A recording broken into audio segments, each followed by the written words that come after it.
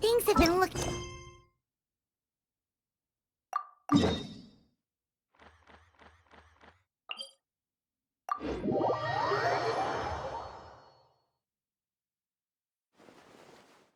Just waiting around won't do us any... I see. Thank you so much.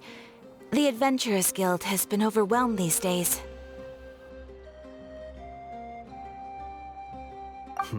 No worries at all. We've always valued the strength of adventurers. Given the current situation, it's vital that we all work together. Since we're facing the same enemies, I'll send you the intel we've collected on the Abyss so far. Then we can take a look at how to coordinate our efforts. All right. Thank you so much. Hi, Catherine! It's us! Got any new commissions? You two have come just in time. I've got some good news. The Pyro Archon has finished assembling her forces and stationed them all across Natlan. Given how the Abyss has ramped up its activities lately, we can no longer afford to act only after receiving news of an invasion.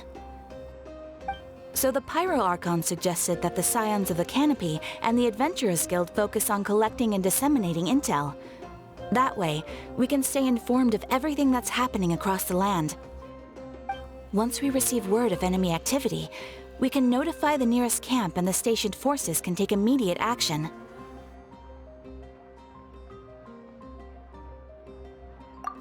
Yes, precisely. This should also allow us to focus on gathering information, rather than running around and trying to tackle everything at once. So please also take a chance to relax, you two. You've been working hard these days, and this will be a good opportunity for some well-deserved rest. So that's the plan! Whew, we can finally stop and take a break! Paimon knows that! It's not like Paimon just wanted to lay here and do nothing! The movements of the Abyss are always unpredictable. There have also been times when it suddenly became more active in the past. The people here generally see it as something like an acute natural disaster. Once the disaster is over, everyone will return to their normal lives. We just all hope that day will be sooner rather than later. Oh, right. Most people have no idea just how bad the situation has gotten in the Night Kingdom.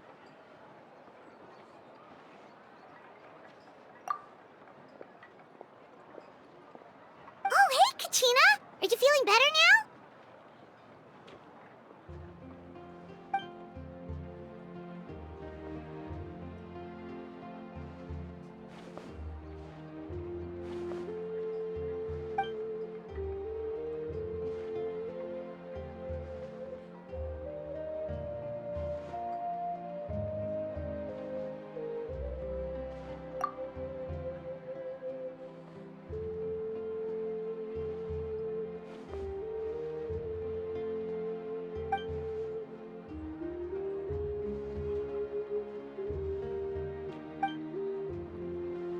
Wow! So we'll finally get to meet Shilonen, the legendary forger of ancient names!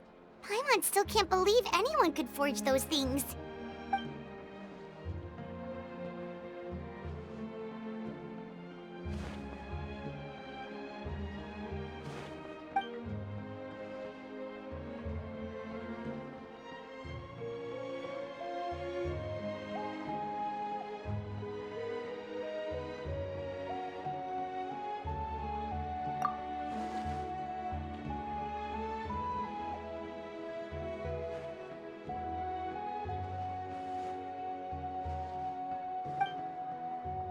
Hey, have some confidence in yourself, Kachina. After all, you're already a victor of the Night Warden Wars.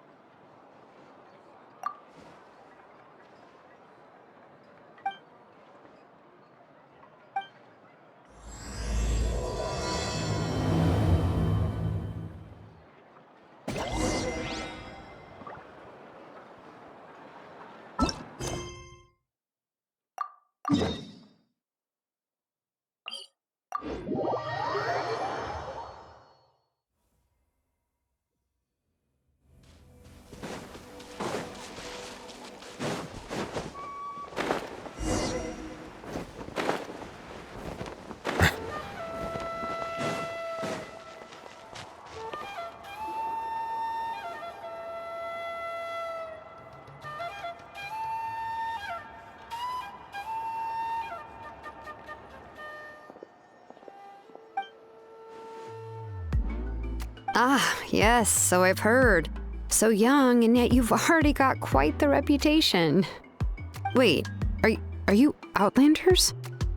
Yep, we're travelers who just arrived in Natlan not too long ago. No, I mean, I was aware that you're travelers. It's just no one told me that you're Outlanders. No, the only thing she said is that a new hero had pledged herself to the plan, but we need to forge an ancient name to ensure she'd be able to return safe and sound. And she did mention that it would be quite difficult to forge an ancient name for them, but at the time, I thought she was just commenting on my skills. But I seem to understand where the true difficulty lies now. No, I wouldn't go that far. I'm used to it, really. I just need a moment to process things. The Pyro Archon's requests are always difficult to fulfill, and we used to argue a lot. Honestly, it's probably for the better that she didn't bring this up at the time. Anyway, I can't argue with her if she isn't here, and it'd be pointless to take my anger out on someone else. But, just because I understand her rationale doesn't make me any less upset, after all. She must have known that forging an ancient name for an Outlander is an impossible task. It's impossible?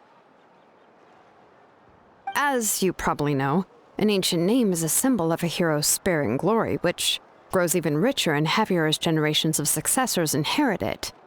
We forge ancient names by engraving the heroic deeds of an individual who will become the first hero of that particular name.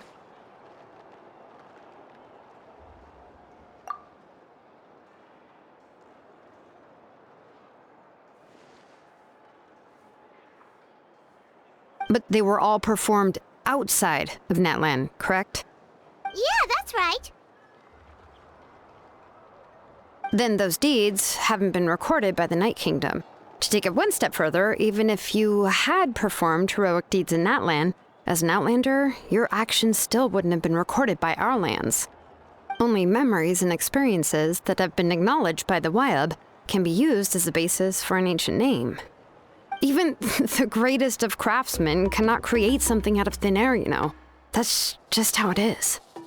Seems the Wyab don't want just anyone to get a name, huh? Mawika, of all people, should know better than anyone. Yet she's still entrusted the task of forging the ancient name to me. Oh, Paimon gets it. Nobody's happy being asked to do the impossible.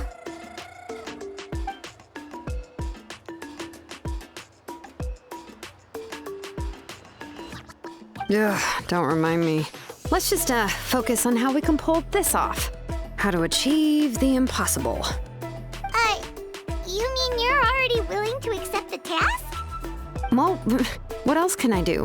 What's happened is already done, and it's not like I can outright defy the order of my Archon.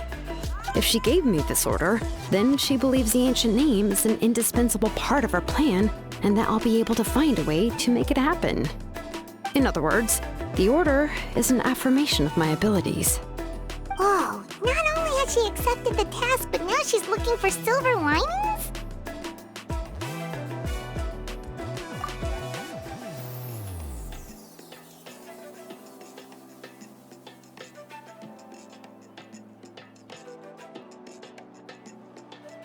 The key is getting the Wyab to somehow acknowledge the traveler's existence and record her heroic deeds.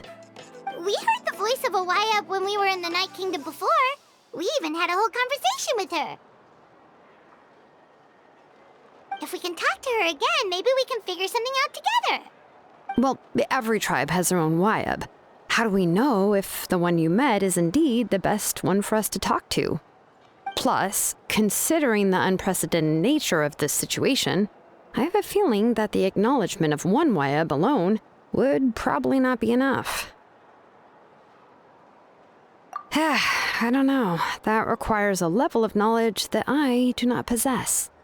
We need to find a consultant who's an expert on all things Night Kingdom and Wayab. The first person who comes to mind is Lali at the Masters of the Nightwind, the one we call Granny Eatstali. Oh, we've heard that name before. We used her spirit speaker stone to find Kachina's ancient name. A person who can make something like that must be pretty impressive. I'm unsure she'd be able to help. Still, she's older now and quite eccentric. It's hard to even book a meeting with her, given that she's constantly holed up in her room and doesn't like to be disturbed. I've heard that to get her help, you have to be extremely patient with her and know how to keep her spirit up.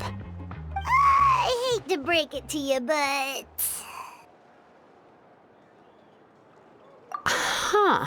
Why is that? I mean, didn't she already help you before? And you even managed to save Kachina.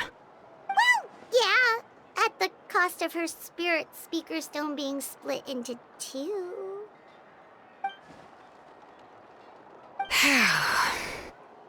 Great going, Moeka. We're already off to a rocky start here. In that case, I guess your only option is to try to emphasize that this is an important order from the Pyro Archon. Hopefully, Lali would still want to show respect to the Archon. I'll also write you a letter on your behalf. If you can find someone to deliver it and mention some good things about you, then that should help too.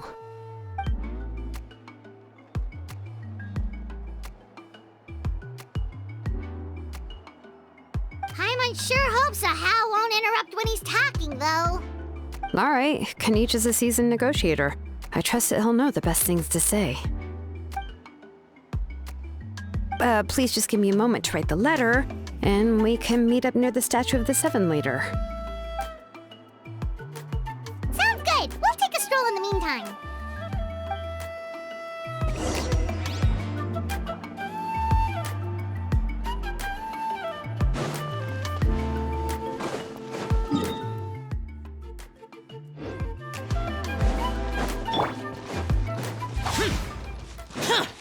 Useless.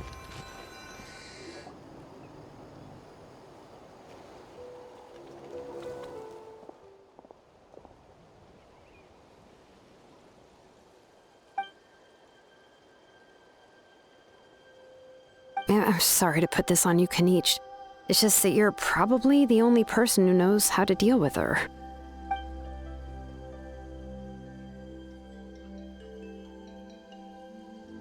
Oh, wait, so Kachina and the Traveler also know about the plan?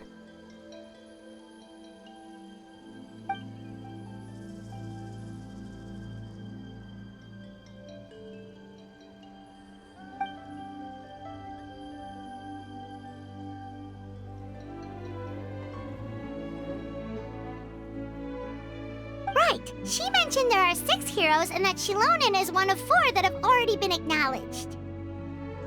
Oh, well, then I suppose there's no need to keep any secrets between us. Having companions walk by your side is perhaps the best solace when facing such a bleak reality.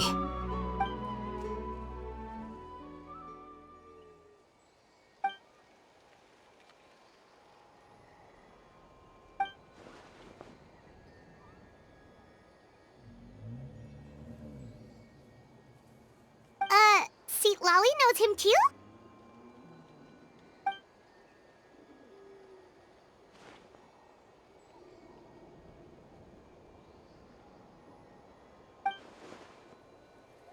Given how the Masters of the Nightwind love to babble about dreams and revelations, they're already a pretty strange bunch to most. I've never met Auroran, but if they consider him the odd one, he's got to be pretty far out there.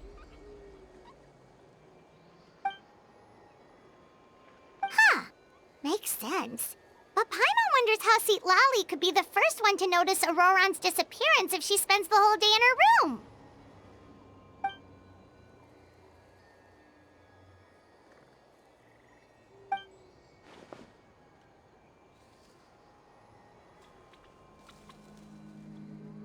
Yeah, so if I'm following, you mean we'll help her investigate Roron and the captain's whereabouts?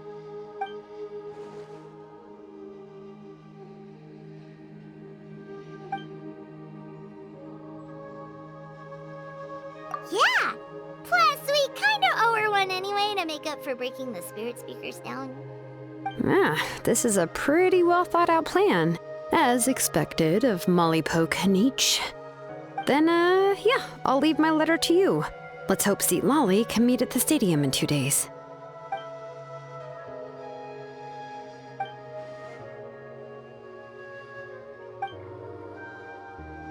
Okay, then let's part ways for now. I'll see you in a couple of days.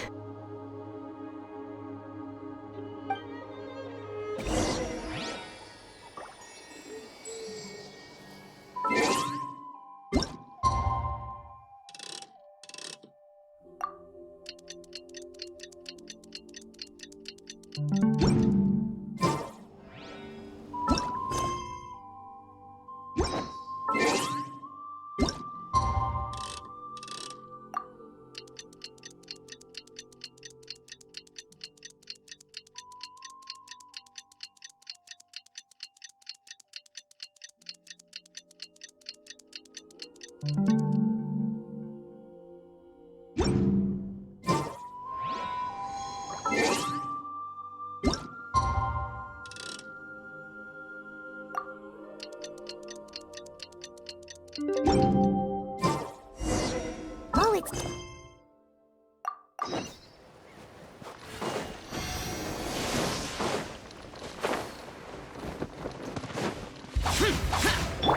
Yeah! Skyward!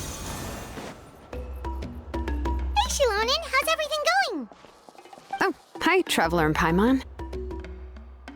I have bad news. Seat Lolly did not reply to our request, although I suppose I'm not too surprised. Huh? You mean she didn't even bother to give Kenichi a response? Guess she really does have quite the ego then. Yeah, well, she can be also quite eccentric, though she's one of the most gifted people around.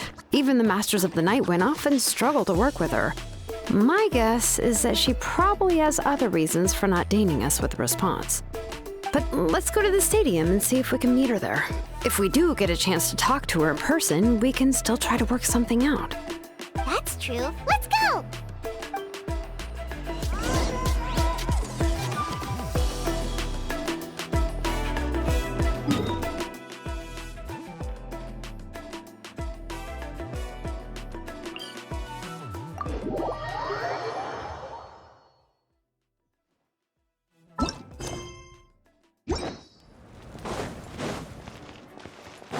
Yeah!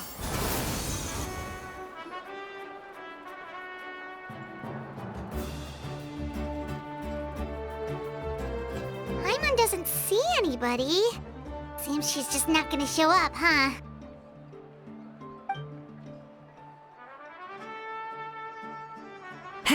Well, we tried to be as considerate as we could, but she's under no obligation to help. That might be true, but this is still a request from the Pyro Archon, right? Shouldn't a subject always answer the call of their Archon? A subject? Well, if you ask me, I'd say we're all more like friends with the Archon. Yes, Mawika is our leader, but that doesn't mean there's any kind of tall barrier between us and her. The only thing is that she often has very high expectations of us. Huh. So even though she's super powerful, it sounds like she's actually pretty down to earth and easy to get along with. Unlike that old hag Granny Eatstily, right? Does she think she can ignore us just because she's famous? You all talk about her like she's some kind of huge deal, but she didn't even bother to reply to our letter! Seriously, if she didn't want to come, she could at least let us know. If that's what aging does to you, Paimon never wants to get old. Oh, really? So, that's how you see me? Huh? Who's there? Who's talking next to Paimon?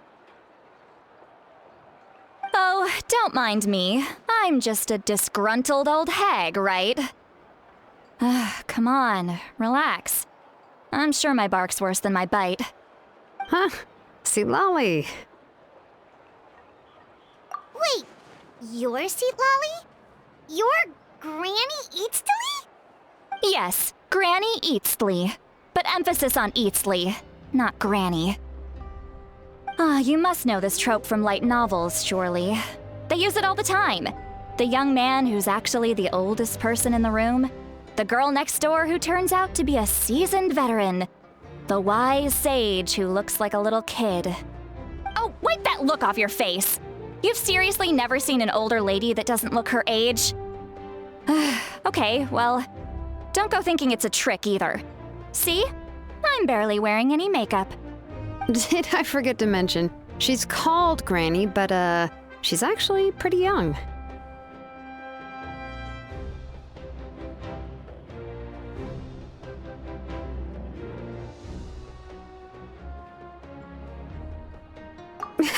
It was an honest mistake. I guess we've just gotten used to it. I'm sorry. So, how old are you actually? What? How dare you? Don't you know it's rude to ask a lady her age? Paimon really didn't mean to offend you, it's just that your case seems really unique. Oh, Paimon just wanted to apologize, but now she's putting more and more of her foot in her mouth. Really, Paimon just got a little mad since we thought, well, you were gonna leave us out to dry. It was my idea to invite you here, Seat Lolly. So if you're upset, you can just take it out on me. All right. I was only joking. I didn't mean to chastise anyone. There's really no need to take all this so seriously. If anything, I'm gonna feel awkward if we keep this going. I received Kenichi's letter and was planning to attend this meeting. Since I had already decided to come, I figured there was no need to draft a reply that simply said, "Understood." Besides, just showing up is the most important part. No? But, of course, it's also natural for people to get held up by one thing or another as they're trying to leave the house. It certainly was a bit awkward to see that everyone else had arrived before me. At first, I was thinking of quietly sneaking over, but since you were already here waiting for me, I started to think about how I should phrase my apology. Only to hear you all talking smack about me. Anyway, that's the whole story. Honestly, it's not like I owed you an explanation anyway.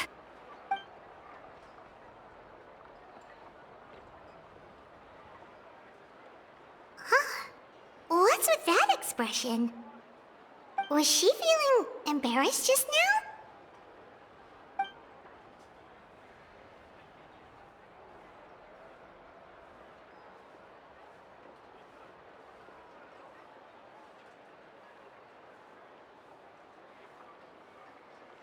When the Masters of the Night Wind say they struggle dealing with her, I wonder if the feeling is mutual. She seems to be pretty awkward herself. Everything she does and says seems a little forced. Anyway, Shilonen, I heard that you require my help in crafting an ancient name. Correct. The situation isn't like anything we've handled before. Let me explain. I see. So Mawika has asked you to forge an ancient name for an outlander. Well, that would be a first. And you've also heard all about Auroron. I must say, he's always been a good kid. I can't see him joining the Fatui of his own volition. He must have been coerced somehow. Yeah, that's what we came here to ask you. We'll help bring Auroron back if you help us solve the problems of forging the ancient name. What do you think? I suppose I'll just call you Traveler for now. Traveler, come here. Let me take a good look at you.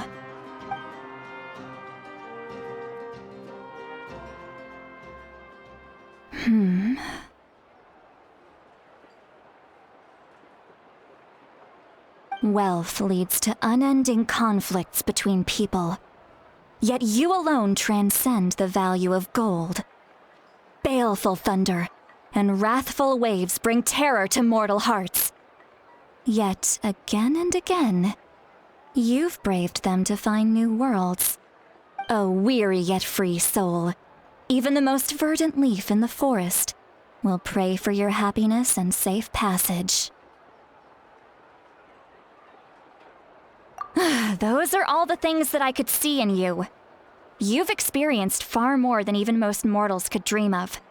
You possess the heart of a sincere hero, along with the conviction to lift a torch above your head and walk headlong into the night. Huh? Don't move. There's something here. Huh? What thing? Don't scare Paimon. Is the traveler gonna be okay? Ah, shoo! That should do it. You've just returned from the Night Kingdom, so some fragments of souls were still stuck to your body. No need to worry. I've just cleared out the last of them. Isn't that kinda like having part of a ghost come back with you? It's nothing as serious as that. If left unattended, the most it could do is stir up some chaos in your mind, and generally worsen your mood. Well, in that case, better to get rid of them.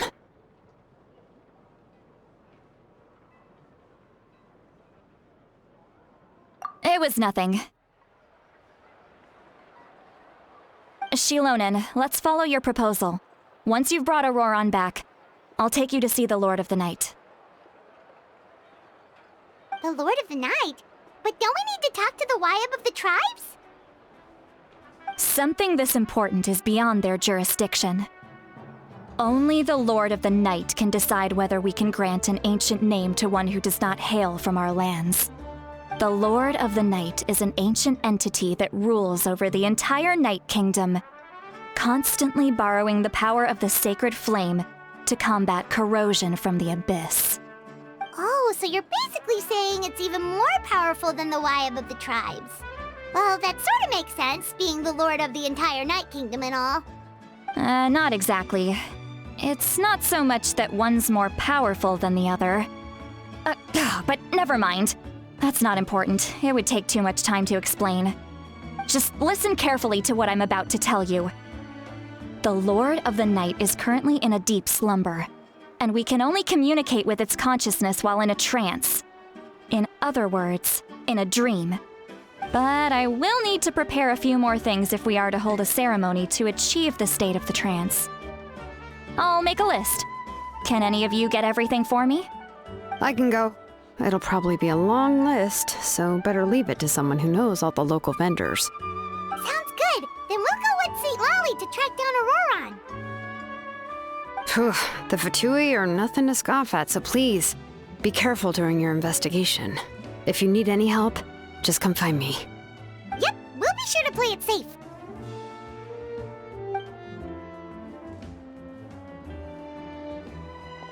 All right, now it's time for us to catch that brat and bring him back. I'm sorry I made you wait earlier. It was actually because I decided to swing by Auroran's place to look for clues. He has always lived alone, and I found a broken jar in his house. There was also something off about his phlogiston aphids, which I assume is because their keeper has been gone for quite some time. And interestingly enough, I saw some slash marks in the house that did not match any of our local weapons. My guess is they were left by Snezhnayan arms. Oh, sounds like the Fatui broke into his house and took him hostage. But why would they kidnap a kid who just spends his days living in the country and raising aphids? He's only in his 20s. What would they want with him? That's not to say that I believe he's totally innocent, of course. Since he's the only one who was kidnapped out of everyone in Natlan, he must have done something to attract their attention. In any case, we'll get to the bottom of this once we manage to get him back here. I'm truly sorry to put you two through all this trouble with me. But please help me get him back. You can count on us! All right, then let's start by heading to where Auroran was seen last.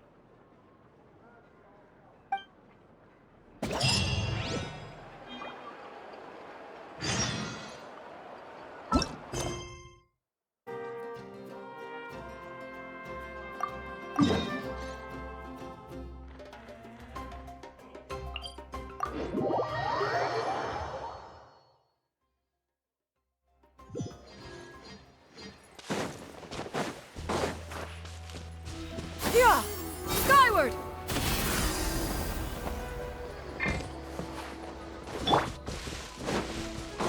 Boring! Huh.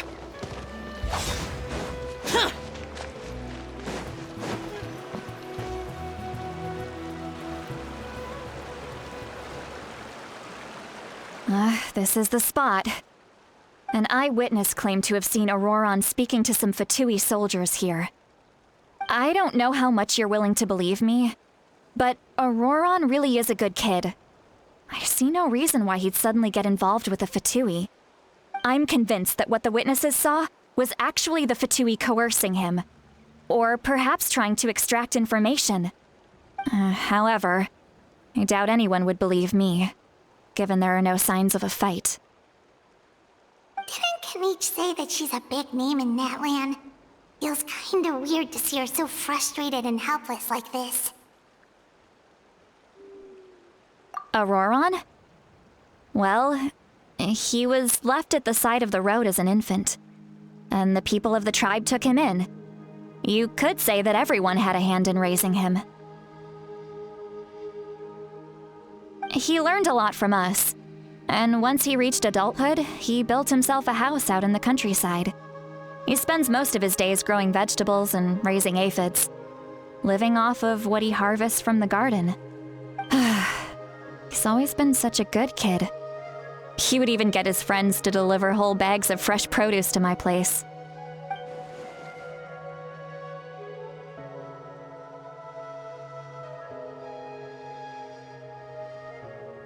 Oh well, let's keep looking. He can answer all of our questions once we find him. He's been raising phlogiston aphids for a long time, and since they were disturbed, they secreted a special type of phlogiston. We can use that substance to track his movements. Let's follow the phlogiston trail. Huh? What trail? Paimon doesn't see anything. Oh, right. I forgot your eyes don't naturally perceive such things. Here, give me your hand.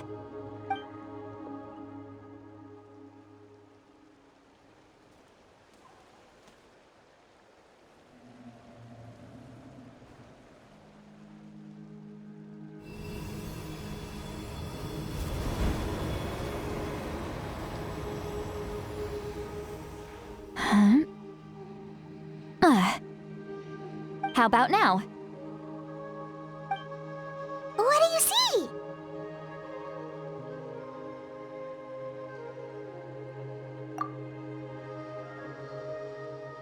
Whoa, Paimon can see it now too! That's right. I used a spell to temporarily transfer a portion of my senses to you. For a short while, you'll be able to see the phlogiston too. Wow, you can even share your senses with us? First time Paimon's heard anything like that. It requires a very rare spell that most people aren't adept at. But don't worry, it's a cinch for me. Between the two of you, it seems the Traveler's senses are a bit stronger than Paimon's. When I held your hand just now, I could sense that you've got a great affinity for phlogiston. You're extraordinarily gifted. Anyway, we'll need to use our vision now to track down Auroron. Good luck, you two. Over here, this way! See, Lolly might say a lot of deep and confusing stuff, but this spell of hers is really something. What was that? What does she mean by deep and confusing? As far as elderly shamans go, I'd say that I'm already pretty easy to talk to. Is there any other old hag who's as fluent in the language of the youth as me? But is my way of speaking still not trendy enough? I've already tried my best to match their speech patterns.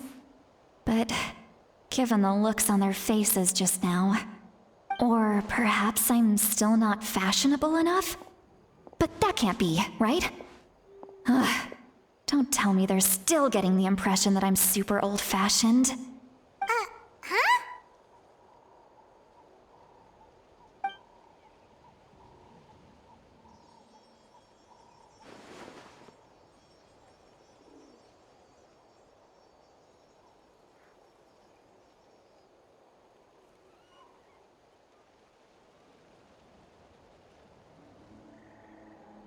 Was that Seat Lally's voice?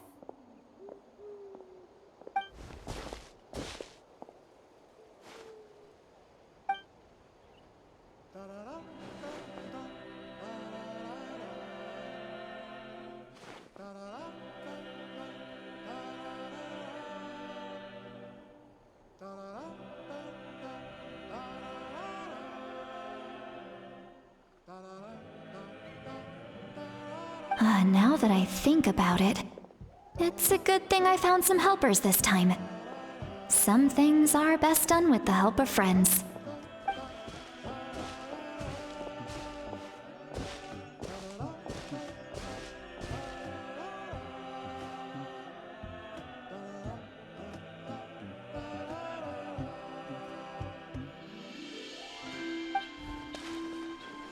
Oh? They appear to be feeling quite confident. Looks like our work will go smoothly.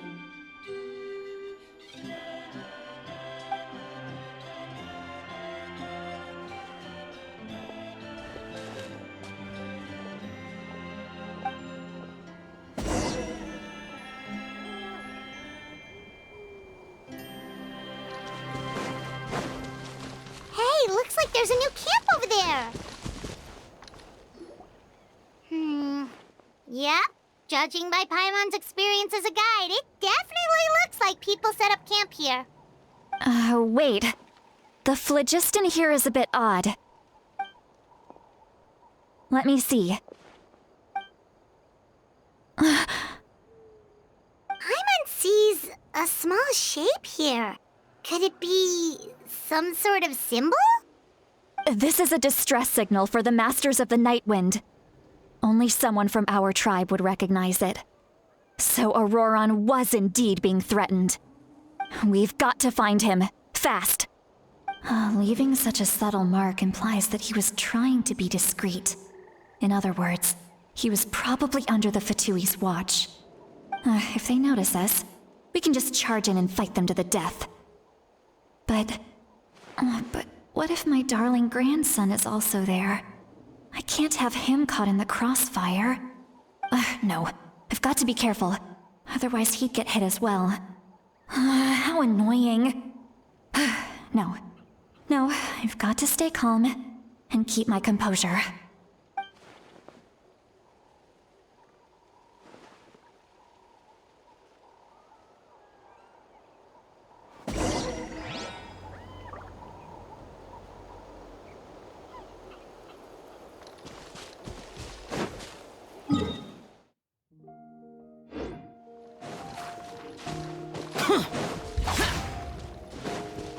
Boring!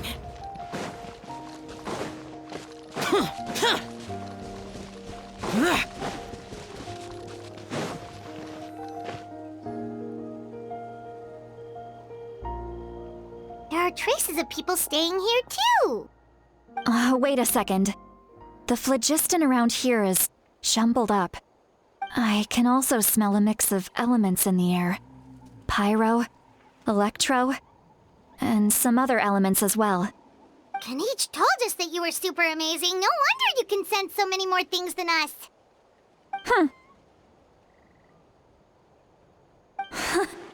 It's about time that little brat said something nice about me.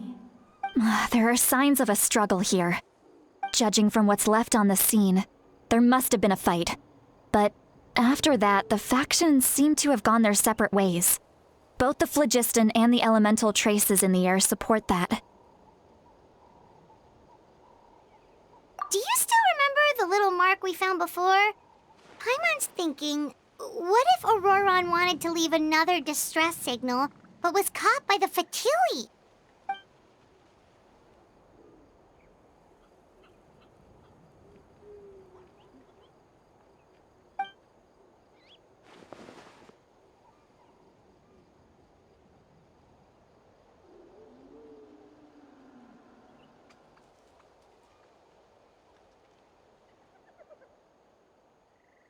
Given there are 2 signals leading from here, we should split up as well. I'll take this direction, and leave the other one to you. Let's meet up again later.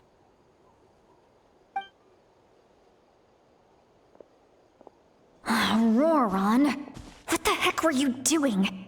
It's one thing to trouble me, but now I had to bring other people into this as well. Ah, you little brat. And off she goes!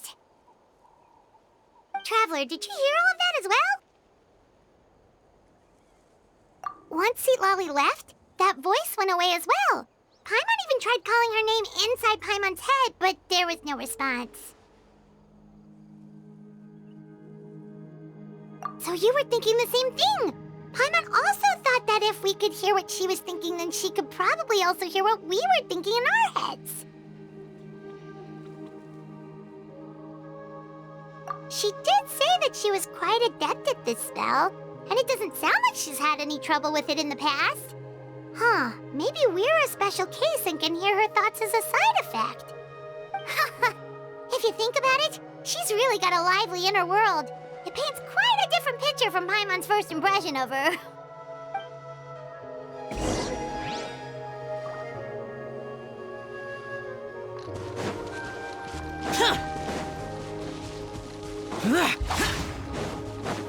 Paimon sees some traces here.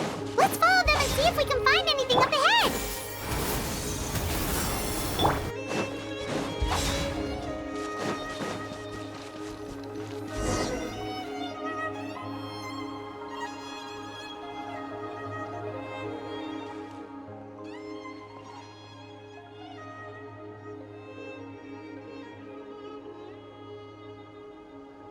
Did you find something?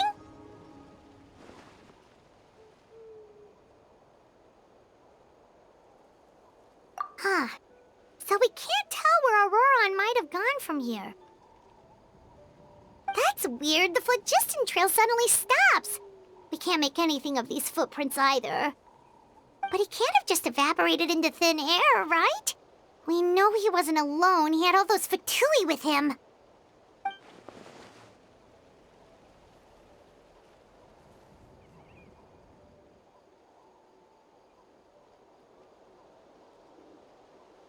So, you can hear the sounds of the wind from beneath the earth.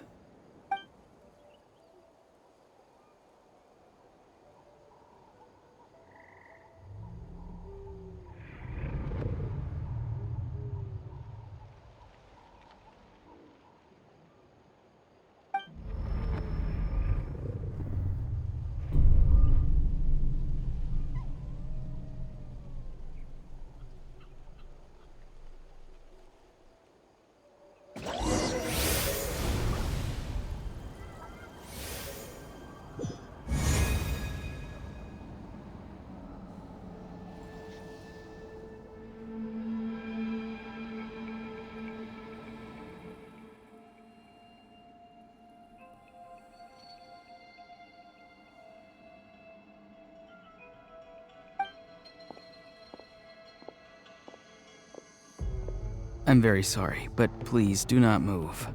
I have no desire to hurt you. I apologize that our first meeting has to take place like this. It's just that you're much like one of those animals with ears that perk up as soon as it senses danger in their environment. And given your combat proficiency, I would not have been able to gain an advantage over you if you were anywhere else in the world. However, you're now in the Night Kingdom, a familiar domain to the masters of the Night Wind. Hello, traveler. I'm Auroran, the one you've been searching for. Ah, the Fatui's custody. I see. So even Granny has told you that I was coerced by the Fatui. I'm afraid you've been brought here by a lie, like a false omen in the lingering smoke. My friend and I only left those traces to lure you here. Deceiving you was never our true intent, however. It was simply the fastest and most feasible way for us to set up a meeting.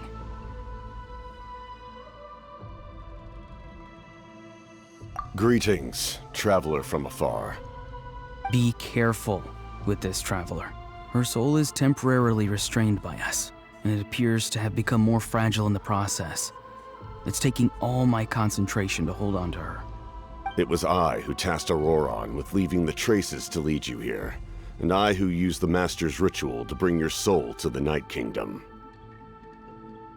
I've heard much about you from the past encounters you've had with my colleagues.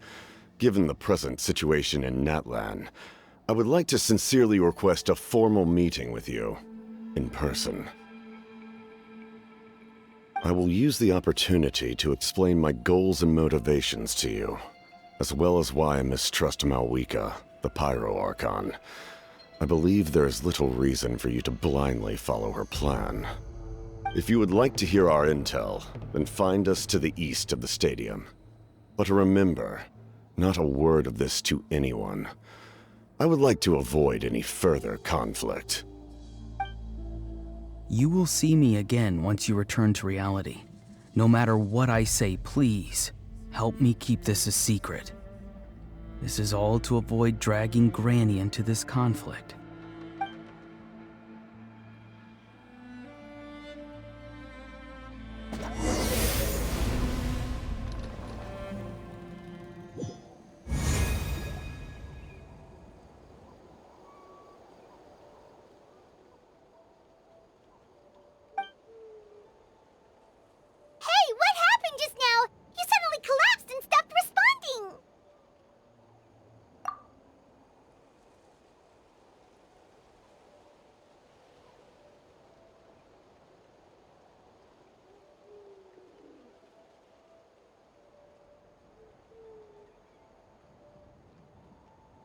Hey, why are you sitting on the ground? Are you okay? See, Lolly! She froze for a moment and then just collapsed to the ground! Could it have been those leftover remnants from the Night Kingdom? Do you have any itches or pain anywhere? Don't worry. We can take a short break. Sorry, I know I asked for your help. But had I known you were feeling unwell, I wouldn't have taken you on this trip with me.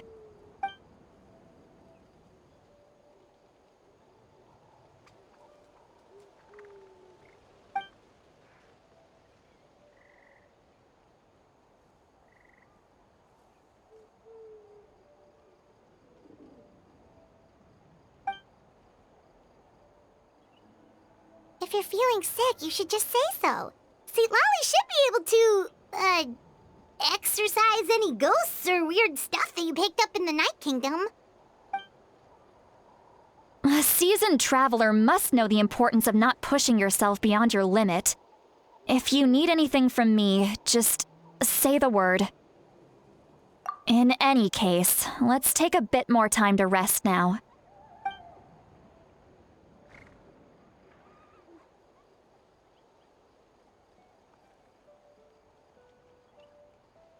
Need to be more careful next time. Feeling better yet, Traveler? All right, let's get ready.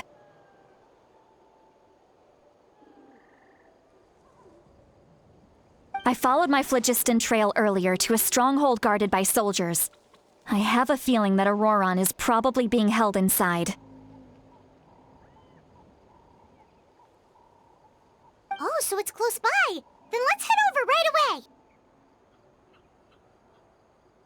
Well, I recruited you to be my helper, which means we're in this together. Like the wind and the clouds. We either move as one or not at all. But if you want to make it up to me, then just be sure to fight extra hard when the time comes.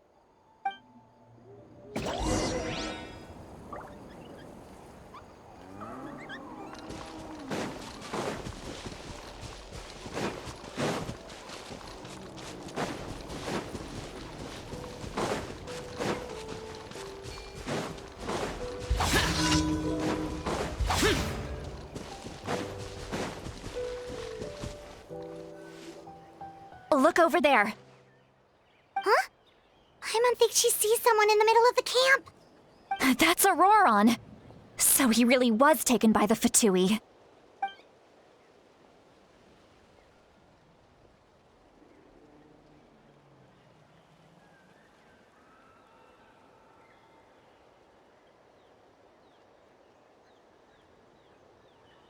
right, we'll take the lead.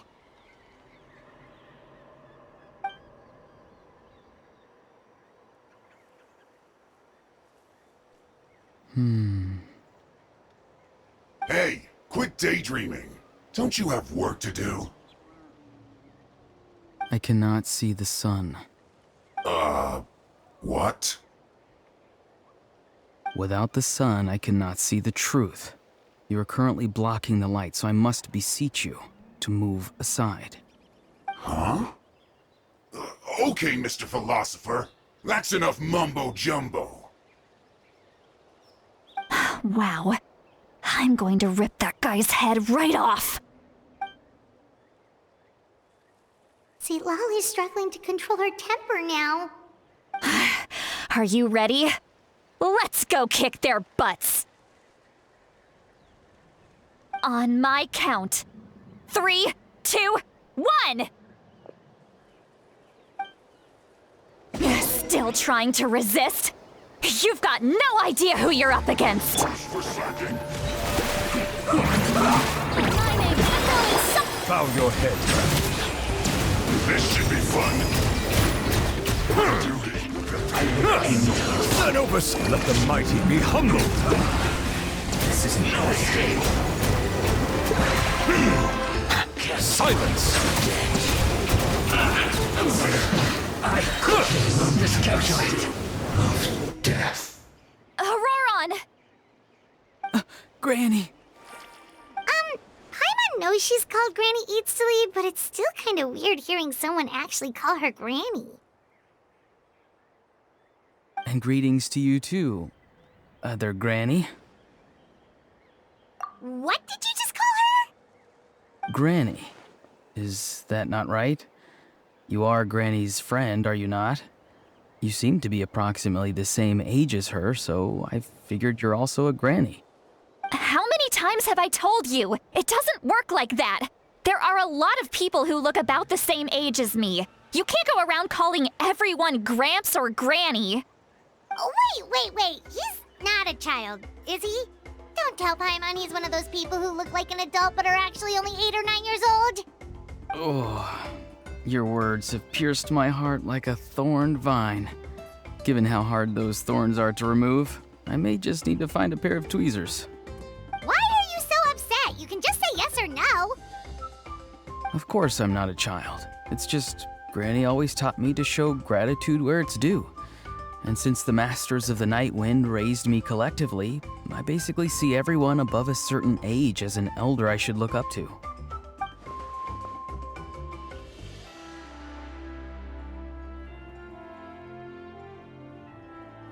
Exactly. But if you keep that up, then everyone's going to be your senior. And do you think saying all of this is gonna save you from a scolding, Auroron? Haven't I told you 100 times since you were a kid? Heed the 3 warnings. Be wary of beasts prowling around, scammers looking for their next victim, and strange people who appear out of nowhere. Oh, so you do remember, and you just chose to ignore them. I always knew that living on your own was going to get you into trouble sooner or later. But getting kidnapped? That really takes the cake. You won't always be able to rely on other people coming to your rescue, you know. You're just lucky we got here when we did. Or we might be launching another search and rescue operation to find out where they put your severed head. I'm sorry, Granny. I'll be more careful next time. Next time? Oh, good one. You think there'll be a next time after this? Not a chance. They didn't hurt you, did they? No, they just asked me a lot of questions about Natlan's terrain and made me draw a map of the ley line distribution. Okay, now answer me honestly. Were you the one who helped the captain escape after his battle with the Pyro Archon? Yes. So why did you do it? Because they said they would need my help from there on out. They also said that if I refused, they'd just come to you, Granny, and they'd already figured out a way to make you do their bidding. Hey! I'm no ordinary granny. Would they really dare to come after me? And you! Did the gods give you a brain just for you to not use it? Did you really believe everything they said at face value and not stop to think? Thankfully, the Pyro Archon only asked that we find the mysterious individual from the Masters of the Night Wind and didn't slap your name on a wanted poster. Don't think for a second that she doesn't know what's happening. Even if the truth that you see will soon manifest into reality, there is still no need to preemptively panic. Have you forgotten the words that I've taught you? I'm sorry. Forget it. We can submit the details of this camp and the defeated Fatui as evidence of your innocence. Let's clean this place up and get back to the city. Auroron, you better remember this lesson well and seriously reflect on your actions. Also, once we return to the city, come to the speaker's chamber with me. I'll need you to explain everything. Sounds good. Should I bring some of my homegrown vegetables as well? Your vegetables? Yes. I grow a lot of fresh produce in my garden. I hope the Pyro Archon won't be too picky about the selection. Now's not the time to be thinking about that. If you do come face to face with the Pyro Archon, the first thing you should do is... Recite the 3 warnings. Huh? No! You should emphasize that you were not in cahoots with the Fatui! How exactly did the Masters raise this guy? Oh, right.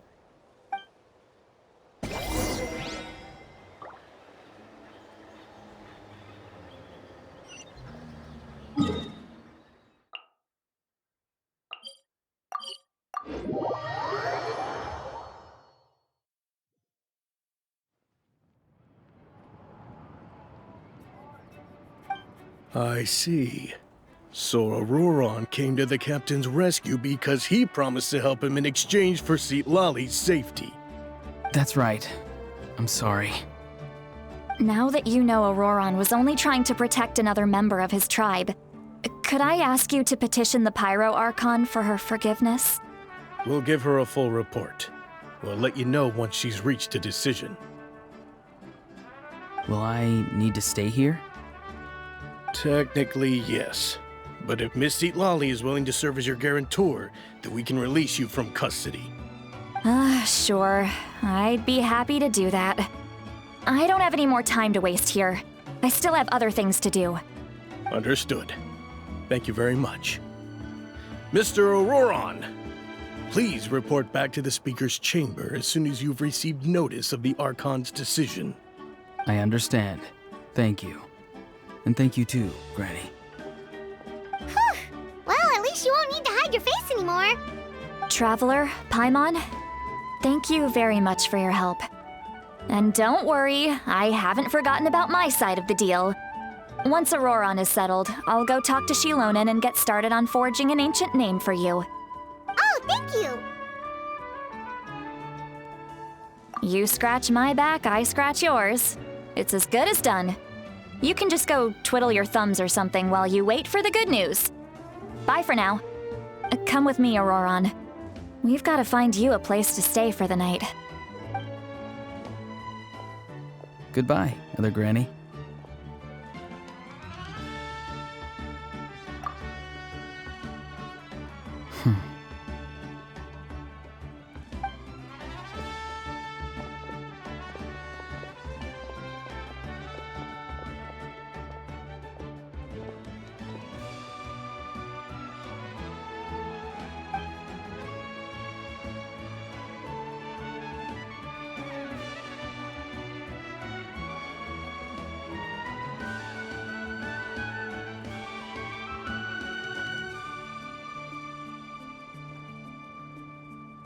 Oh, we're finally done.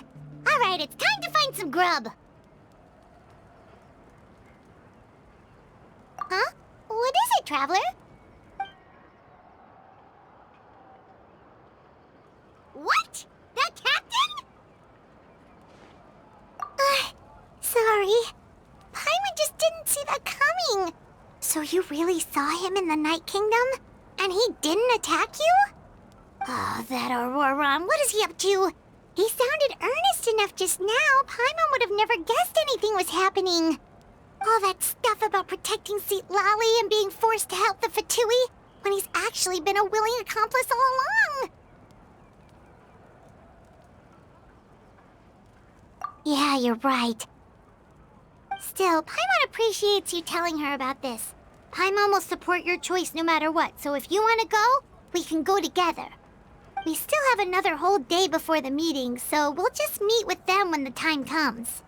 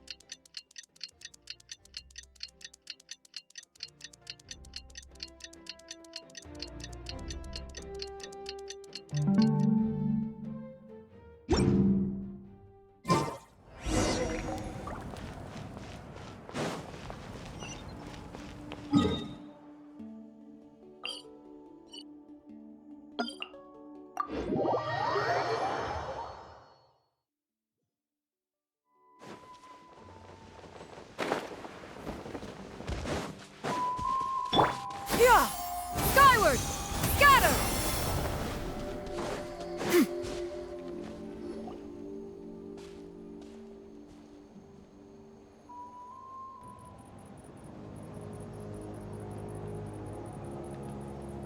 Weird. Paimon doesn't see anyone. Oh, please don't let this be a trap.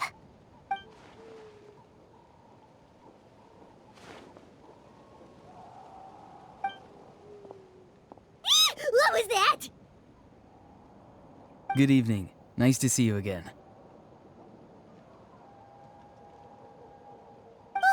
It's you. You shouldn't pop up from behind people like that. What are you, a ghost? I'm terribly sorry. It's just a force of habit. And what's with you apologizing all the time? You sound so polite and honest, but you're actually doing shady stuff behind people's backs. You're right. Granny tells me that too. Huh. Come to think of it, you remind me of her. Sometimes you two sound really similar, you know. Oh, so you're gonna call Paimon Granny too now? Well, I could.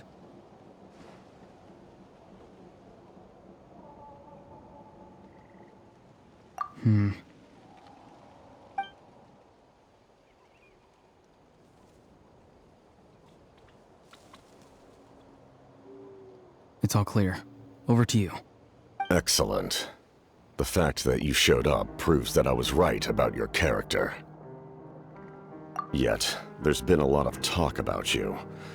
Child told me that you're passionate about the unknown and willing to take risks. Rather than facing you as an enemy, I would much prefer to bring you to my side.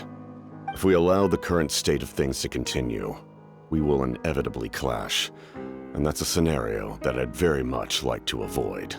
I've long heard of your exploits across the nations. Though you have crossed swords with my colleagues many times, I know that you are by no means an unreasonable person. And once you've learned the truth that the Pyro Archon miHoYo would never willingly share with you, you may just find it in your heart to consider my proposal. I assume you've already been informed of the Pyro Archon's plan. In order to defeat the Abyss and save Natlan, she still needs 2 more heroes to appear. Wait, how did you know that? Never mind. Guess that's not important now. I've long kept a close eye on her plan. To be frank, it's an exceedingly risky plan. Will the heroes really appear? And even if they come to her, will their power be enough to drive the Abyss back? If any part of the plan goes awry, all of Natlan, even all of Teyvat, will pay for her mistakes. Now, you may have been led to believe that this is the only plan available to her. But what if I told you she's had another emergency plan all along, the details of which she has chosen to keep hidden from you? An emergency plan? Yes. A way to keep Natlan intact, even if her original plan fails. But given the painful cost of its execution, she has chosen to keep it as a mere backup plan.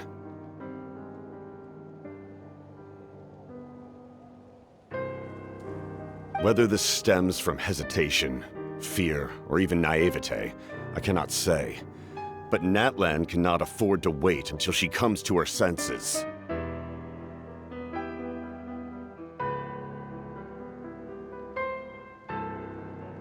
My fear is that given the enormity of the decision, she will be reluctant to confront the dire reality we face until it is too late.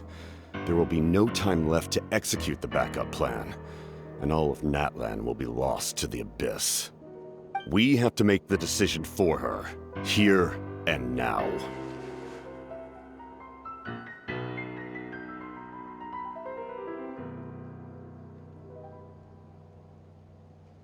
Yeah, do you have any evidence for all this? Just telling us a bunch of scary stuff isn't enough, you know. Besides, wasn't it you who tried to seize the Gnosis for the Tsaritsa's plan? I knew you'd be clever enough to see. That's right. I did not seek the Gnosis for the Tsaritsa. Since I was defeated in battle, I must put to rest my thoughts about the Gnosis. But even so, my desire to save Natlan remains unchanged. And now, I have found a new way to solve the crisis. We can implement it immediately if we reach an agreement. Someone's here. Huh? The captain disappeared! Something is rapidly approaching. Oh no. Something? Bad news, chump! It's your granny! See, Lolly? When did you get here? I knew something was amiss after we were separated. Hidden ceremonial tools, an unconscious traveler. I must say, I'm very curious about what you're up to. How dare you go behind our backs like this, Auroron? Colluding with the Fatui? Really? Oh, here we go again. Cat got your tongue, huh? You really think you can avoid a scolding just by staying quiet? I'm not trying to avoid anything. Oh, and now you're talking back. Well, go on then. Explain yourself. What the heck are you up to?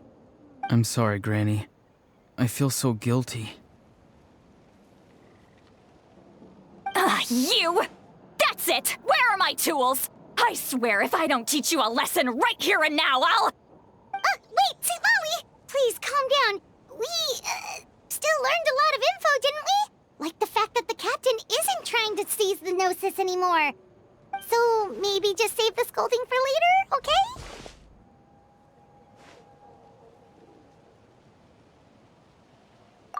Listen well, Auroron.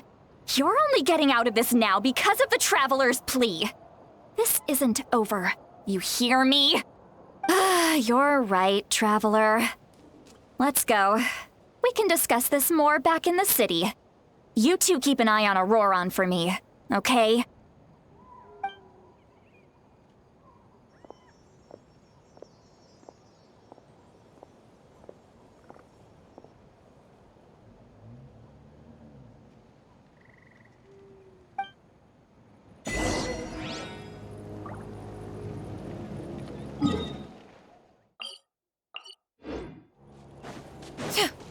Yeah! Got him! Useless!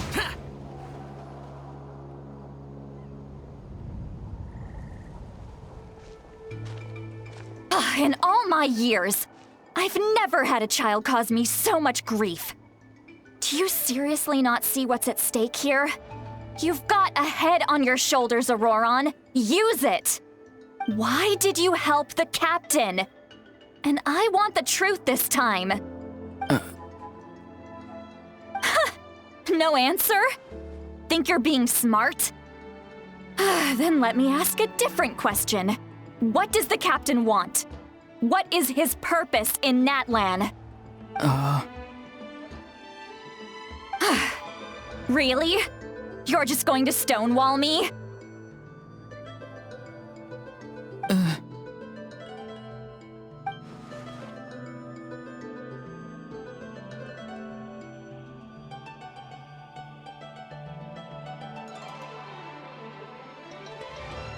Just use your brain for a second. What do you possibly stand to gain by helping the captain? Only endless trouble awaits you and everyone in the tribe. You've always been a good kid. Why would you throw that all away now? If you're worried about something, just talk to me. Granny would much rather we had a conversation instead of constantly clashing like this. Why is he staring at us all of a sudden? I'm sorry that you have to hear all this.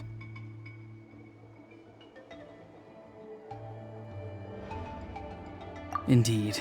It's like going to visit a friend at his house, only to suddenly hear your friend berating a naughty Saurian. Well, that's an oddly specific analogy. Wait, did one of your friends really do that? Yes. And every time my friend scolded his Saurians, they would look at me the same way you're looking at me now. Helpless and embarrassed. Wait, but you're the one getting your head chewed off. Stop making this about us! Indeed, you've got a point. Then please just hang in there for a little while longer. Granny should be done with her scolding session soon. Oh? You dare gossip between yourselves instead of listening to me? You... Sorry, Granny. Sorry, Granny. Sorry, Granny. You know what? Fine. I'm perfectly aware that everything I say goes in one ear and out the other. You're all grown up now, so why would you listen to an old hag like me? You say all the right things, but then you go and completely ignore me. Well, if that's how you're going to treat me, you can stop sending Aoife over to my place to deliver your stupid vegetables! I don't need anything from you! Who's Aoife? A delivery person? That's irrelevant. The point is, he hangs out with this kid, so he must be no good. You kids get to a certain age and suddenly act like you know it all. There's nothing I can say to get through to you. Auroron, if you're still thinking about that so-called duty, then please, just forget about it. The ley lines did not fall to this state because of you. And we've long closed the book on that incident. Seems they've started talking about some kind of tribal history. I'm starting to get lost. That's not it, Granny.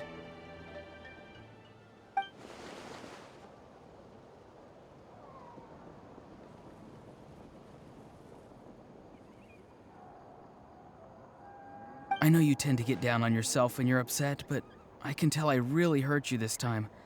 All I can say is I'm sorry. His voice. Auroron! Where have you gone? It sounds like he's somewhere super far away, but isn't he right here in front of us? I'm really sorry. It's up to all of us to do everything we can to save Natlan. So I've got to go. Get back here this instant!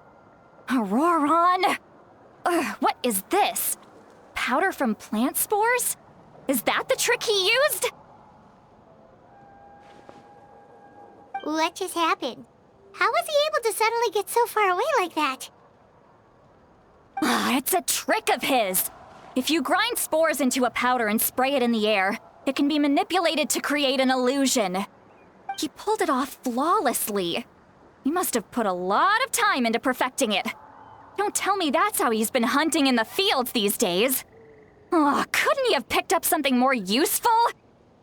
Little brat. That's it. The next time we meet, I'm definitely going to break his legs. Whoa, that's a little extreme. But still, why does he feel like he needs to run from us? If his goal is also to protect Natlan, then can't we work together?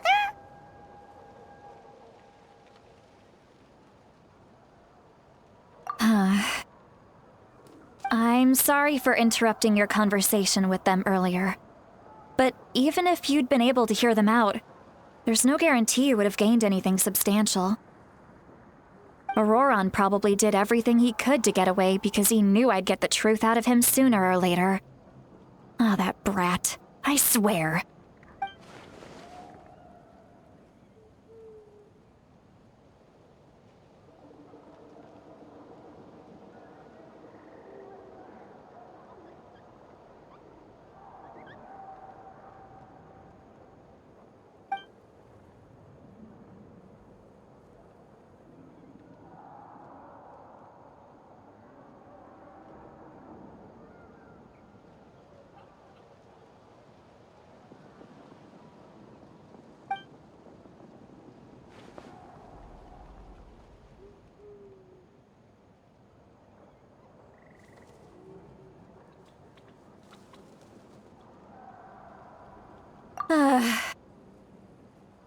We've got quite a long walk back to the city.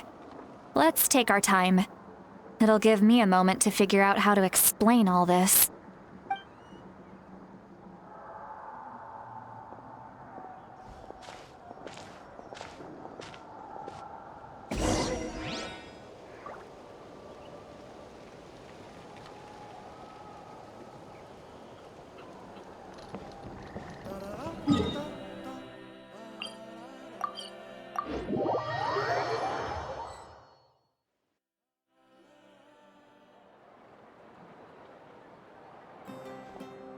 Do you two have some time?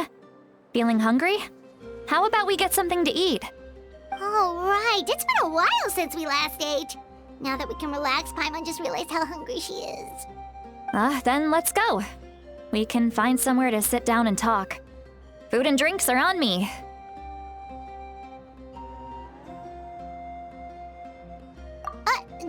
Really? You're not gonna take her offer?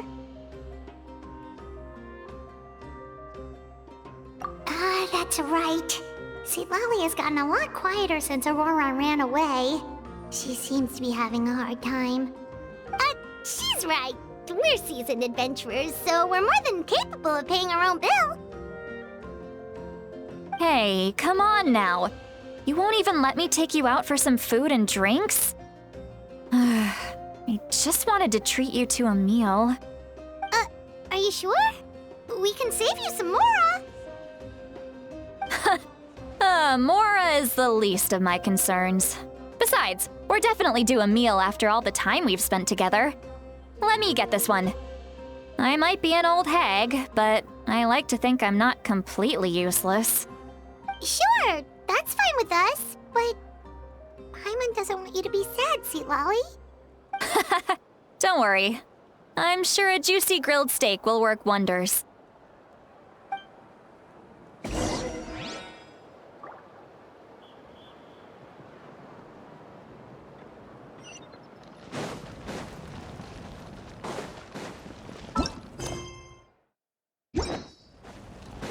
Useless. Yeah.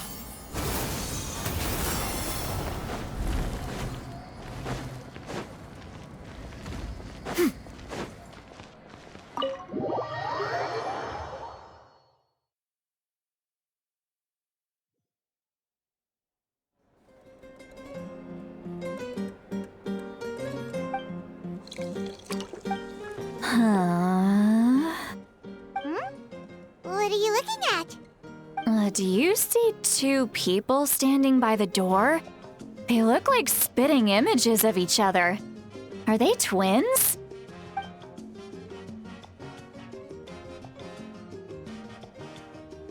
But Paimon only sees one person there. Huh? Oh, how could that be? I guess my mind isn't as sharp as it used to be. Give me another bottle, boss! Do you think she's drunk? There you go, miss. Oh my, It's not every day you get to see Granny Itzley here with some friends. Not to mention ones who've made a huge name for themselves recently. Oh, so you've heard of us? Of course I have. Aren't you the ones who saved Kachina and brought her back? No wonder you hit it off with Granny Sitlali. She wouldn't spend time with just anybody, you know. I don't even remember the last time I saw her with a new friend. Wait, so you call her Granny too? Well, given our ages, it'd probably be more accurate for me to call her my great-great-granny. She's one of the most famous people at the Masters of the Nightwind. Most days, hardly anyone even dares talk to her. Huh? Gossiping about me right in front of my face now, are you, Chonka? Oh, please, Granny, I wouldn't dare. I'm just beyond happy to see you bring over some new friends. After all, any friends of our regulars are sure to be great customers too. All right, that's enough. Go on now. I'm sure the other customers would like to talk to you as well. There's no need to keep staring at me. I promise I'll keep my alcohol down until I leave. Well then, you have my thanks.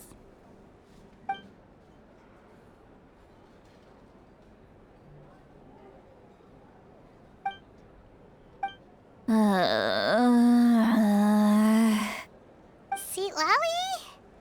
Sitlali? Who's that? You got some gall calling me by my first name.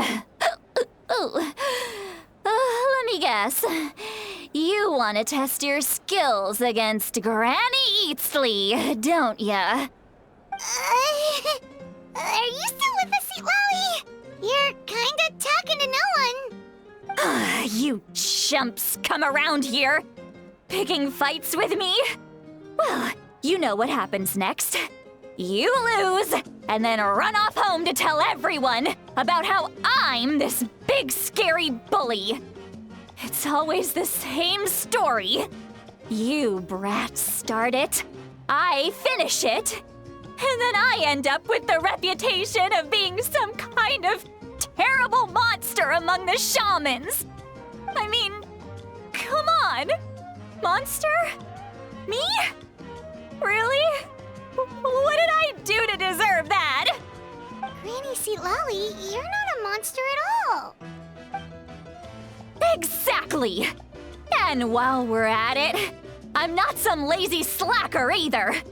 Between meditation, advising the chief, and speaking with the Wyab, I actually have a pretty packed schedule, you know. Oh yeah. And I have to mentor all the new kids! Hey, new kid! Yeah, you!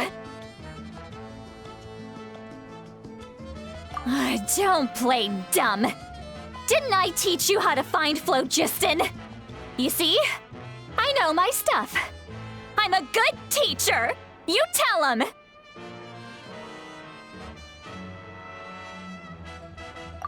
That's more like it. About dang time someone showed me a little respect. Yeah, Granny's a hard worker, all right. You can always rely on old Granny.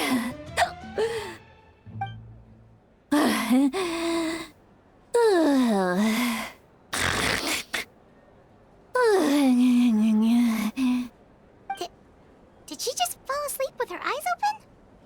Oh, jeez. Behind this pitch-black curtain, a chapter of hatred reveals itself. Behind the smoke. The lingering smoke. She's meditating again. She does this whenever she's had a few too many drinks. Her mind's actually racing at this point. It's quite the opposite of sleep. Is this another specialty of the Masters of the Nightwind? No, I'd say it's an ability that's unique to Sitlali herself. While she can easily pick up everyone else's skills and tricks, few have been able to master hers. Warning, warning. Red, the color of danger, has now arisen within that pair of eyes. Huh?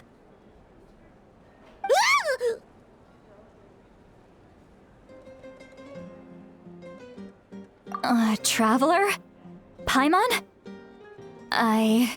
What's wrong? I'm gonna hurl. Hang on, just keep it in. Phew. Okay, it's passed. That was a close one. You had Paimon worried. Paimon really thought you were about to barf all over the table just now. How embarrassing. I'm sorry you had to see me like that. That's never happened before, I swear. I've never thrown up, not once.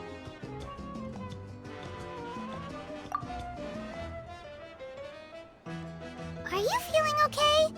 Wanna take a quick walk and get some fresh air?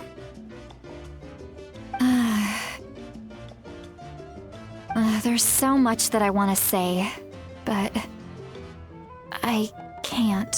Why not? Of course you can. Just say whatever's on your mind.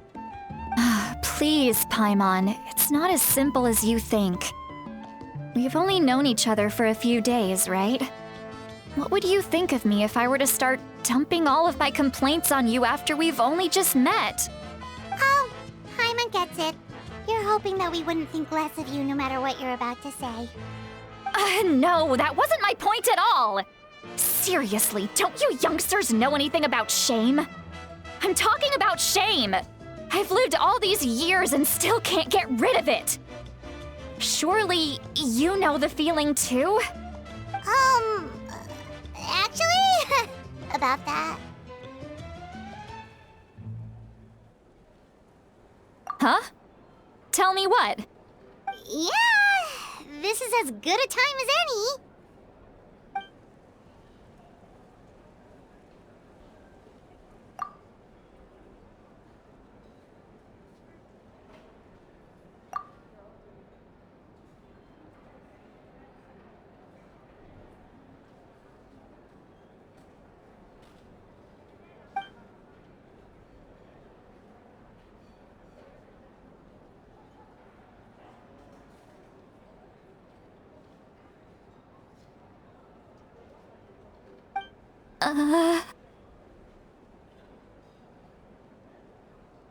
So, you heard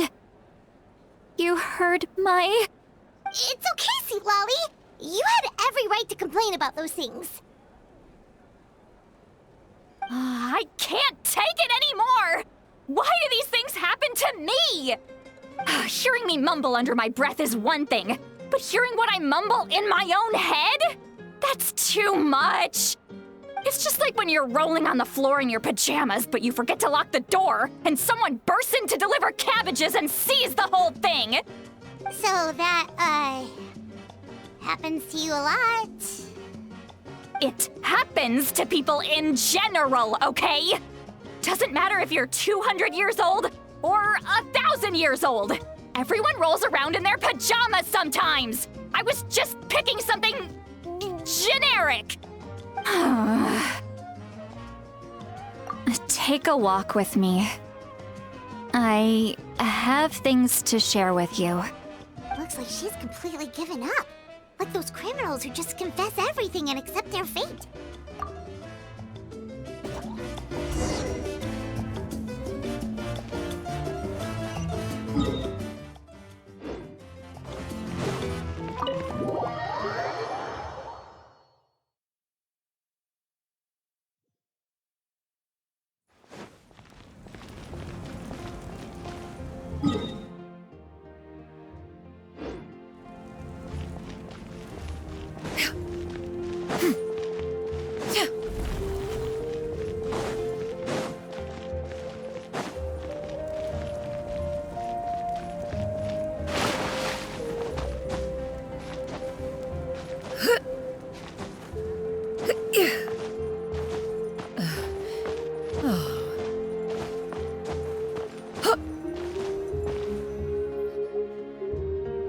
Well, great view, right?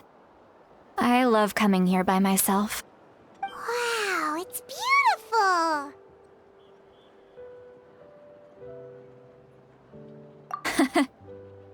You're making me want to cry. Oh no, What do we do? Please don't cry. I was an expression, okay? A figure of speech. I'm just... embarrassed. Here you are thanking me. Even after you helped me all this time. Let's just have a casual conversation. It's easiest that way. Really? You don't seem like the kind of person who keeps things casual. Well, I guess I used to be more of a stickler for the rules. And you're right, I don't usually open up to the people of my tribe like this. I'm just an eccentric old hag to them. That story's been passed down so long, it might as well be true. But you're just a regular person. The kids of my tribe would have a heart attack if they heard you say that. Granny Eatsley is a powerful figure. Be careful around her. That's what they'd say. Well, you are powerful. Are they afraid of you? Some are. Others are mad I always come out on top. A few decades like that, and people stop knowing how to deal with you. What about you?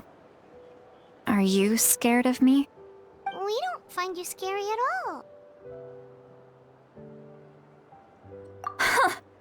That's because you're not from my tribe.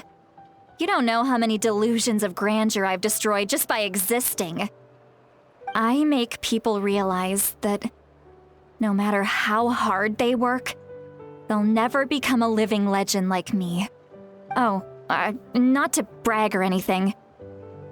Maybe it's hard to believe.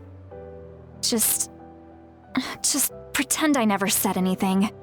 We believe you. Shilonen has full faith in your abilities, and Auroran didn't seem scared of you. He thinks of you as his granny, right?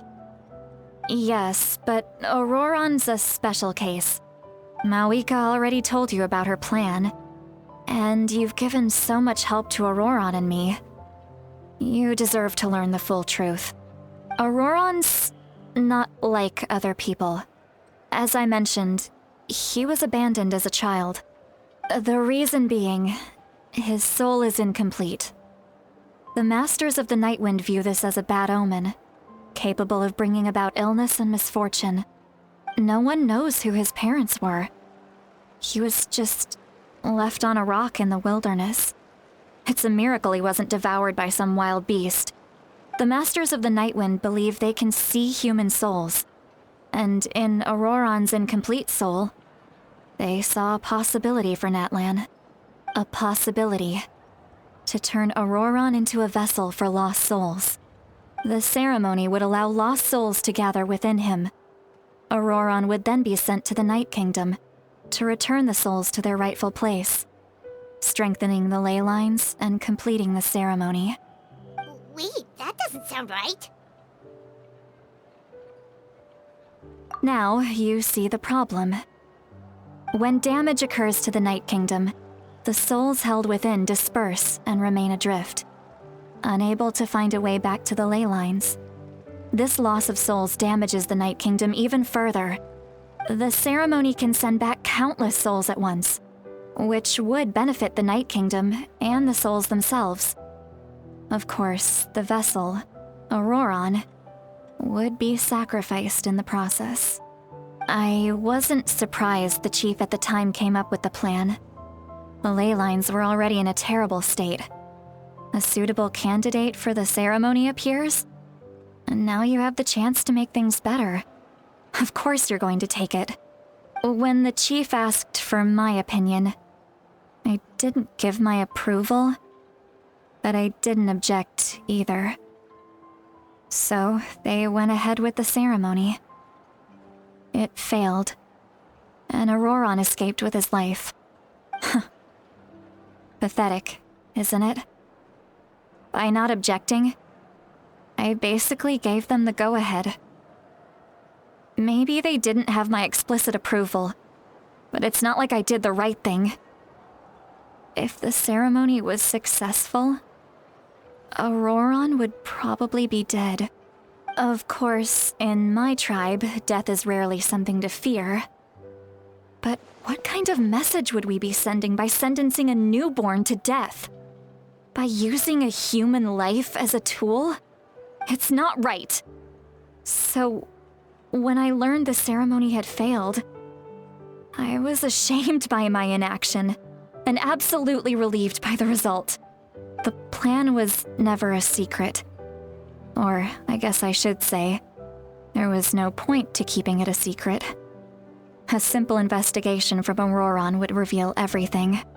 Everyone thought he would be happy he survived. And he never really said anything to the contrary. But just as I was about to put all of it behind me, he asks this question.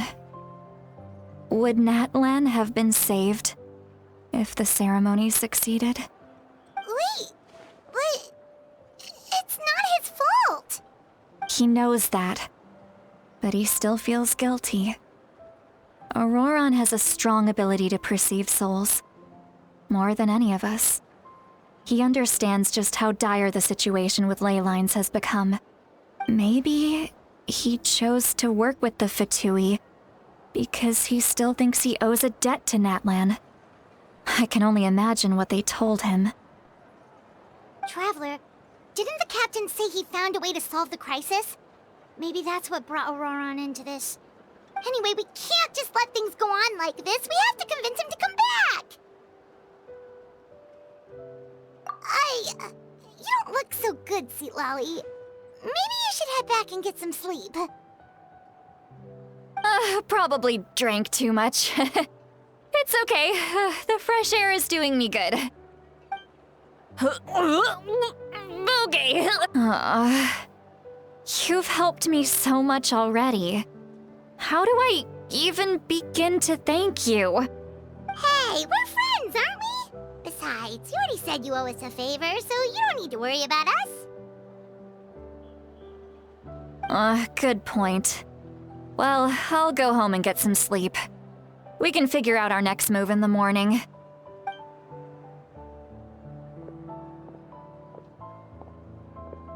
Friends. I like the sound of that. Auroron's probably back with the captain, don't you think? You mean about the backup plan? Do you really believe what the captain told us? Yeah, you're right. We should just go to her directly. But she's probably asleep. We can find her first thing in the morning. For now, let's... go to bed.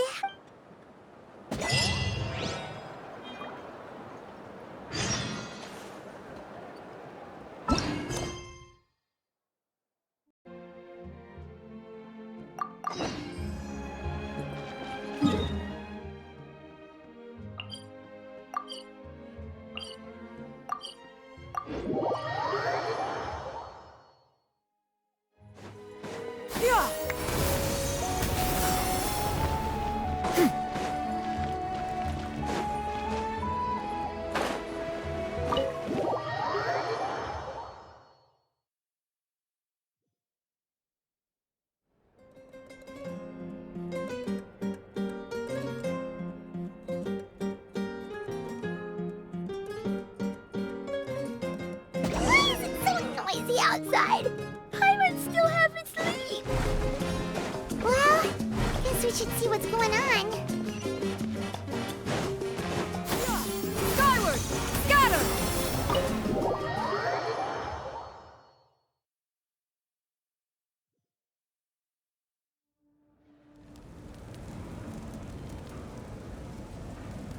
You're already here. I was just about to come get you. Wow, you're up early.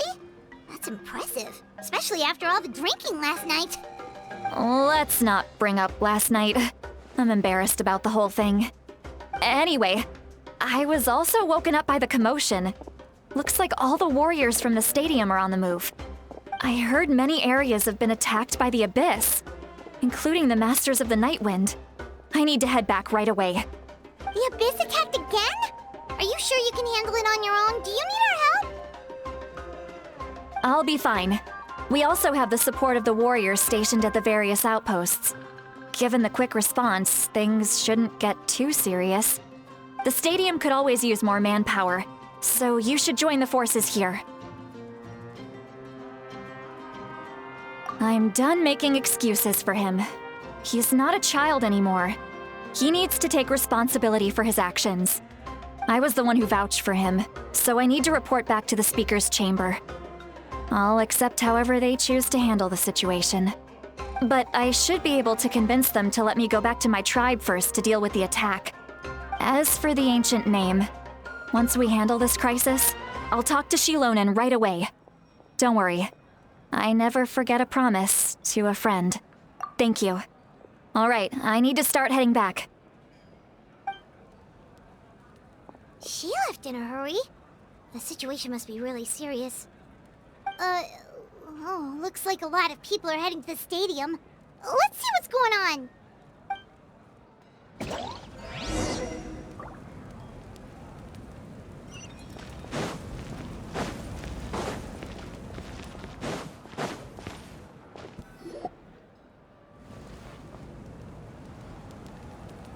Traveler, over here! Perfect. Our star Outlander has appeared.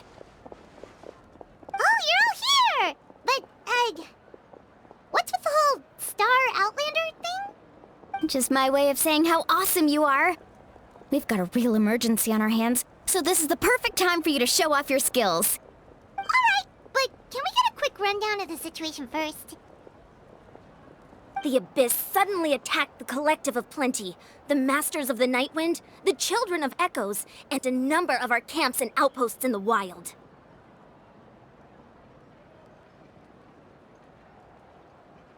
Yes, and the attacks are increasing in frequency. The tribes have plenty of defenses, so they're safe for now, but I can't say the same for the adventurers and merchants stuck in the wild. Chaska and I have been searching for survivors and treating the wounded. We just got back, but we need to head out again soon.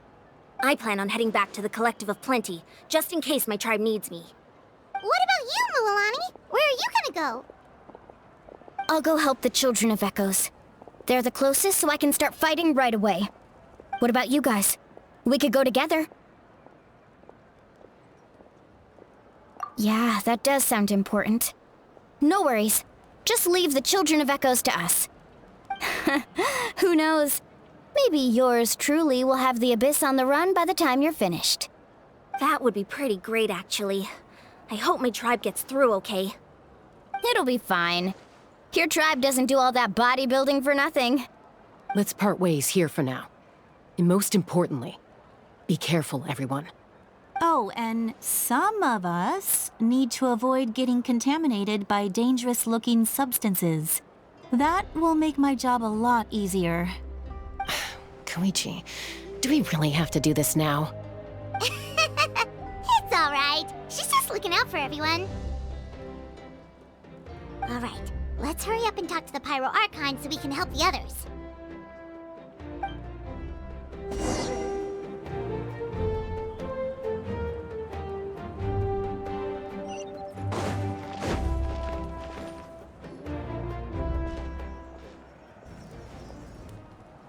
Oh, it's you two. As you can see, things are not looking good right now. People across Natlan are in danger. Look, I'm very interested in your recent adventures, but this is not a good time. So we'll have to keep our conversation short. That's alright, we're also in a hurry. We're gonna go help the Children of Echoes after this. What?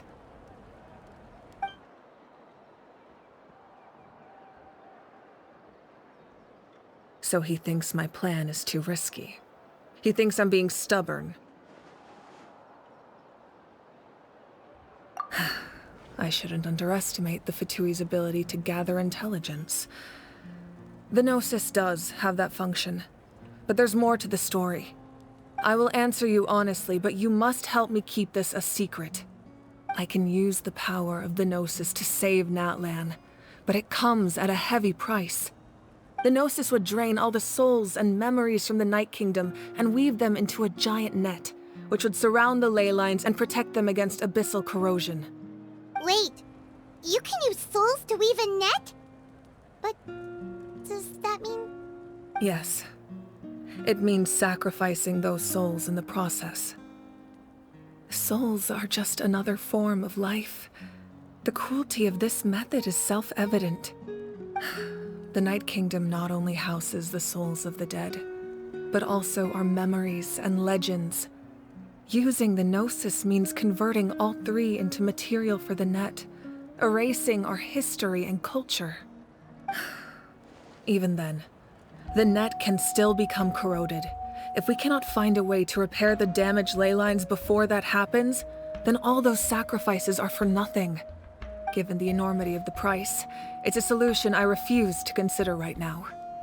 I want us to win, but I also care about how we win, and what that means for us in the end. Now it's true, both plans come at a risk, but after weighing our options, this is our best bet. Natlan is unique among the nations of Teyvat. Given the ever-looming threat of the Abyss, the Pyro Archons had to account for the worst-case scenario. Having a contingency plan is our duty, not just to the people of Natlan, but to all who live on this continent. Still, this has always been a well-kept secret. I'm very curious how the captain learned this information. Oh, one more thing? The captain said he found another way to solve the problem. Could be equally as extreme, though. Without the Gnosis, he should have no other option. But I see no reason for him to lie. Seems like our only path forward is to track him down, so he can answer that question for us.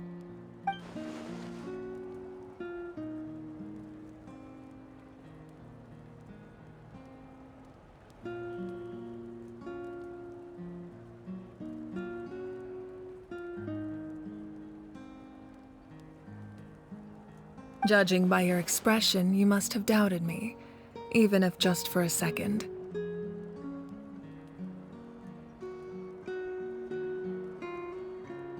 Not even a little! We would never... Wait, what are you talking about, Traveler?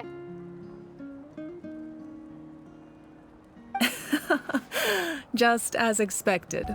I appreciate your sincerity. Maybe it was out of caution, anxiety, or simple curiosity, but know this. No matter what, our goal remains the same. We both want to save the people of this land. So now that you have your answer, do you still doubt me?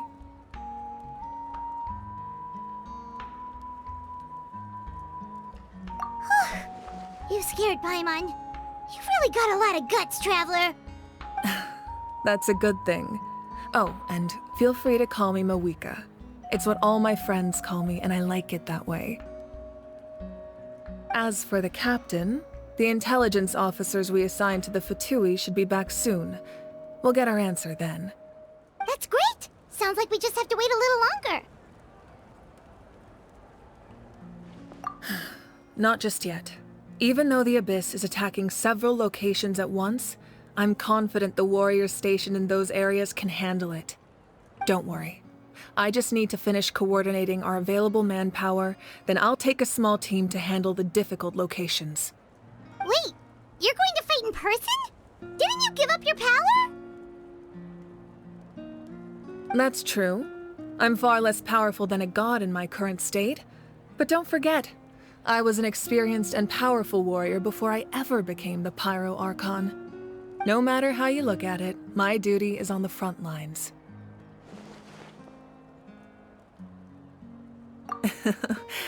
I just think there's strength in numbers. If the people feel emboldened, that's just a bonus. Anyway, even if we respond to these threats in time, it's not a permanent solution in the long run.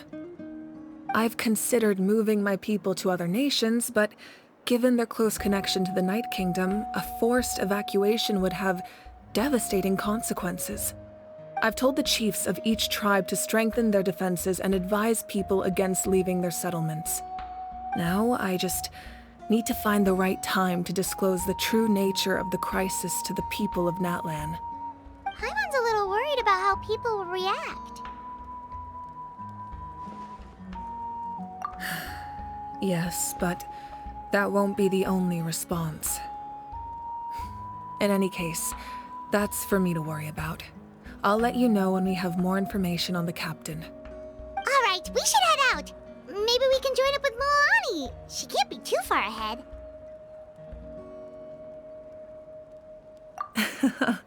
No need to worry about me.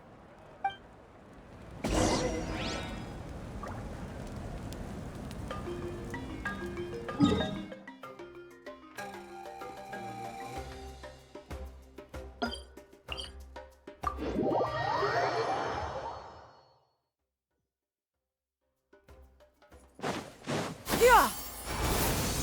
Scatter!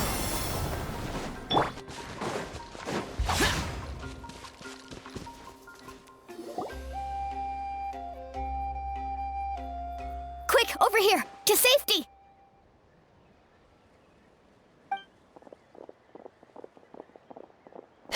Kachina, how many people do you have left?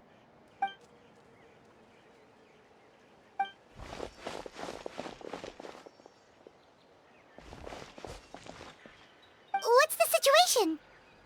There's a trapped caravan that needs our help. We need to rescue them as soon as possible. We'll go together.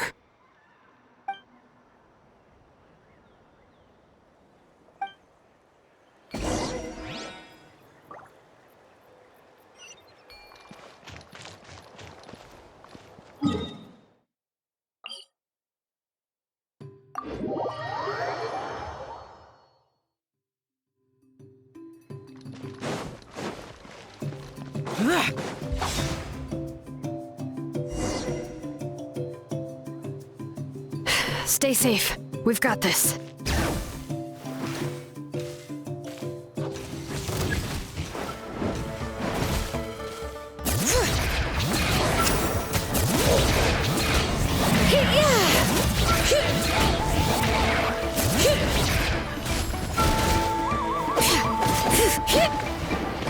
Let the magic flames boil!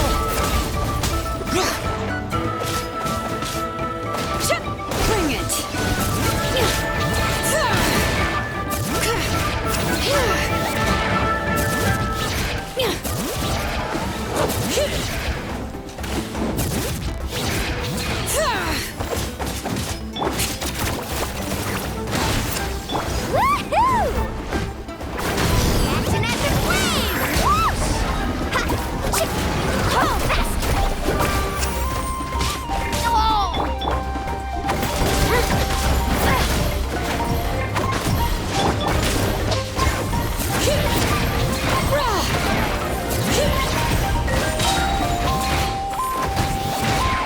Letting brave names echo!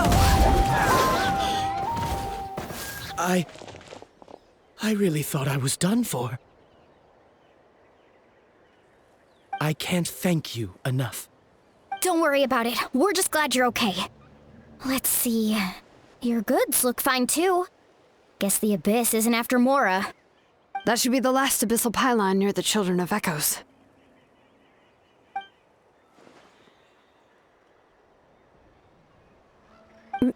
By the way, where's Lolly? I thought she would come with you. The Masters of the Nightwind also got attacked, so she went back to help her tribe. She said we can deal with the ancient name later. Yeah, that makes sense. The attacks are more urgent. Alright, this isn't a good place to talk. Let's head back to the tribe.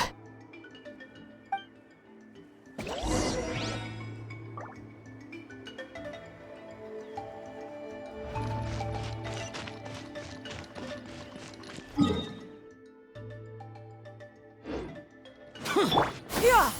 Skyward! Scatter!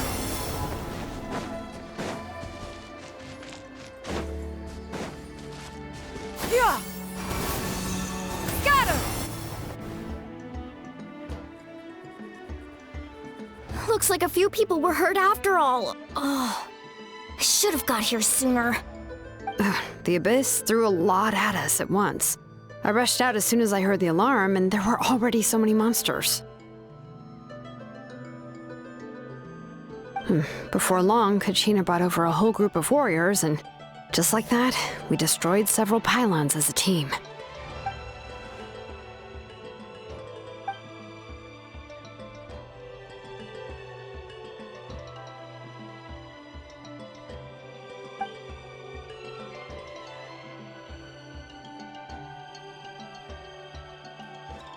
You mean the situation in the Night Kingdom, right?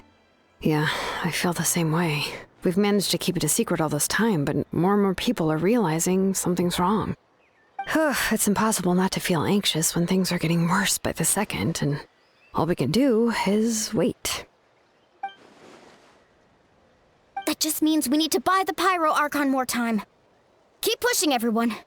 Every battle is worth something. You really are an eternal optimist, Mualani. You always find a way to cheer people up. Why, thank you. I guess it's one of my better qualities.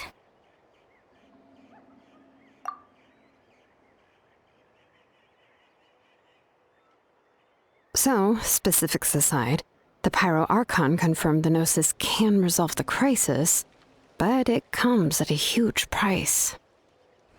And somehow the captain finds out about it, goes to fight the Pyro Archon, and calls her out for having a solution but refusing to use it. Honestly, if he has the same information as us, I can't really blame him.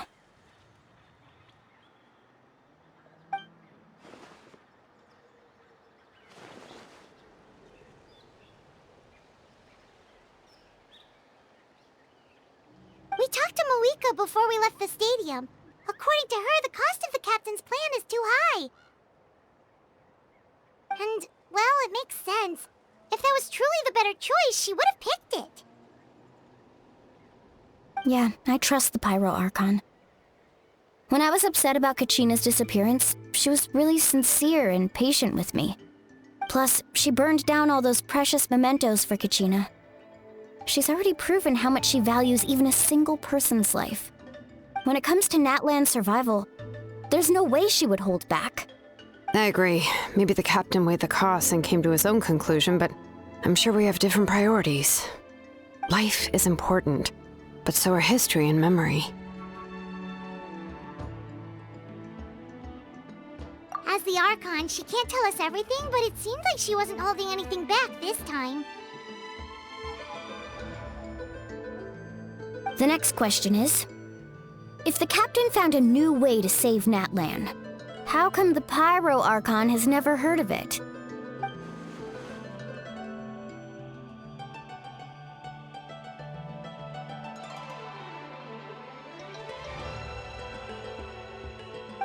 This is all super confusing. We still don't have enough information. Once we figure out what the Fatui are doing, we'll have our answer. Let's head back then. miHoYo said her intelligence officers should return soon.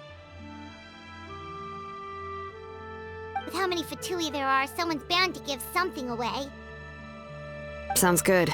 I have a few theories of my own. With a bit more information, we just might get to the bottom of the whole thing.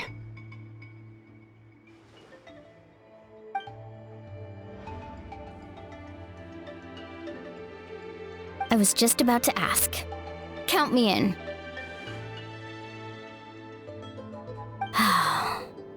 If I was just a bit faster, we could have prevented a few people from getting hurt. People who could help us in the next battle. It's all a chain reaction.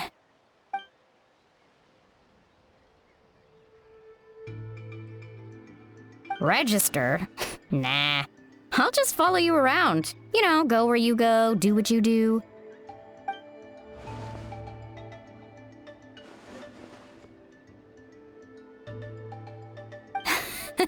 You got it. I just don't want to make the trip back. It's so far. All right. See you all later. Let's get together and celebrate once this is over. Oh, you betcha!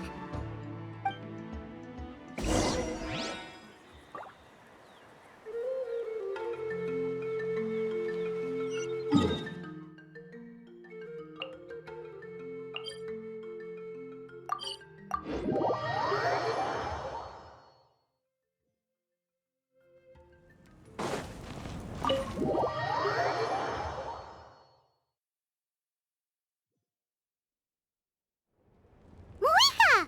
Oh, Chatsuka and Koichi are here! Wait, are you okay, Koichi? I'm fine. No need to worry. They ran into the Fatui while out on a mission and decided to follow them. The Fatui?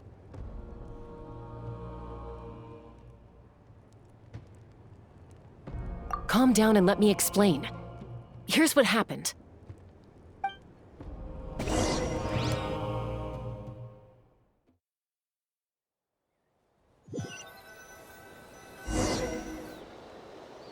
Watch out. It's the Fatui. Were they attacked by the Abyss? No, wait. It looks like they're protecting a group of travelers. Over there. Do you see? You're right. That's a traveling group from Natlan. Could they be trading for something? Let's keep observing for now. We're glad you're okay. Given the appearance of abyss monsters all over Natlan, you should cancel your journey and seek shelter at the stadium or one of the tribes.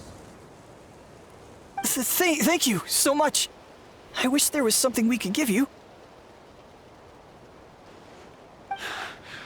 We don't expect anything in return. We were out on a mission and saw you being attacked. It was our decision to help. If you truly wish to repay the favor, you can keep this a secret. If anyone asks, just say you were saved by warriors from Natlan. Oh, okay. We can do that. But... We're not asking you to cover up our activities. We haven't done anything illegal. Our captain simply wishes to remain undisturbed. Nonetheless, the decision remains yours. If we wanted to keep you quiet, we would have employed a harsher method. Got it. We'll get going now. Did you hear that? They mentioned a captain. Isn't that who the Pyro Archon is looking for? Exactly. We could be onto something big. Still, there was no trade. They were just helping people in need. I didn't sense an ulterior motive. I didn't believe the captain when he said he wanted to save Natlan. But based on what we just saw, it's possible he was telling the truth. Maybe we've been wrong about the Fatui this whole time. It's too early to say. Let's follow them and see what's really going on.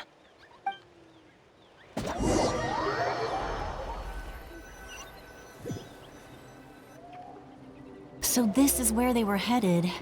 Looks tricky. It's heavily guarded on all sides.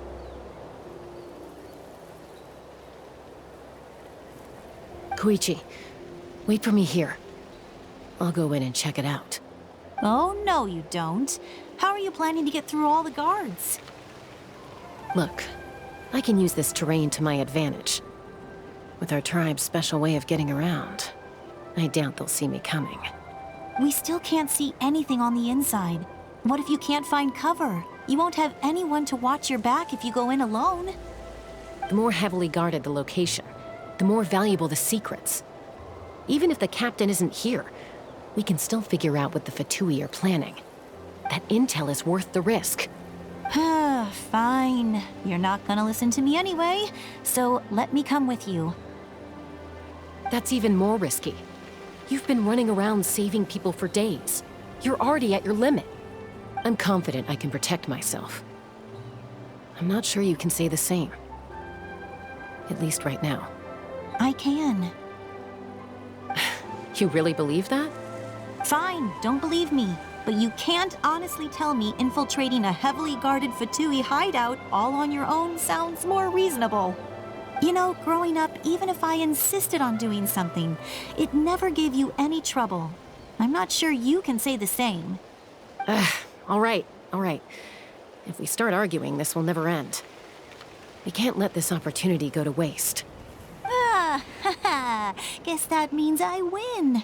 Don't worry, you're not the only capable young person from our tribe. I can handle this. All right, same plan as usual. We split up, communicate with hand signals, make sure our blind spots are covered, and support each other once we strike. Got your ropes? Yeah, let's go.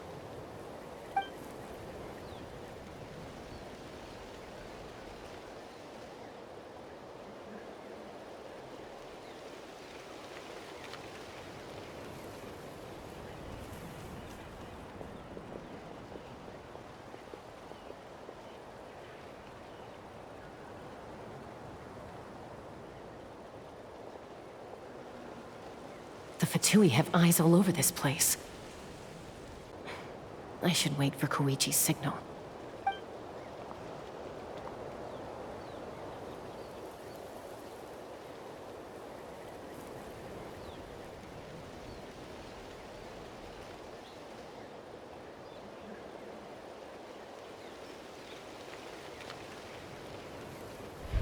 Now.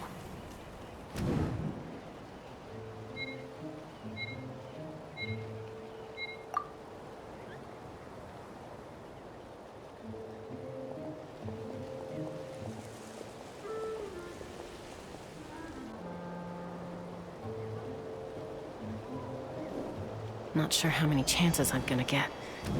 I need to act.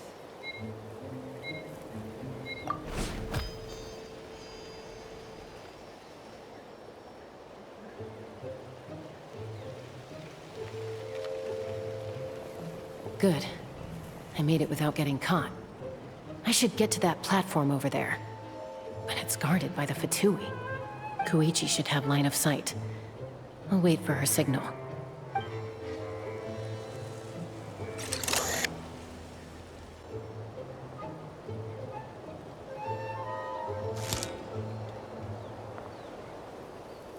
That's it.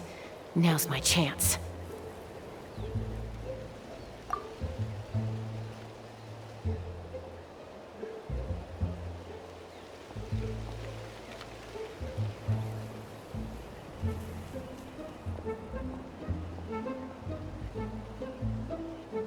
It's no use staying in one place. I should keep moving.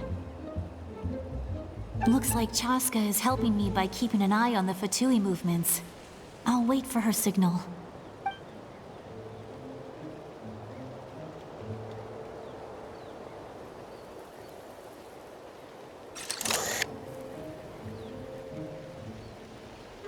Time to move.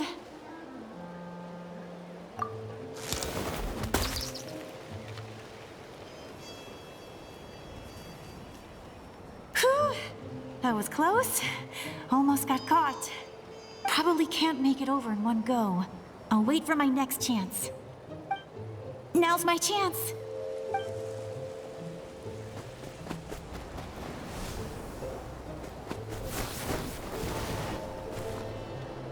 I made it! That'll show my sister. Let's see. The Fatui's occupying all the best locations. If we could just get past them somehow. Wait! I've got it!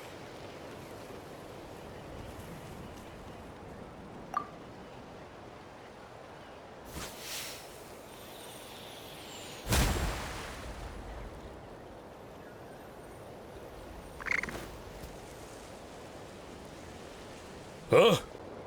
What's that noise? Did something explode? Oh! It stings! What the heck is that? What do you think you're doing? I could ask you the same thing! Good, they're arguing. Looks like they just needed an excuse. They've probably had enough of this job already. The people on the hill over there left to help their comrades. This is our chance.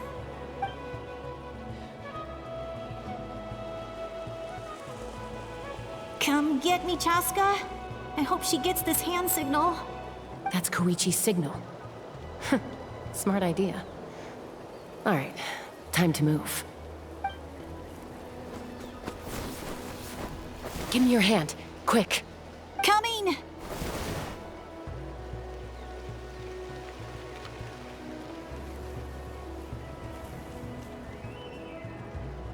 I checked, and this way is completely clear. It should lead us to the deepest part of this place.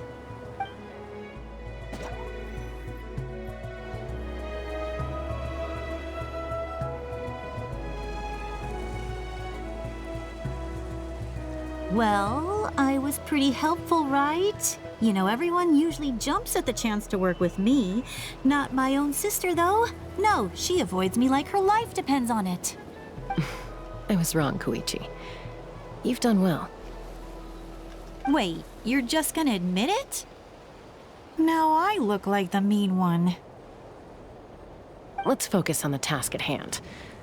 We're in the heart of enemy territory.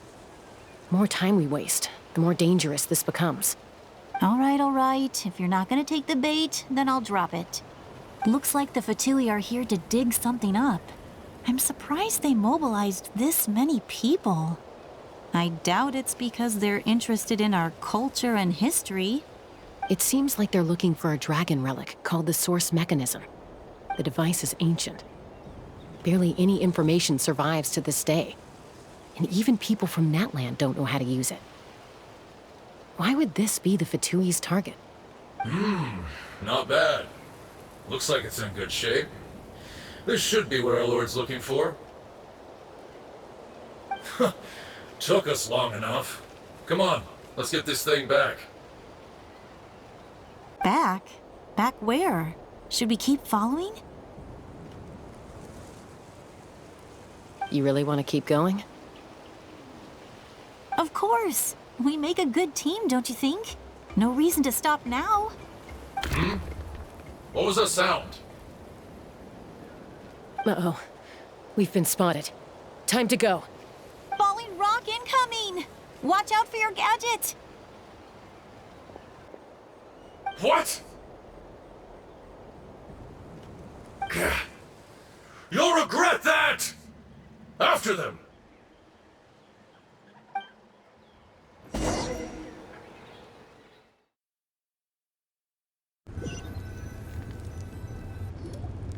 Once we got them off our tail, we went back to observe some more. They'd collected several identical pieces of something. It looked like they were waiting, though. So we decided to come back. So, Koichi got injured trying to get them off your tail? She pushed herself too hard and collapsed on the way back to the stadium. Well, I didn't cause you any trouble while we were fighting, right? So my perfect record remains. You've done very well. I could make a comment on knowing your limits, but it's not my place. I know. I'm already reflecting on my actions. So, our current intel suggests the Fatui is after the source mechanism. The device is a complete mystery, even to us. What does the captain want with it? I have no idea. But it's safe to assume the device could serve a similar purpose to the Gnosis. Shilonen, I need you to gather every scholar in Natlan familiar with the secret source. I'll get right on it. Thank you both for your hard work. Koichi, it's time for you to get some rest. Oh, and there are gifts from your patients waiting at the speaker's chamber. I've prepared a small gift of my own as a token of gratitude. I'll send it to your home along with the others. My patience. That's so nice of them. Guess that means I'm doing something right. You don't need to give us anything, Archon. We were just doing our duty for Natlan. I should take Koichi home now. Well, if Koichi doesn't want her favorite Saurus crackers, then... I accept. Thank you, Archon. What am I gonna do with you? There's some for the rest of you as well. They're one of my favorites too, so don't be shy. I'll start investigating the source mechanism right away. If I learn anything, you'll be the first to know. Yummy snacks!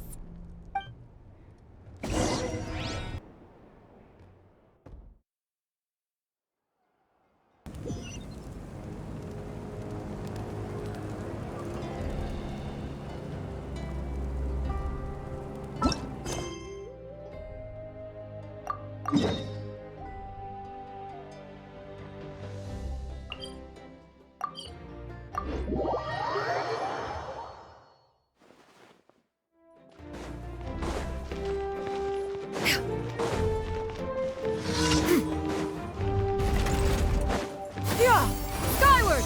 Scatter! What's next for you two? I'm taking Koichi home. With our parents there to keep an eye on her, I can make sure she actually rests. Hey, it's not like I'm some kind of prisoner. I'll be fine in a day or two. There's no need to go all the way home. That's what you always say. everything's no big deal until you collapse. What if the Abyss attacks again? You're saying if I let you rest in a hotel, you're not gonna rush out the minute you hear the alarm? I won't. Triple promise I won't. Mm-hmm. Fine. On the off chance something like that were to happen, I might. But I'm a doctor. I have a duty to help people in need, no matter how hard or tiring the work gets.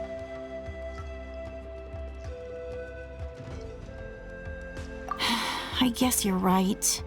But I don't have to like it. This reminds Paimon of when we first met. Except you were the one trying to stop Chaska from doing something dangerous. I do the same for anyone trying to put their life in danger. As a doctor, I don't want people to get hurt because of a rash decision. Then try to see things from my perspective. You clearly want to protect your patients. So can't you understand why your own sister would feel the same way about you? The two of you are the same, you know? I disagree. I understand the risks and costs of my decisions. Who wants to be like her? Overconfident, always making excuses when things go wrong. That's just not true. You think I don't have proof? Okay, don't get into another fight. Just pretend Paimon never said anything. Don't worry, Paimon. You didn't do anything wrong. Arguing is just how we communicate. Neither of us really takes it to heart. Plus, I guess we are similar in some ways. Maybe I rush into things without thinking, but I learned that from her. We're family. I can't help it if my older sister is a bad influence. Okay, you don't have to put it that way. So, you're all good now?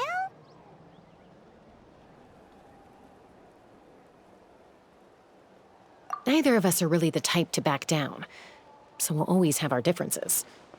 But still, we get along in our own way. Plus, I know you'll wake up one day and realize I was right all along. I just need to wait. Be my guest. Come on, let's get you home. See you later, Traveler and Paimon. I'll be back once everything's settled at home. There's no rush. At least grab a nice meal with your family.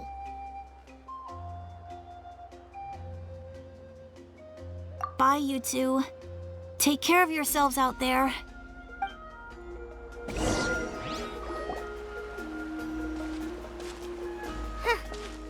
two will probably make up for real at some point, right? Well, we've learned a lot. Let's go over everything that we know so far.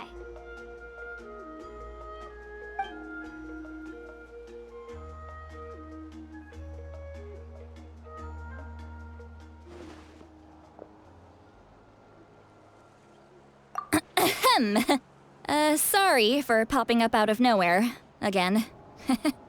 Why do you look so awkward? Oh, is there something you need from us? Okay, I won't beat around the bush. Oh, and I'm sorry for interrupting your rest. I'll treat you to some charcoal grilled steak to make up for it. Awesome! Just give us your orders! Hey, friends don't order each other around. I'm just here to share some news. Remember what we talked about before parting ways? Oh yeah, you mentioned how Auroron has always wanted to save Natlan, and something about his soul being fragmented. Paimon and the Traveler discussed it after you left, and we think Auroron is probably back with the captain. What do you think? I agree with your hypothesis.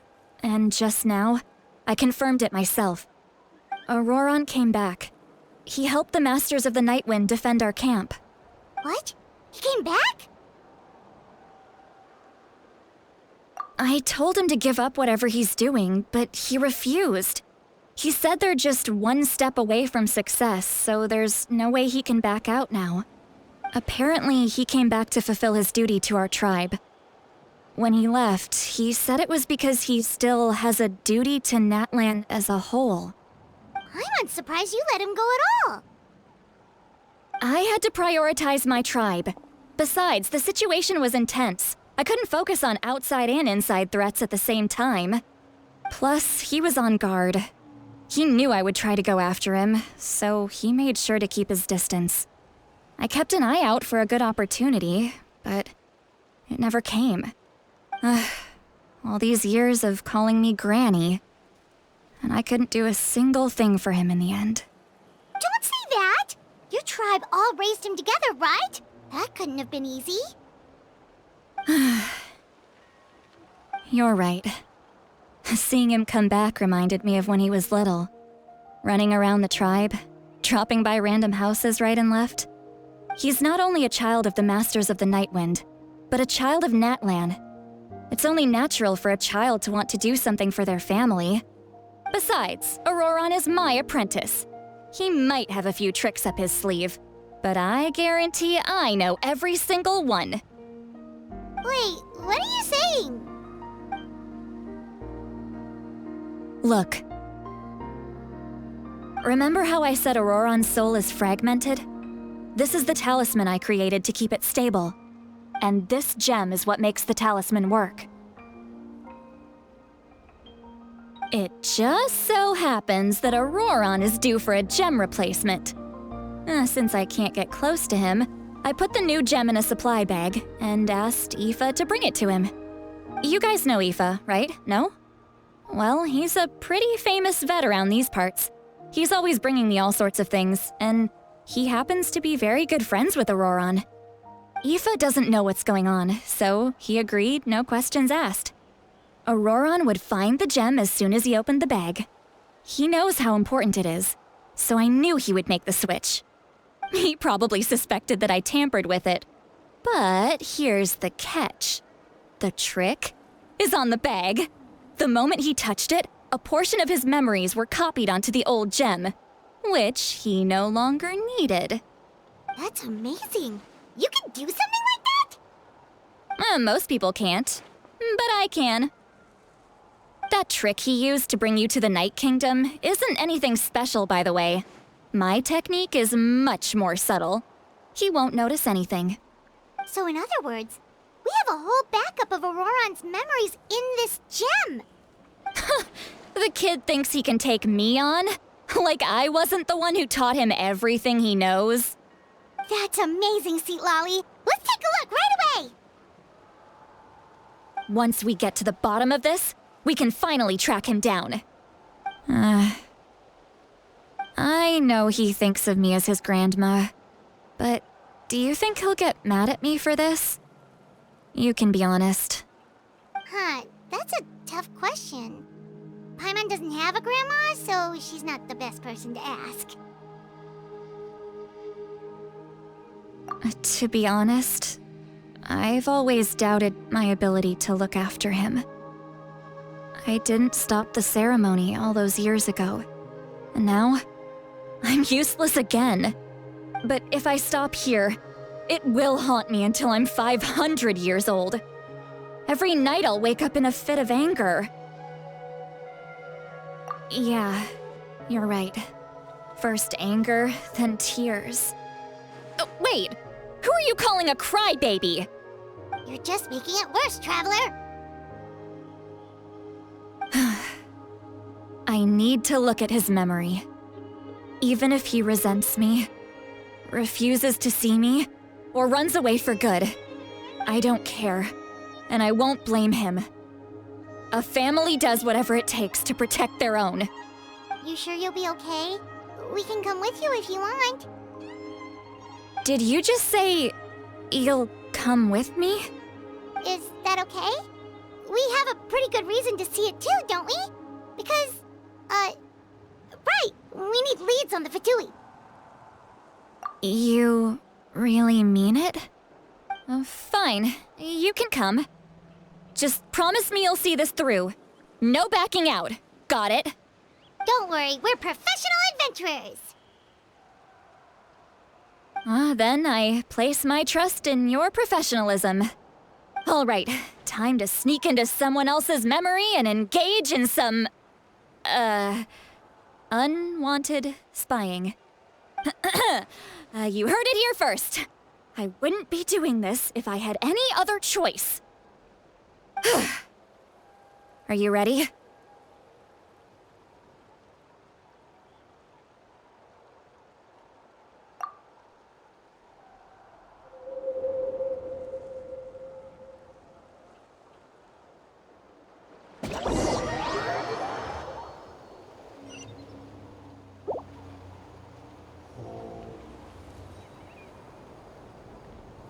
Look how good you're doing.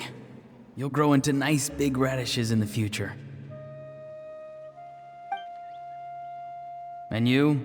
Aoife says you're taking up too much space, but I think you're a good tree. What do you think? Hey! How's it going, Auroron? Good. How are you, Uncle Okanbi? Can't complain. What you up to? Naming your vegetables again? No, just some idle conversation. Sounds fascinating. What did they say? They told me you were coming and that you would take some produce with you.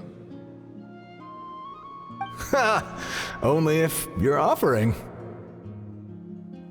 By the way, I ran into Aoife yesterday. He told me Chaska's fostering a saurian at his place. Said the thing trampled over a part of your radish garden. I hope you two didn't get into a huge fight. No, don't worry. I'll find a way for him to make it up to me. I've already wrapped your share of the produce. Here you go. You really knew I was coming. That's pretty amazing. Light up the smoke and you can see the path through the shadows. That's what everyone says. Hey, have you seen that strange group of people that just appeared out of nowhere? Appeared out of nowhere? I don't think so. It's the Fatui. Their leader seems like a big deal. He didn't bring many men with him, but they're all elite warriors. It seems like they're looking for someone, but I wouldn't go around asking too many questions. If you run into them, be careful.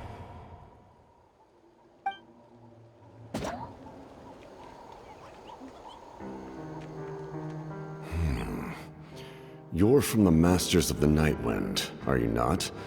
Why do you live here alone? I enjoy living by myself out in the wild. I guess you're from the Fatui, the one everyone's calling a big deal. Not an inaccurate description. I'm looking for someone who may be known to you. Citlali is her name. Granny? What does an Outlander want with her? I've heard the name. You have business with her?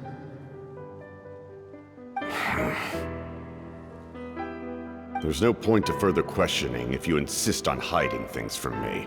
I shall seek answers elsewhere. Oh, he could tell I was lying and now he's leaving? He gave up just like that? Hey! At least tell me why you're looking for Citlali. It's none of your concern. I have my own means of tracking her down. Why are the Fatui looking for her? What does she have to do with them? I can't just let them go like this. I have to figure out what they're planning.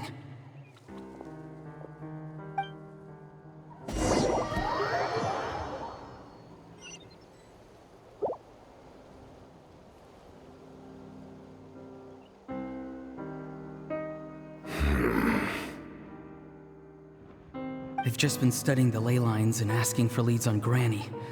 I can definitely rule out some sort of invasion. The situation has seen no true improvement. The Pyro Archon did not fulfill her promise.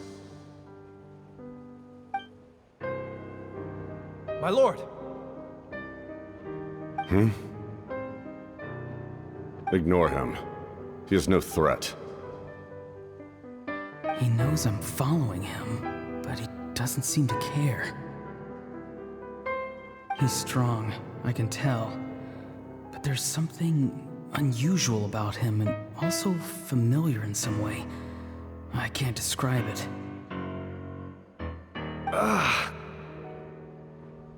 What is it? My lord, I feel dizzy.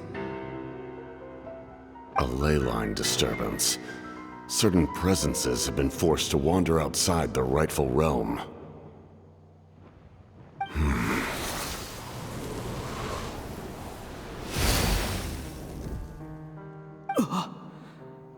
was a spell from the Masters of the Nightwind. How did he know that?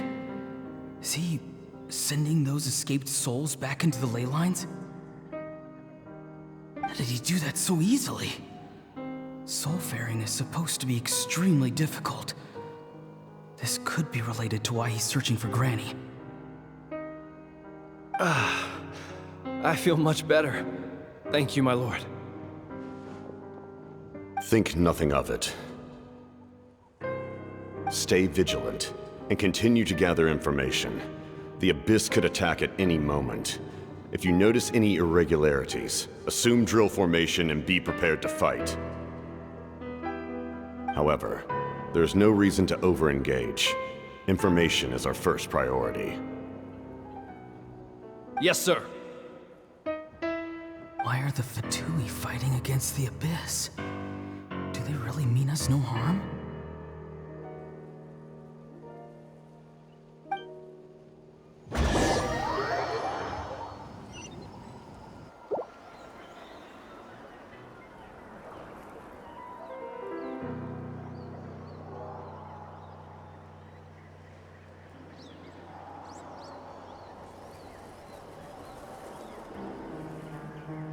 I've been following him this whole time and still they ignore me? Do they really not care? It seems like his subordinates refer to him as the captain. Never heard of him before. And now he's headed to the stadium. That's unusual. What is he gonna do? You two, with me. Everyone else, wait here as instructed.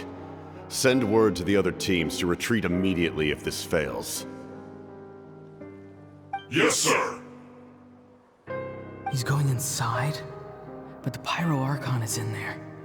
What does he want with her? Forgive me, my lord. Allow me to check one more time. Do you truly wish to do this? The time for idle observation is over. It now falls on me to act. This nation is out of time. Yes, sir.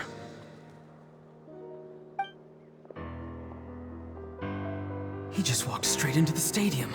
What is he gonna do?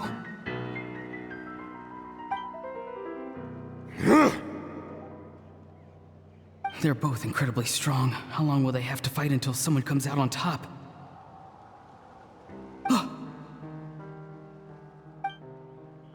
Wait, this feeling.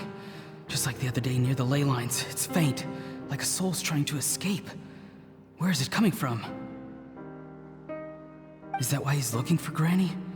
If he dies here, then all clues will be lost. I can't let that happen.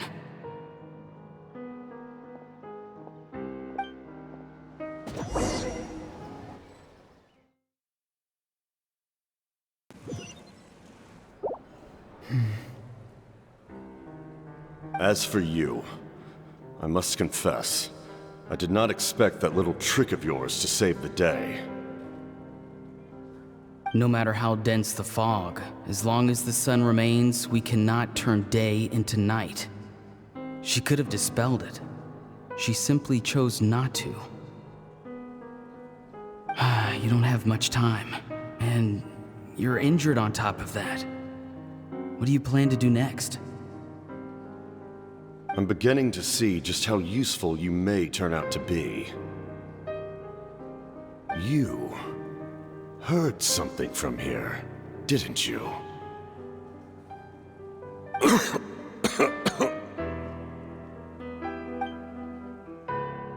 No need to force yourself. I've never seen anyone match the Pyro Archon in battle before.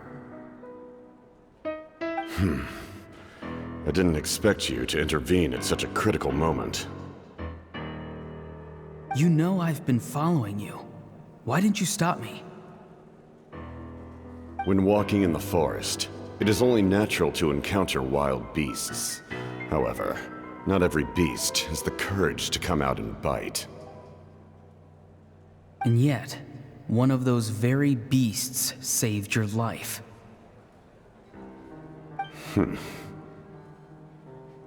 Then speak. What do you want? I didn't save you because I wanted something. My soul is more perceptive than others. I can sense that the ley lines are extremely weak. I don't know what the Pyro Archon is planning. Can she really save us? The questions you asked her just now, well, I've had very similar doubts. So I felt like I had to help you.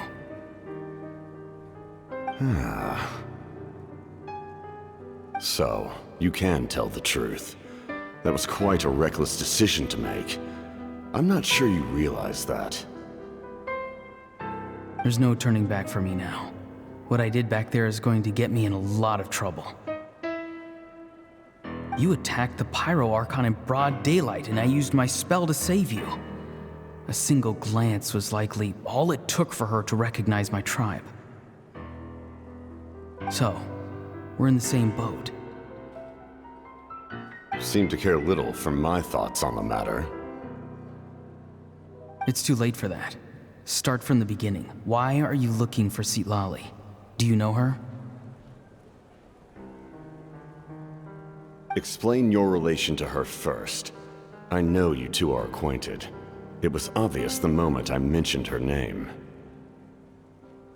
Citlali is my elder and my teacher. She taught me everything I know. It's my duty to protect her. If you truly wish to protect her, you should have let me perish at the Pyro Archon's hand. Yet, you chose otherwise. Do I really need to tell you what that means?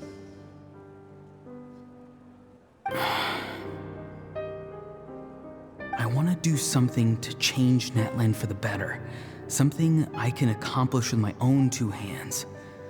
You're stranger than anyone I've ever met. But maybe, just maybe, you can show me the way. Strange? Citlali is said to be the legendary Granny Eastly, someone capable of communicating with the Wyub, and the Wyub are the key to information on the Night Kingdom. Why do you need knowledge on the Night Kingdom? That is not something you need to know. Don't forget, I saved your life. Do you not believe the Fatui capable of betraying a debt? People can lie, but souls cannot. I can tell there's a weight to your soul, a sense of justice. You may not live among your tribe, but you certainly know their tricks. I apologize for my rash judgment. You are more capable than I imagined. Let's go. We'll see if you have what it takes to join my plan.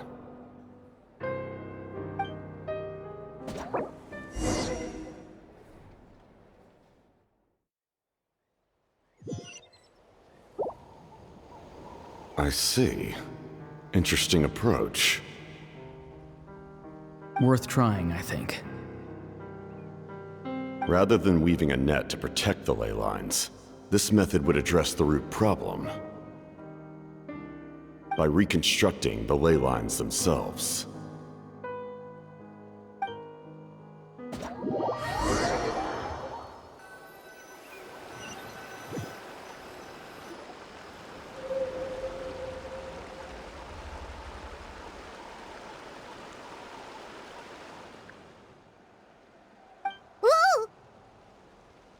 Traveler, Paimon.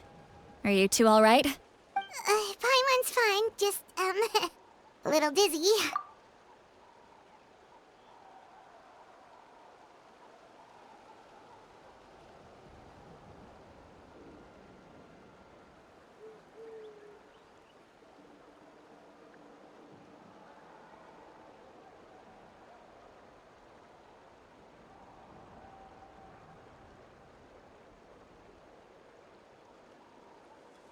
Of course. I'm so mad at him. After everything, he still can't let go of the past. For some reason, he thinks he owes something to the people who cared for him. Stubborn, self-righteous fool. Where's that gonna get him? Now that he's all grown up, he thinks no one can tell him what to do?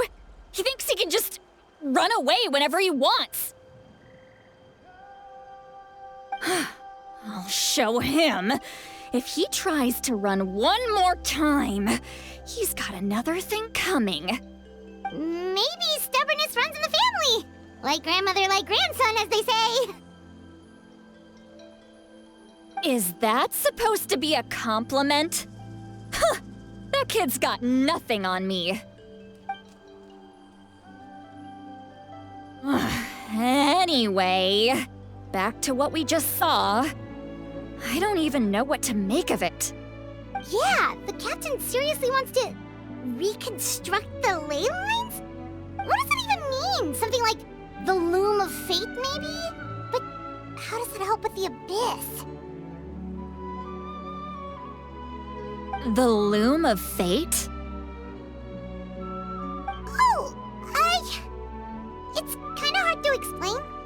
Basically, it's a device from Conrio that has unbelievable power. Anyway, if he really wants to manipulate the ley lines, everyone in Natlan will be affected. Oh, this is big. Which means the captain has been honest from the very beginning. Auroron's memory proves that.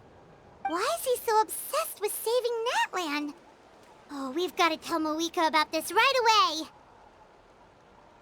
Yes, she needs to know about this. Now.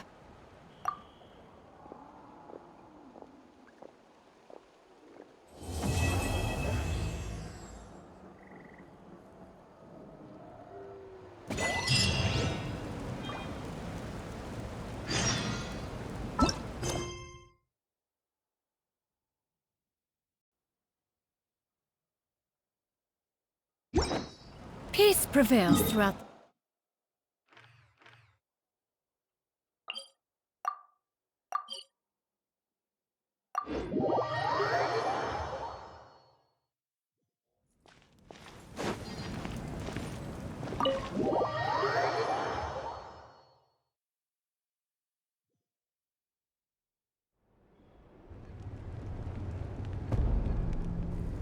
miHoYo!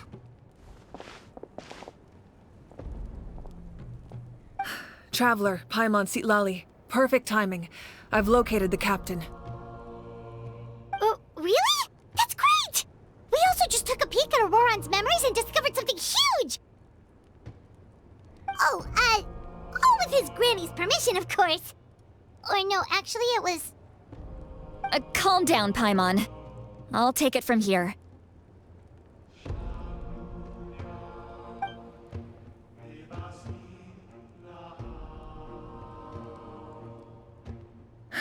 So the captain was searching for the source mechanism to reconstruct the ley lines. If his plan is already in motion, that means he knows exactly how to accomplish his goal. We have to stop him. Is reconstructing the ley lines a bad thing? Yes. It's not a simple fix. It would mean sacrificing nearly everything contained within the current ley lines, very similar to the price of using a gnosis. If he activates the mechanism, it's all over. We need to mobilize our forces as soon as possible. But what forces do we have? Kanich, Shilonen, you two, and myself. All other warriors are working to push back the abyss on the front lines. But that's barely any people! Not to mention you lost your power, and they've got the captain on their side! Oh, maybe we really should get Sitlali to break Auroron's legs. That won't help us with the captain, I'm afraid. In any case, the Masters of the Nightwind are in urgent need of manpower. Sitlali, I was hoping you could head back and help defend the tribe. All right. I understand where I'm needed. I'll head out right away. Don't worry about your grandson.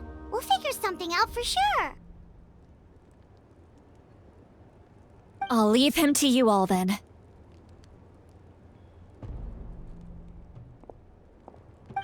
All right. back to the matter at hand. I don't believe defeating the captain needs to be our ultimate goal. Let me grab Shilonen and Kanich, then I'll tell you my idea.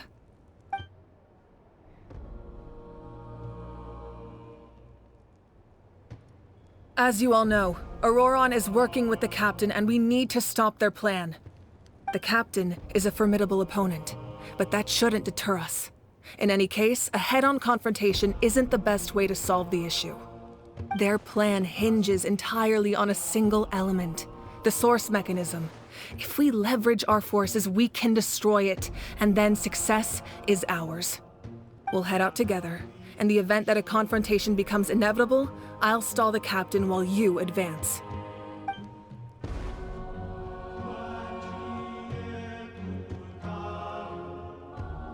I agree with Kanich. The two of us can handle it.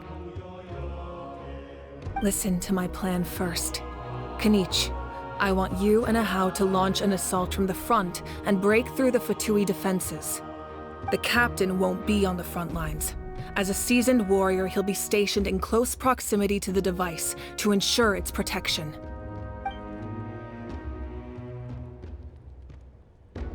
No. The purpose of the frontal assault is to gather the Fatui forces in one place. That way, it's easier for the rest of us to avoid them. Shilonen, I need you to do what your tribe does best, and dig a tunnel from the outskirts of the ruin. Once we get close to the device, we just need to destroy it.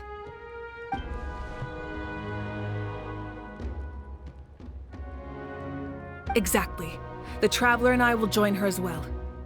No one can create a distraction better than you, Kanich, not even myself. By combining our strengths, we just might manage to break through the captain's defenses. Understood. Then we should head out now. Just promise us you won't do anything reckless. You cannot face the captain straight on unless you have no other choice. You mean everything to us. Losing you would be the worst possible outcome.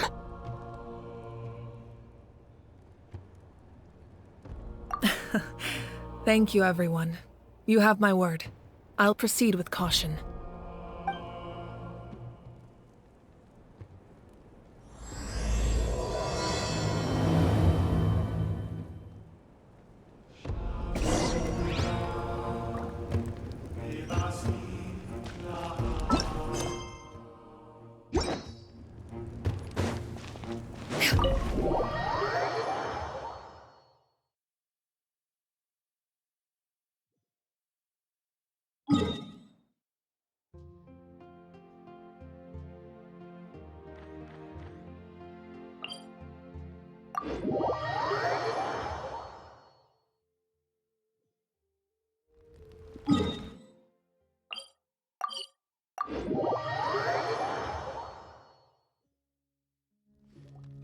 All right, this is the place.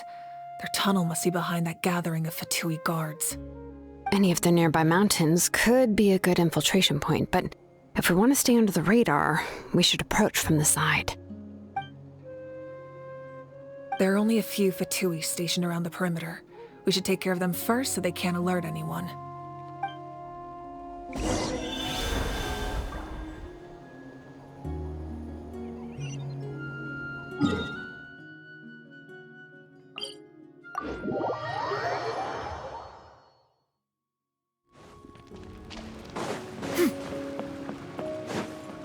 Yeah! Skyward!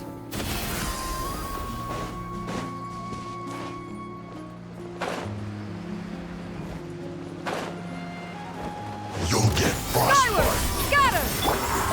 Frozen descent. Cold cut. Be sanctified. Don't be a killjoy! All right, that's done. Let's head to the... Too far. What do you think, Shilonen? Is this a good spot? Yeah, looks good. We'll take it from here.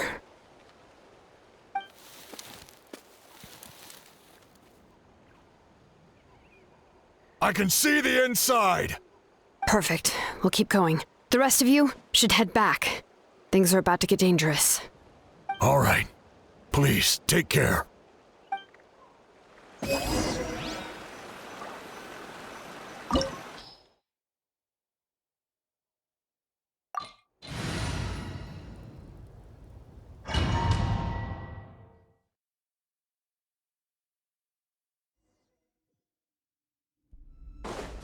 Fatui wouldn't concentrate all their forces in one place. There's sure to be guards on the inside, so stay sharp. Oh, nice job smashing those rocks, miHoYo. You look super cool. Ah, that was some expert level rock clearing, even by my tribe standards. That must be the Fatui tunnel over there. We should steer clear and approach from the side.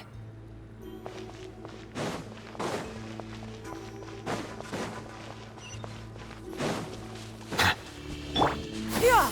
Skyward! Pay your dues. Well, settle down. Chris, want to be a killjoy? We've only just begun. Useless. Prepare yourself. Bow your head. Leaving so soon. No escape. Yeah! Scatter! Skyward!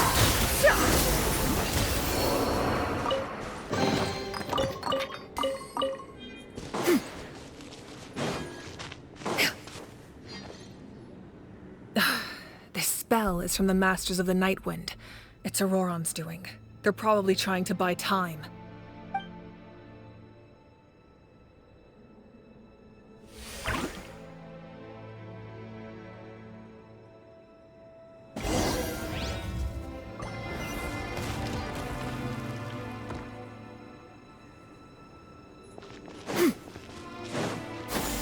Skyward! These wheels are relics from ancient times. We should try to restore them.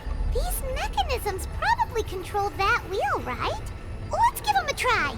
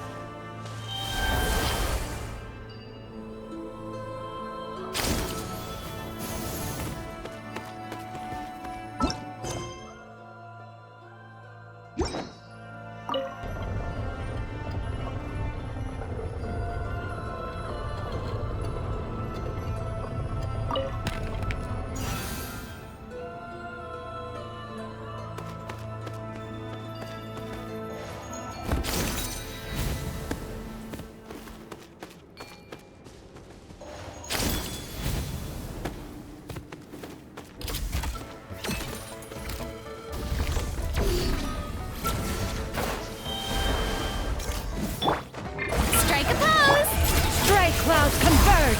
Skyward!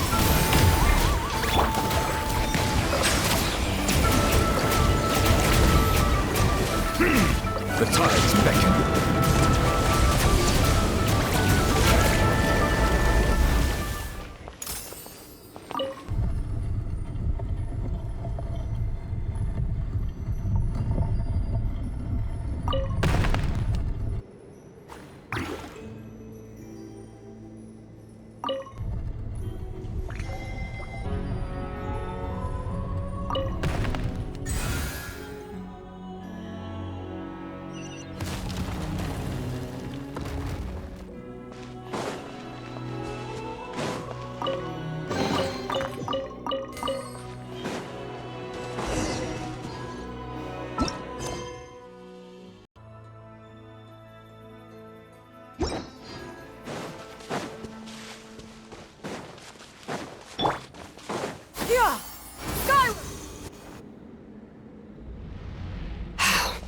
This must be it. There they are. Oh, the captain's here too. Perfect. Looks like they focused their defenses over there. Oh, they're here. Huh. I thought the Pyro Archon would choose a frontal assault. It doesn't matter. They're too late anyway. Stop! It's too late. We need to turn it off! I won't let you do this!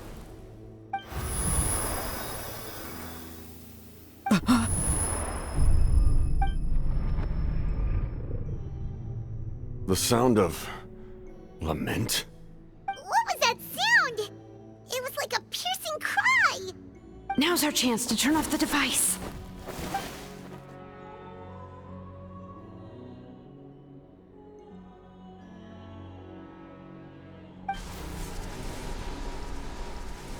Oh, Auroran? How did he just... His movements have gotten a lot faster. Was Auroran always this good in battle?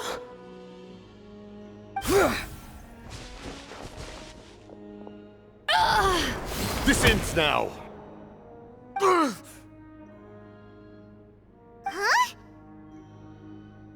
Something's wrong.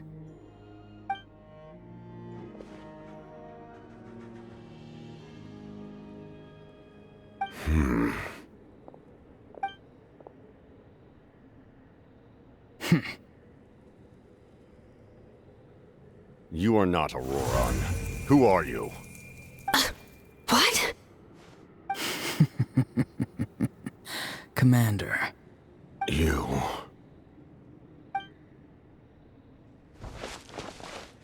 So, you still recognize me, Commander? I'm glad. Although, I believe you have some more pressing concerns at the moment.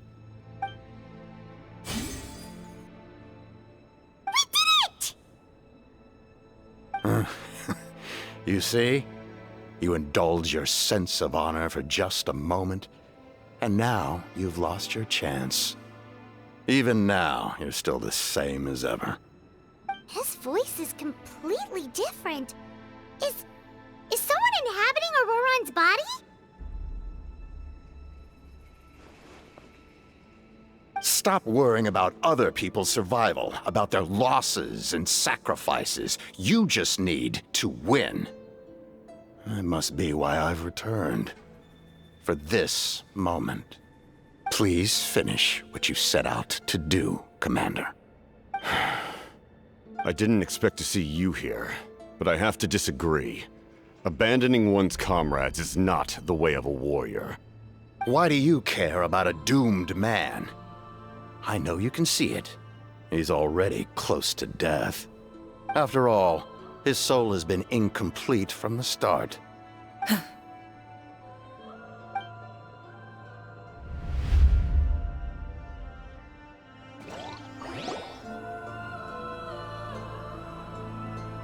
Oh, someone said I'm close to death. Is it because of that noise just now? The piercing cry came from underground when I activated the device. What's down there? Natlan's ley lines must be hiding some kind of secret.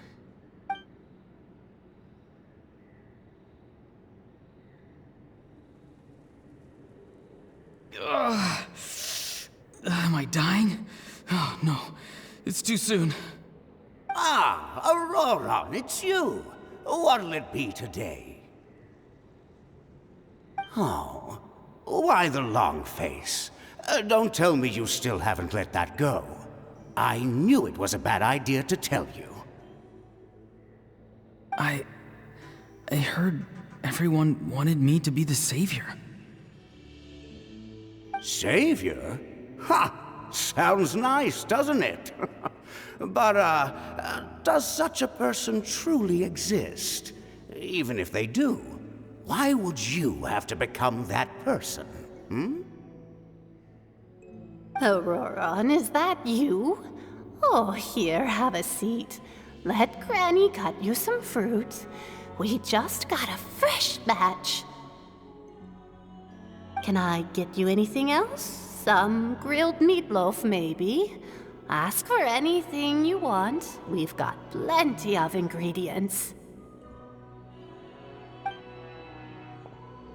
What about those spiced rub mushrooms you made me last time, Granny Koimi? Ah, you liked those, did you? An outlander taught me that recipe, actually. A merchant, to be exact. Never thought about going into business yourself, my boy?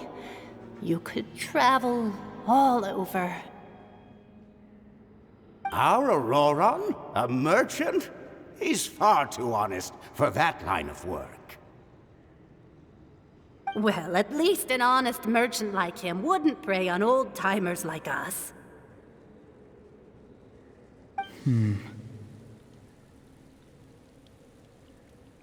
Everyone said a true savior does not really exist, but then why did my birth open the door to the possibility?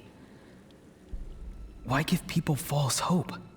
Maybe I don't need to sacrifice myself, but surely everyone is born for a purpose.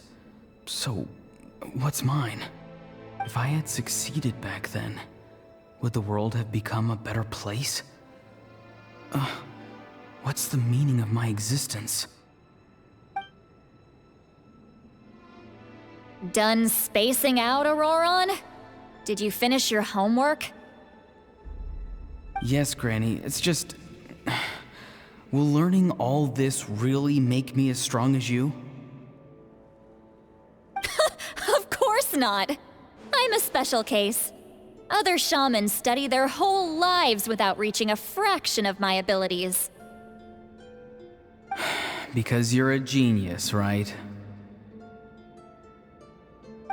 You could say that. Or maybe I've just been alive longer than the rest of them, and picked up a few tricks that they didn't want to touch. It's rude to bring up a woman's age. Never do that again, no matter the circumstances. I wasn't the one who brought it up. Anyway, class is canceled tomorrow. Go have fun. What about my homework then? Do what you want. What use is it being as strong as me anyway? You've seen how the tribe treats me. They're all afraid. I try to go about my business, and they practically tremble in fear. Not the most fun way to go about living one's life, I'd say. Take it from me. The happiest people are the ones who do their own thing. So do what you want, Auroron. No matter what anyone else has to say. Granny didn't say it outright, but I think she was trying to comfort me. Don't force yourself. Don't beat yourself up over the past. That's what she always says. But I never forced myself. I never even got the chance to try before it was all over. Hey, you zoning out over here again? There's such a thing as overwatering the radishes, you know. I was just looking at the aphids. Something interesting about them today? I noticed some on the ground. Maybe it got too cold yesterday and they couldn't handle it. Bummer. Guess that means less honey this year. Aoife, do you think being a vet is fun? Fun? I'm not sure about that. Do you think planting vegetables is fun? Fun enough, I guess. I don't have anything else to do. Exactly. Most people live like that. No special purpose or calling. That's just how the world works. Oh, jeez. That troublemaker's at it again. Auroron, my man, come inside and give me a hand, would you? Why should I? I thought being a vet was no fun. Well, I guess there is a fun part. Trying to outsmart these rascals. Come on, give me a hand. Maybe Aoife was just too nice to tell me the truth. That attempting something above your capabilities will kill you.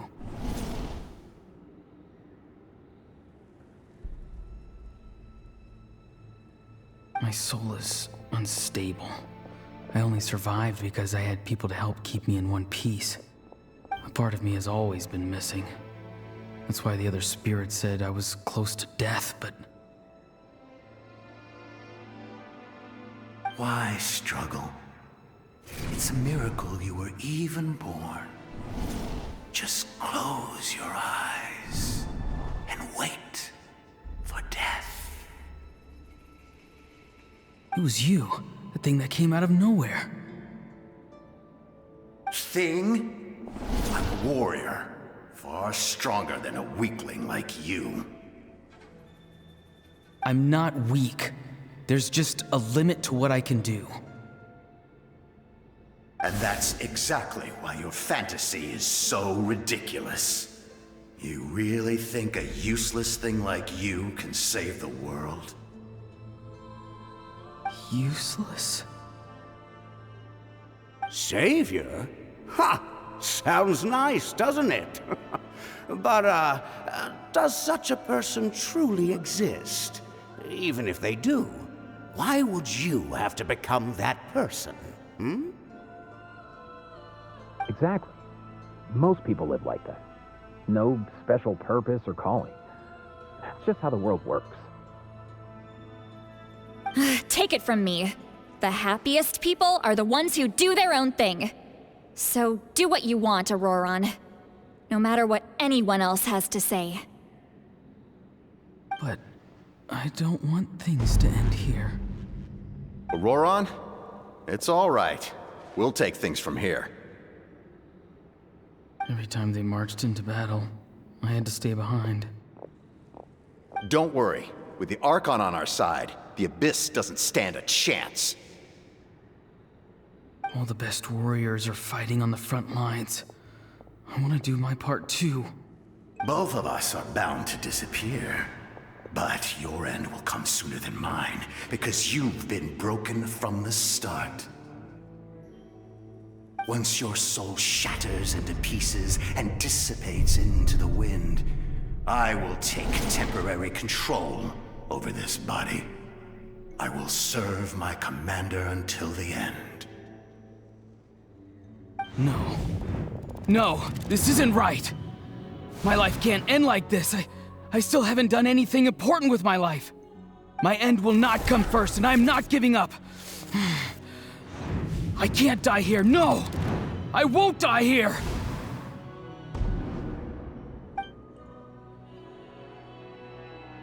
Auroron!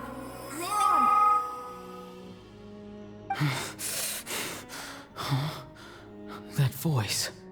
Control your mind. Feel the ground beneath your feet. This is not your end.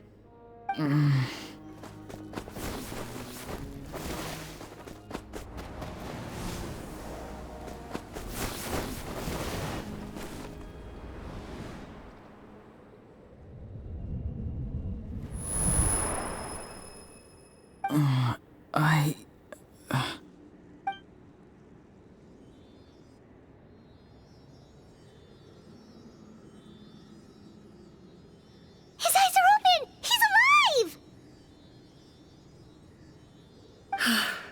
Well done. You managed to do the impossible. Uh-huh. What do you mean? Don't try to talk. Focus on holding yourself together. I can't believe the captain did that. Maybe he thinks of Auroron as a comrade. He was helping to rein him in all this time.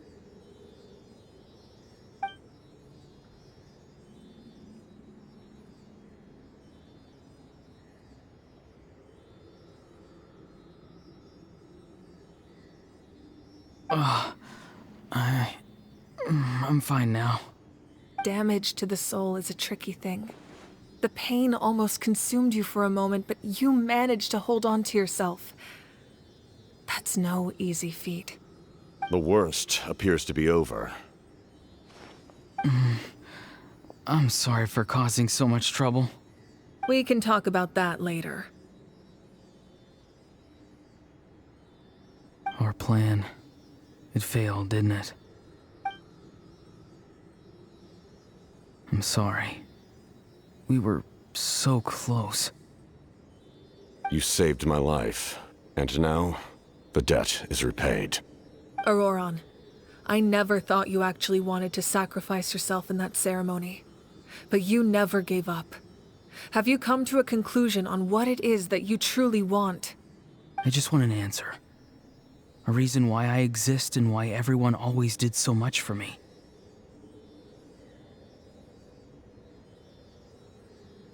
No one is born a hero, and no one should be treated like one from birth. I had a chance to do something important back then, but I failed. All I want is to find some more ways to make up for that. The answer you seek now lies before you.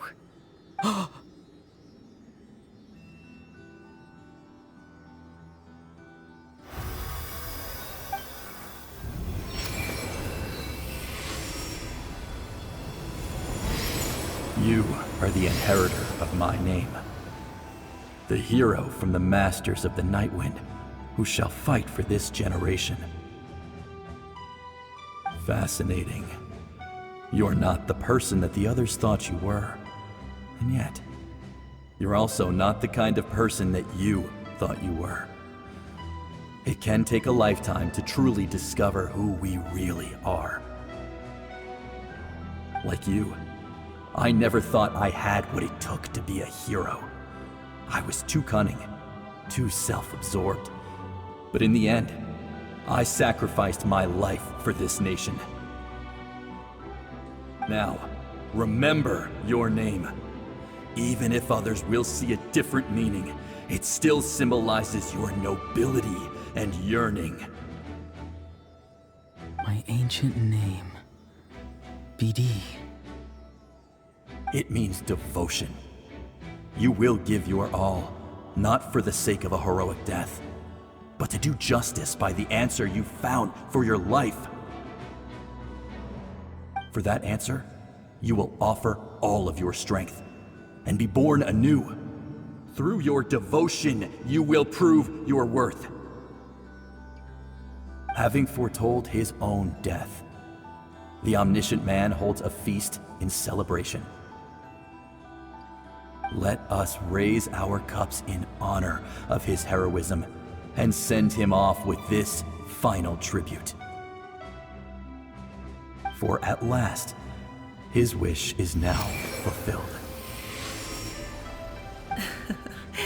It's nice to see you again, Sunhudge. With your recognition, we now have the 5th hero of this era.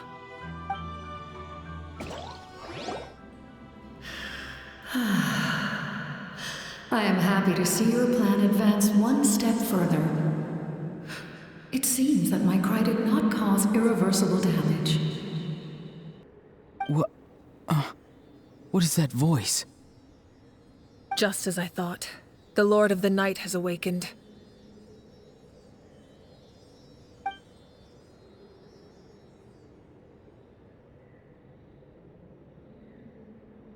Lord of the Night? As in the one who rules over the Night Kingdom? I preside over a realm of souls. Due to my limited power, sleep is the only way I can extend my existence. When you activated the device, I awoke and could not hold back my cry. It is a sound that agitates souls. Most of you are unaffected because your souls are intact. But with a damaged soul, the effect on your friend was heightened, and his soul almost shattered as a result. And yet, his soul remains in one piece. He managed to overcome this obstacle through sheer strength of will. A truly impressive feat for a human. So, was that what caused all his strange behavior earlier? No. An additional soul was affected. It tried to take refuge in the missing part of your friend's soul, but was ultimately expelled. However, this soul does not hail from Natlan or the Night Kingdom. Its origins remain a mystery to me. Activating the source mechanism was supposed to reconstruct the ley lines. Why did it awaken you instead? Because I was the one who originally constructed Natlan's ley lines, otherwise known as the Night Kingdom.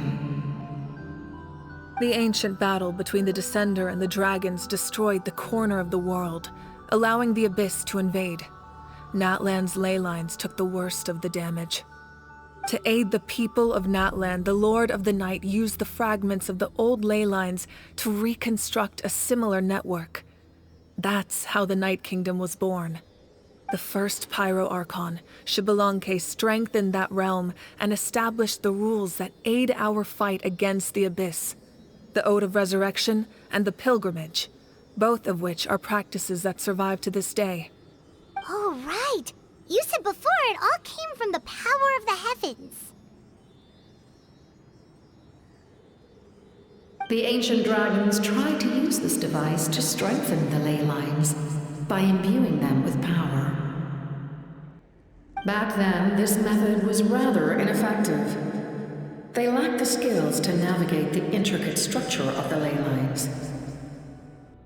And now, the structure of the ley lines has also completely changed. I am the only possible vehicle for the power generated by the device. It was an incredibly crude and painful method, but I managed to absorb some of that power. Now, I can speak to you like this and provide you with aid, such as rebuilding the ley lines once more, at the cost of my own existence. But why would you make that kind of sacrifice? The people of Natlan worship me and call me their lord. In the ancient past, before we died out, we were also known by a different name: Angels. But adventurers like you are probably more familiar with our devolved form, Seelies.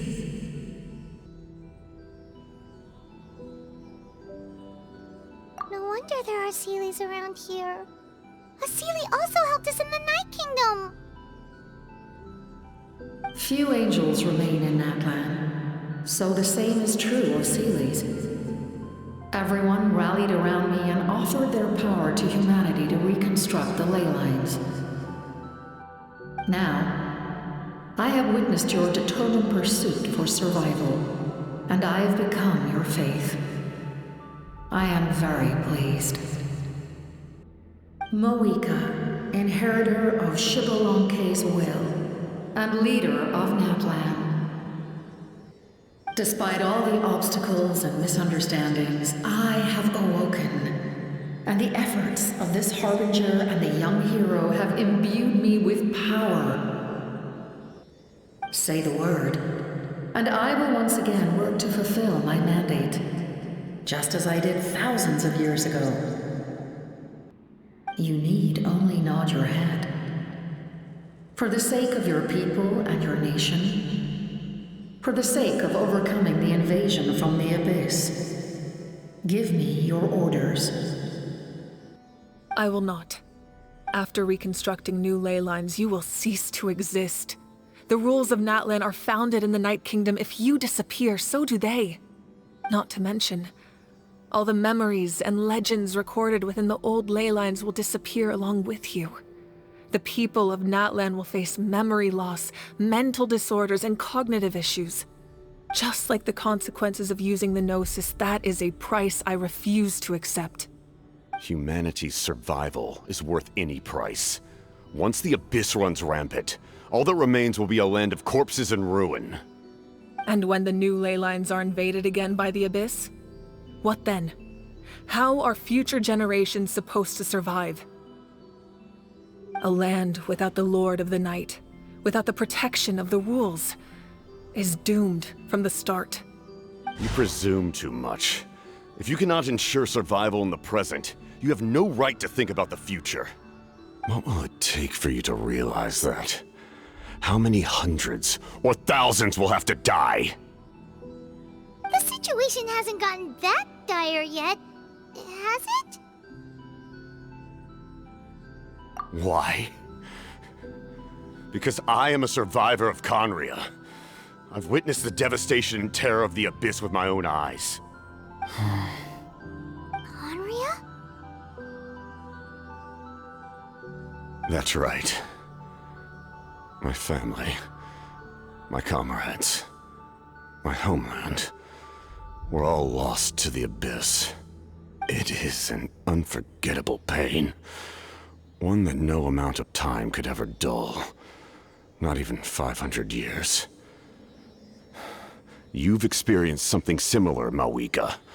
You should know exactly what I mean. You're right. The pain, the regret, the catastrophe. They all haunt my dreams to this day. If I could go back, I would reject all false hope. I would do whatever it took to ensure their survival. You have that chance before you now. Why do you refuse to take it? Because we don't have the right to make that decision. We love this world because it contains everything we hold dear. Everything that has happened here has moved us, shaped us, and turned us into who we are today. Giving up our memories and history would mean rewriting everything. The people of this world would then become fundamentally different beings, their physical bodies the only connection to their former selves.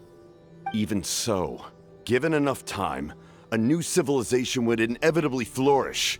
If you believe in humanity, you should trust in their ability to create a new future. Or, history could repeat itself. The Abyss could invade once more, and it would all be for nothing.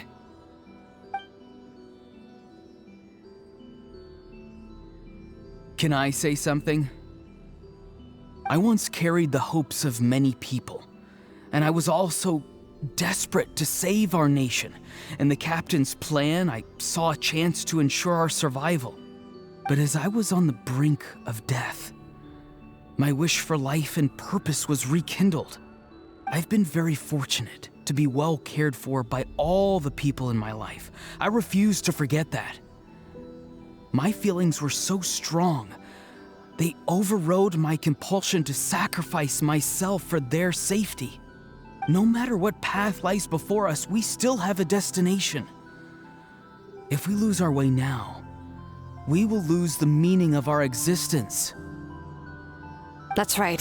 Natlan's heroes gave their lives so we could have this chance against the Abyss. Their sacrifices are our blessings. Not only are their deeds and spirits exceptionally meaningful, they may also well be our path to victory. I don't want to give up just yet. Yeah, we're just one hero short.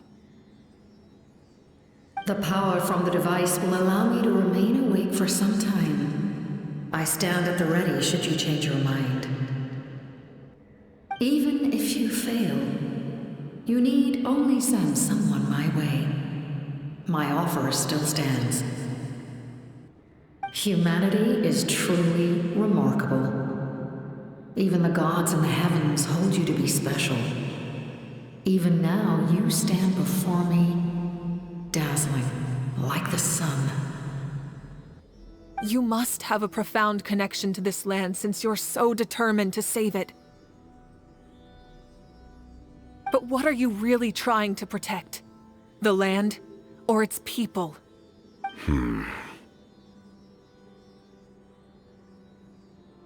Pretty sure he wants to hear what you have to say, Traveler.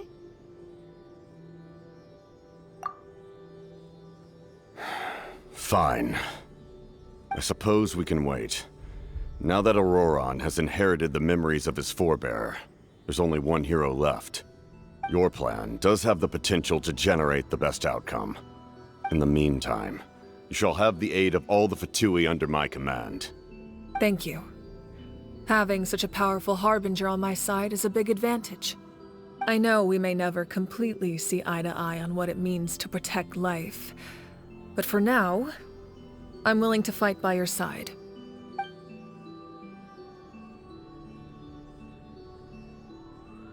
All right, we should let everyone else know about the plan. They're probably still at each other's throats outside. Good idea. We need to explain the situation.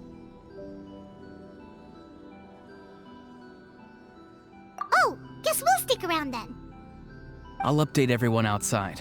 Let's meet back up at the stadium.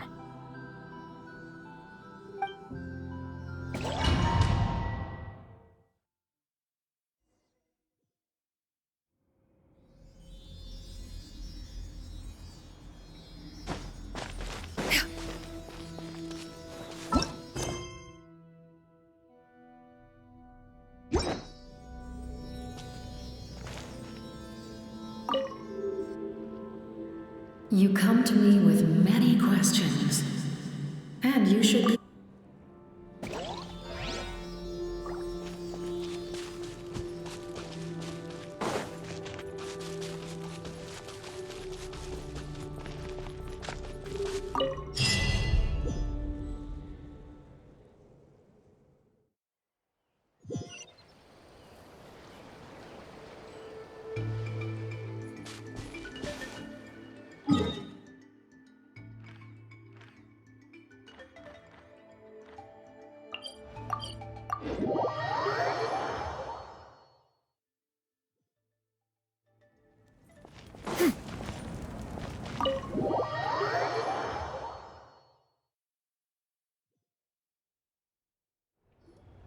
In that case, allow me to formally welcome the Fatui to our cause.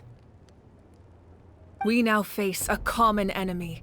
It's time to put our differences behind us and look to the future.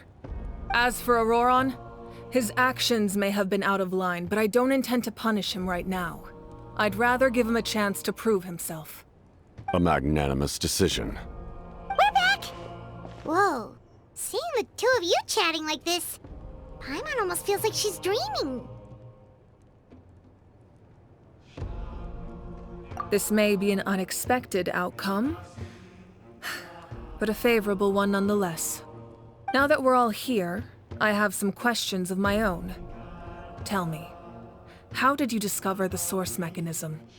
We weren't getting any closer to obtaining the Gnosis, so I had my men scour Natlan for a different option. Auroron helped as well. We tracked down 3 scholars, Aberawa, Bosomtwe, and Kushtal, and combined the results of their research to locate this ancient device. I've never heard those names before. Seems like my own investigation failed to locate some critical personnel. I'm just not sure how I missed them. Strange. Perhaps they simply live in seclusion. In any case, their results speak for themselves. That's true. Now we have another option at our disposal. Compared to using the Gnosis, our current plan will buy us some time.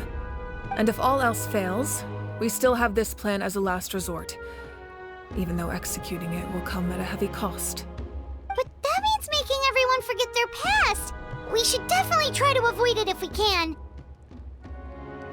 Oh, actually, speaking of the Gnosis, how did you know what it could do?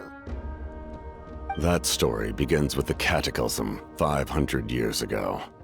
I failed to save Conria from the rampage of the Abyss. When the situation became unsalvageable, I fled to Natlan with the remainder of my platoon, only to find that Natlan had fallen victim to the same tragedy.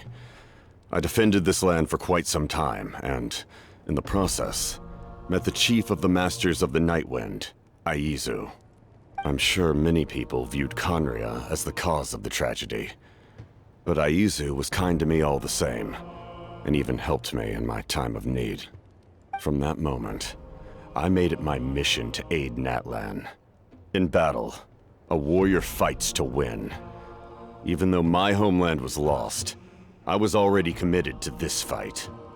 Together, Aizu and I fought many battles and overcame countless hardships. However, he was unable to escape his fate, and, in his final moments, told me the secret of the Gnosis. So it was him. He recommended using the Gnosis on several occasions even before the tragedy, but I turned him down each time. You knew him, and you fought for Natlan all those years ago. Why don't I recognize you? It must be the mask. Even without the mask, my past appearance is long gone. Even with the curse of immortality, the flesh still rots. Wait, do you know someone named Dainsleif? That problem doesn't seem quite so extreme for him. You've met him already? Yeah, a bunch of times. Sounds like you know him too. During the age of Conria, all I knew was his name. The last time I saw him in person, he was traveling with the prince. He carries a degree of pain and hatred that far surpasses my own. Yes, you're the sister of the prince. Given the role I held in Conria, I would prefer not to harm you. Although, this is likely a self-imposed burden. If the prince saw me now, I doubt he would even recognize me. As for your question, I don't know how Dane managed to slow the deterioration of his body. My appearance is much changed, and that's not the only thing. Even my physical strength is a shadow of what it once was. I would have never known. During our battle, it felt like I was fighting against the pinnacle of human strength. And I still lost. I deserve no praise for that outcome. Still, it's a shame we never faced off 500 years ago. You could have seen what I was truly capable of. I agree. Had we fought then, I'd also have been more motivated to go all out. So, all that commotion back at the stadium, and you're saying neither of you were using your full strength? I'd say we're evenly matched. If we face off again, victory will come down to who wants it more. I imagine you held back since there were spectators around that could have gotten hurt. But capitalizing on that situation would have only led to a hollow victory. It would have been no different than taking hostages. My goal was the Gnosis, and I failed to obtain it. That means I lost, plain and simple.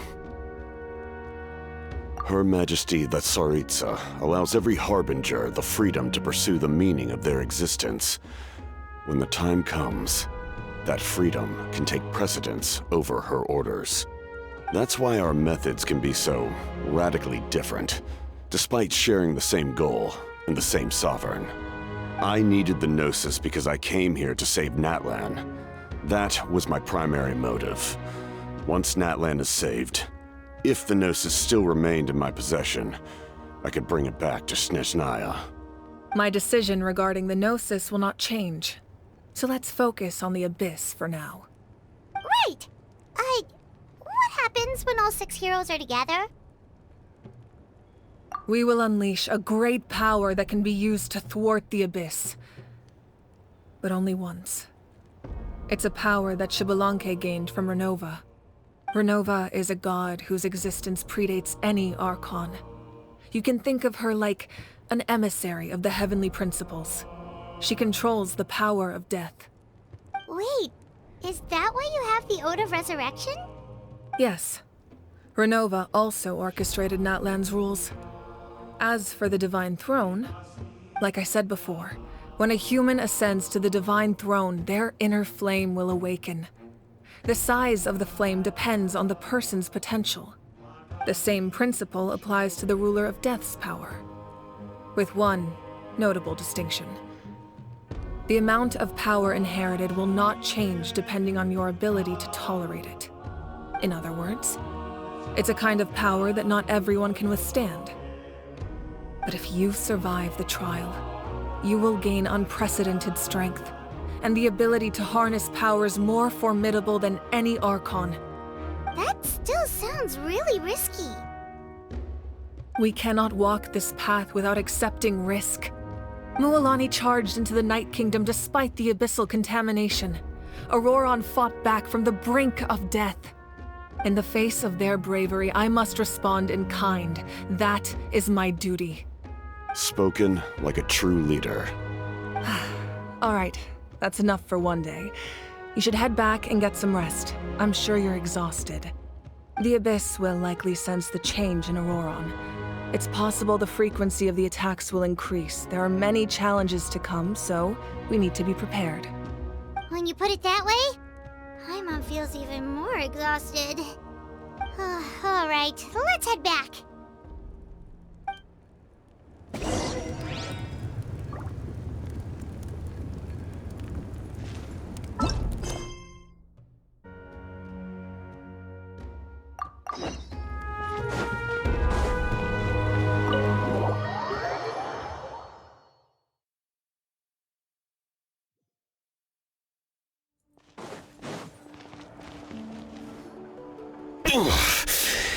That hurts.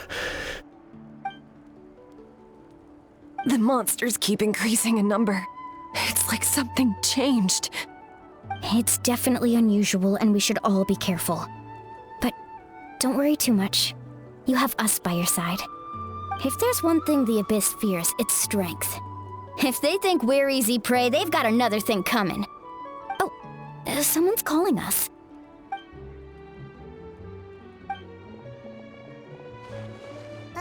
Something wrong, Traveler?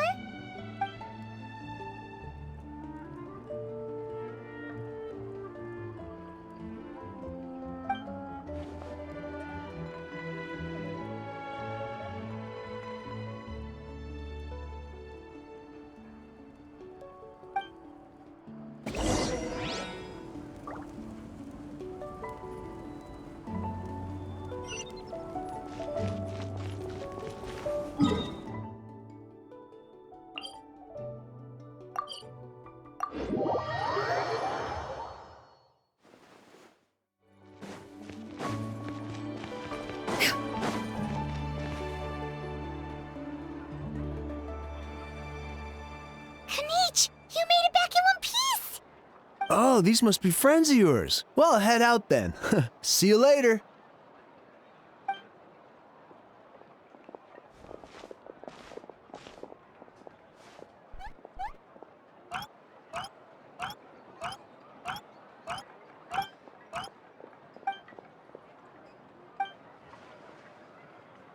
Yeah, a lot happened while we were in the ruin. We'll tell you about it some other time.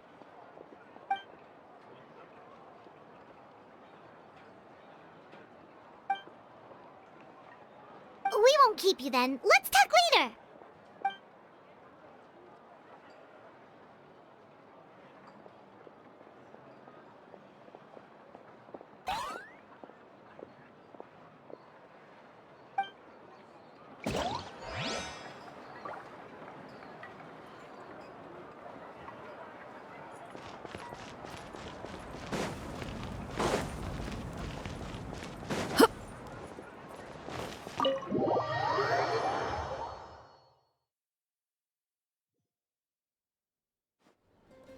Auroron. Granny? What's wrong, Granny? It looks like you have something to say. You know exactly what you did. You need some sense knocked into you, that's what I think. Now, where do I even begin? I'm sorry. Now that you have nowhere to run, that's when you apologize? You couldn't wait to run off last time, and the time before that. Pretty sure I apologized those times too. What exactly were you thinking? Being a wanted criminal is one thing, but then you also tried to pull off that whole thing in the ancient ruin. I'm not the one who needs an apology. Apologize to yourself for risking your life. Okay. I'm sorry. I don't have anything to say for myself, Granny. Yell at me all you want. I know I messed up. You better be sincere. This is an incredibly serious matter. I'm being sincere, I promise. I've seriously reflected on my actions. I know what I did was risky, and I know I made some bad choices. But I don't regret it. I just had to do something. Not because I thought I was special, but because I wanted to help Natlan as much as I can. Of course, in the end, I just ended up causing more trouble, so you're right. My apology doesn't mean much, but I don't know what else I can say. You even had Aoife bring me that gem. A simple thank you isn't enough, but still. Thank you, Granny. You're welcome. Just make sure to thank Aoife sometime. I will. Anyway, don't feel too grateful. I tampered with the bag to copy a portion of your memories. Oh, I didn't notice. Of course you didn't. You forget how many years I have on you. Like you could uncover one of my tricks. Anyway, I have something else to tell you. The Pyro Archon has discussed your case with the others. Many of your actions violated the rules of Natlan, and you should understand you'll have to take responsibility for that. I understand. But your efforts weren't entirely meaningless in the end. In addition to giving us another failsafe, you saved yourself with sheer force of will and managed to become a hero. Huh. Not too shabby, grandson. Did the Traveler and Paimon tell you to say that? What? No! I said that because I mean it! I can't believe you're complimenting me at a time like this. You normally let your fists do the talking. You're not off the hook just yet. I told the Traveler I was going to break your legs, and I meant every part of it. Could you not? I still need them to walk. Trying to negotiate, are you? All right. Make me an offer. Given all the good things that I managed to accomplish, can you let me off the hook this one time? I promise to do better in the future. Fine. I can let this slide for now. But I'll be watching. We'll see if I change my mind. Oh, Traveler, Paimon. Didn't expect to see you here. Hello!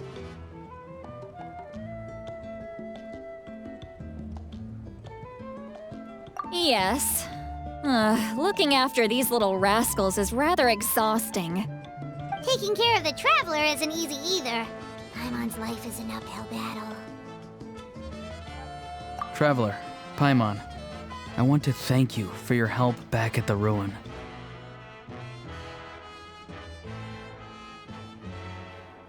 I won't. Let's get together sometime. If Auroron really wants to thank you, he can treat us all to a tasty meal. Sounds great! We'll be there!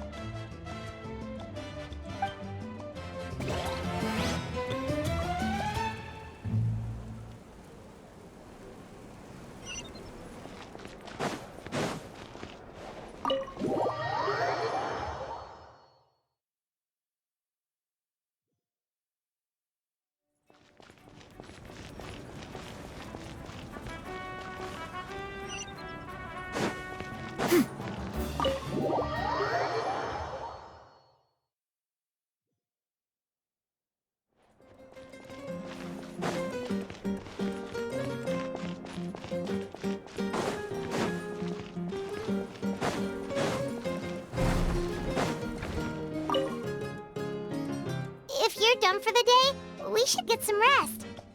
Paimon has a feeling we'll need it for tomorrow.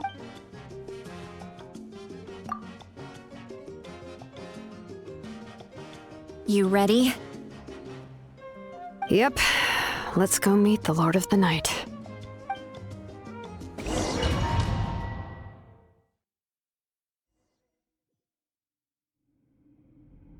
So, this is where you heard the Lord of the Night? Guess that means she really has awakened. Hopefully we made it before she falls asleep again. Fret not. I'm still here. For a weak life form, falling asleep is no less taxing an exercise than staying awake. I'm sorry for disturbing your rest, but there's something we didn't have the chance to ask you earlier. We need to forge a new ancient name for the Traveler. But we ran into a problem. She's not from Natlan, so there are no records of her in the Night Kingdom. I see. miHoYo must hold her in high regard. It would seem the two of you are not simply here on her orders. So, what say you? Do you believe this Traveler to be deserving?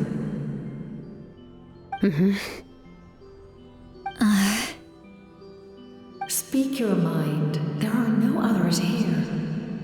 You are both my children, both children of Natlan. I would hear your opinions on the matter. She is special. She saved Kachina and devoted herself to helping us avert this disaster. Natlan owes her a debt. But that debt has not been repaid. And with an ancient name, we can at least guarantee her safety. Even though that guarantee will come at the cost of your own life? Yes. So, it's true. Forging an ancient name consumes the life of the craftsman. Forging an ancient name is an act of creation. It involves taking disparate concepts throughout the Night Kingdom and condensing them into a heroic epic. But it takes time for the new concept to be integrated into that realm. If the ancient name is like a seed, then the life of the craftsman is the outer shell, serving as its protection. Once that process is complete, the seed will sprout, and having served its purpose, the outer shell will gradually disappear. Forging an ancient name is no easy task, and creating one for an outlander makes it even more challenging. Still, if you're here, that means your mind is set. Yes, because I believe forging this name will be well worth it. We don't know how long we'll be able to hold back the abyss or what the final price of averting this disaster will be. If giving up my life means that all the people of Natlan can have a future, then the sacrifice is practically negligible. Even when I'm staring death in the face, I don't think I'll regret this decision. I bear the name Baraka. This is a part of my duty. I understand. The chance may be exceedingly slim, but you still want to seize it, because this could be the final step to victory. And you, Sidlali, the anxiety you feel, it's because you saw something, yes? Something you were not meant to see. So, you know about that too? What is she talking about? I've had concerns for a long time. Malika's plan needs too much time, and too many things can go wrong. The Masters of the Night Wind have a ceremony that can be used to glimpse the future. It's just... using this power on the Pyro Archon has always been seen as a taboo. And you did it anyway? What did you see? Death. Oh. A key part of Malika's plan is using the 6 heroes to release the power Xbalanque obtained from the ruler of death. Considering its origins, the price of using that power is death. You're saying Malika is going to die in this war against the Abyss? Yes. I can't just ignore what I saw. That's why I need the Traveler's power. I need the power of a Descender. Don't forget, Sidlali. Even if it may seem like someone is fated to die, the nature of death and fate are different. Fate indicates what will happen in the future. The time, manner, and place are all predetermined. But death is different. Death is a rule.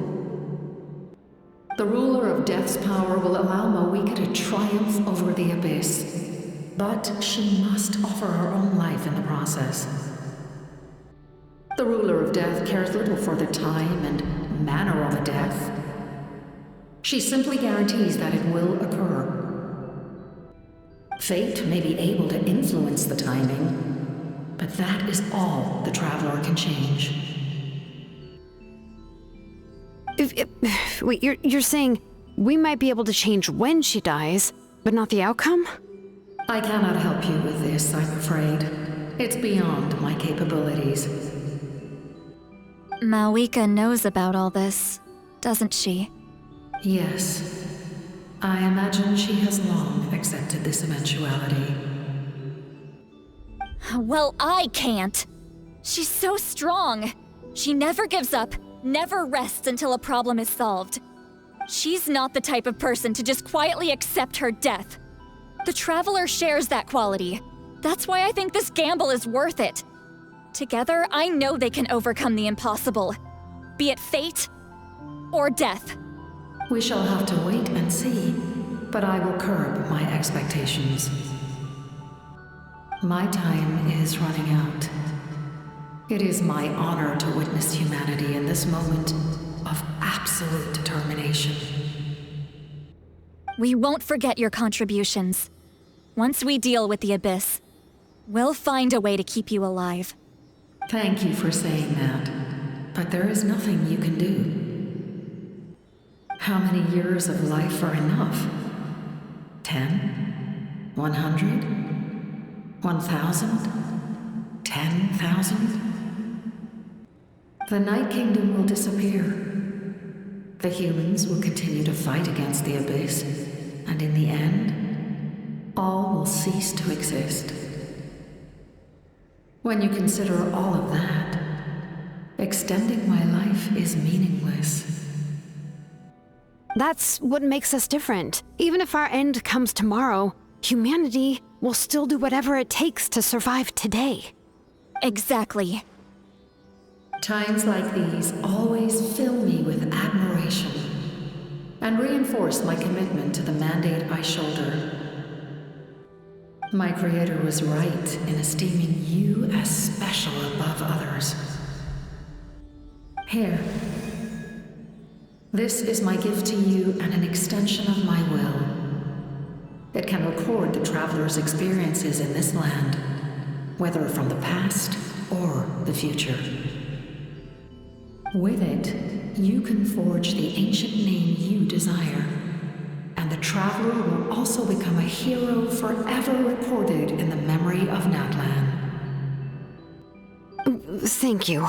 We're sorry to ask this of you when your strength is already all but spent. Really. Thank you so much. Your thanks are unnecessary. This is the least that an angel can do. Time for you to leave. It's getting dark.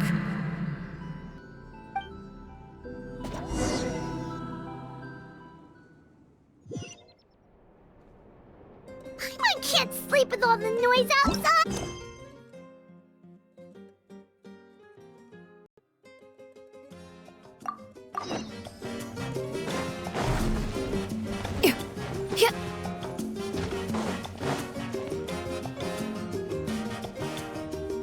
Shilon and Lolly, is there a reason you're up so early? We went to see the Lord of the Night, and she gave us this.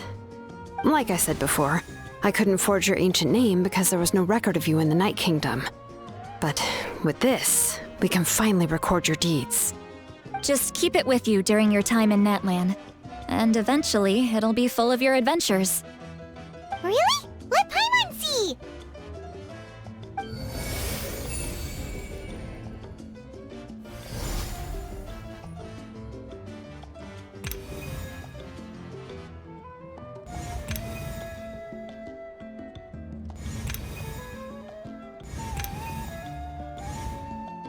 Whoa, it's the two of us!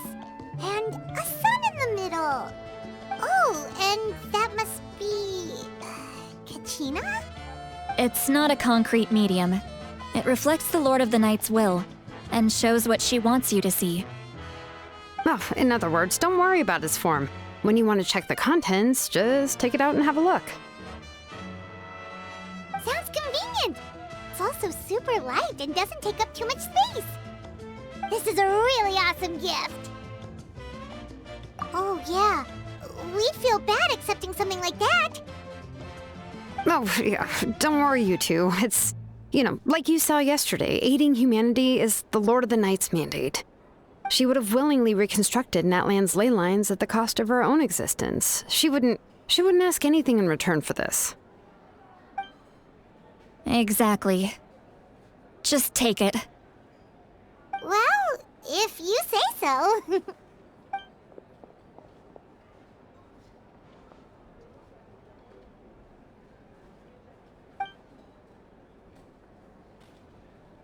So soon? We just fought them off. We can figure that out later. Let's go!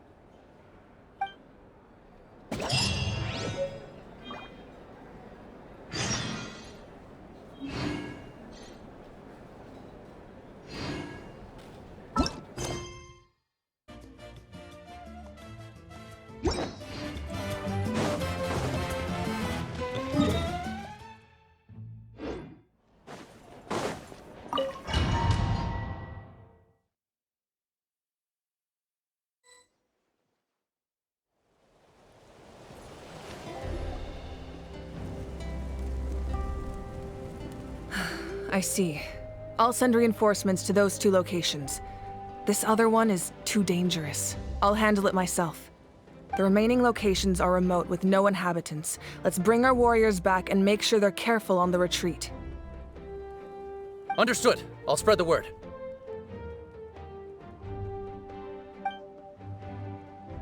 We're here. What's going on? Kachina said the Abyss attacked again? Yes, it's not looking good. Our forces have always been able to handle the sporadic attacks, but now, there are more monsters than ever, and the attacks are more frequent. What about the scale? What areas are they targeting? All of Natlan. Not just around the stadium, but even the remote areas of the Collective of Plenty are reporting attacks. Could this also be some kind of omen? If things continue like this, then... We won't last much longer, I know. What we're seeing now is the desperation of the Abyss. It knows we're only one hero short. I don't have the strength to fight it right now. This is its best opportunity and its final chance. You're saying we just have to hold out for as long as we can? It'll be a long fight. Our current focus needs to be on protecting civilians and conserving manpower. There are caravans and adventurers trapped in the wild. Many of our warriors have already left to rescue them, but they'll need reinforcements.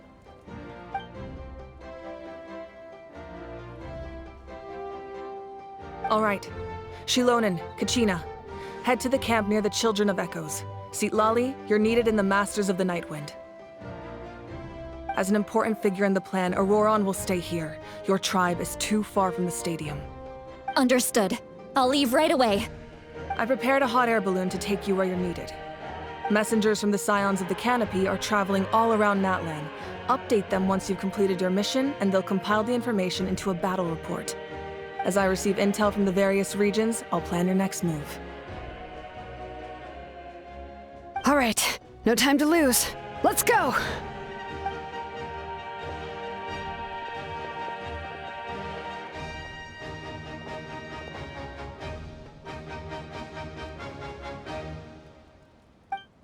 What about us? Where should we go? I received word that a small team escorting civilians back to the stadium was attacked. They won't be able to hold out for long. Can I leave them to you? Thank you. The hot air balloon is over there.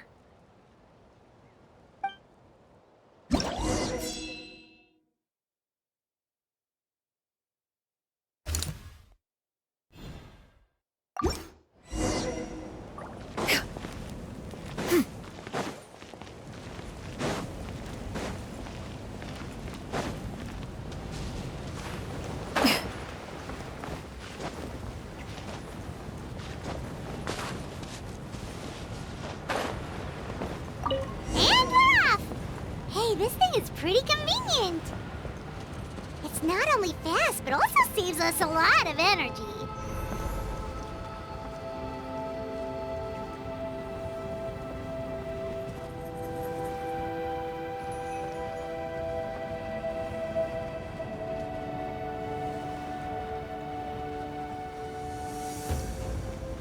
Whoa, there are warriors fighting everywhere.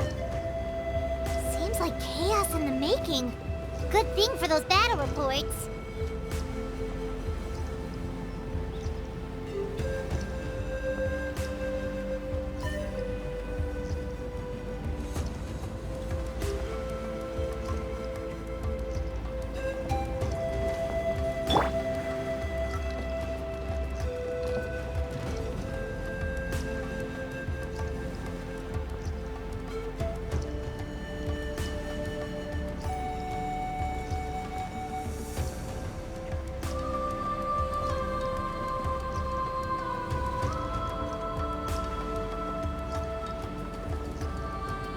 Look, they must be trapped. Let's go help.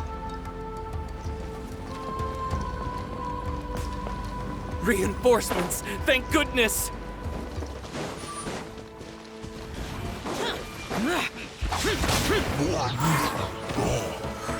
Yeah! Skyward! Silence!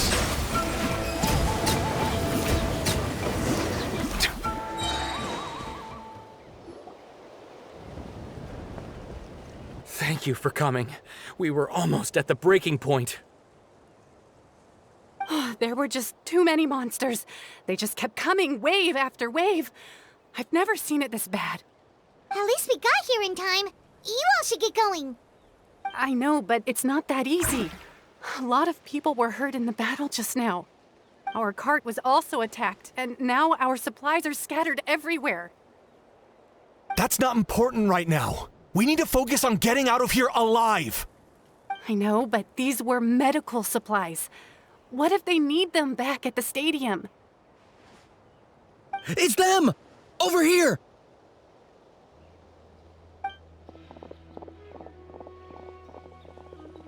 We came to help, but looks like you don't need it. Nice job making it through. Now we can head straight to the next location. What other areas need help? Here, take a look at the latest battle report. Messengers from the Scions of the Canopy are traveling all around Natlan to pass along the latest intel. If you see a messenger from the Scions of the Canopy, feel free to ask them about the latest battle situation. Thanks! Now where should we go next? Seems like you can hold your own in a fight, so let's split up. Choose where you want to go and we'll take the rest. Still looks like they could use some help here, though. These supplies are really important. What should we do? It's all right. Don't delay your rescue efforts on our account. But if we stay here too long, the monsters might come back. What do you think, Traveler? Should we stay and help? Paimon will do whatever you decide.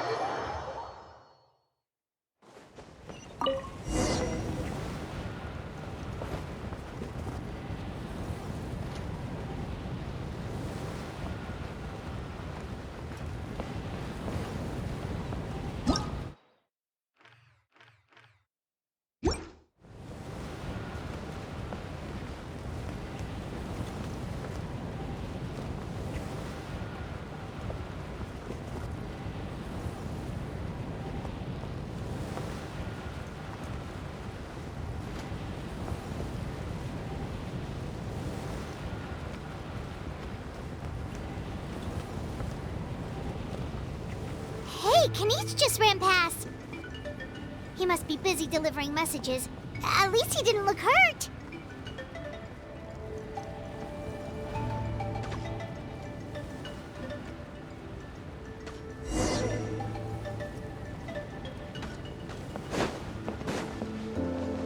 This is it! Looks like a battle is in progress. Let's go help them! How much longer are these things gonna keep coming? We're reaching the breaking point! Silence!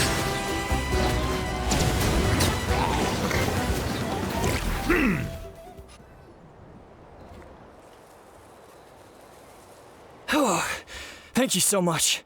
You came just in time. What's going on? Were other places hit? Yeah, seems like it. The Pyro Archon told us to be ready to evacuate. She warned us something like this could happen. But I never thought there would be this many monsters. You got here just in time. But what should we do about the wounded? The wounded? This area was hit bad. We're housing the wounded in this house for now, but we're short on medicine. It's not easy for them to get around either. We don't know what to do next. We're sitting ducks if we stay here, but we can't just leave them behind. Thank goodness you're here, though. You saved us all. You're right. The monsters are gone, so it should be safe for now. Some of my men can escort them. That will take time, though. And some of the wounded can't walk. They might have to stay here. Don't worry. Once we escort the first group, I'll call for reinforcements. That way, everyone can evacuate. Let's help them out here for now. Then we can head to the next area. Oh, there's a messenger over there. Don't forget, we can get the latest intel from them.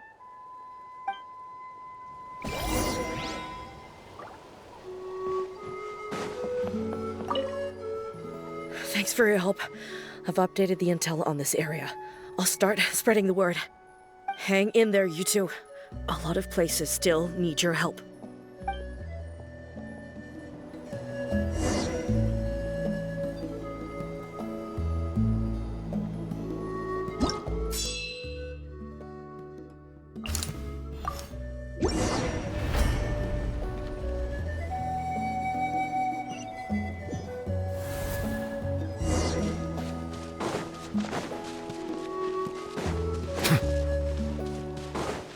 Bow your head. Be sanctified.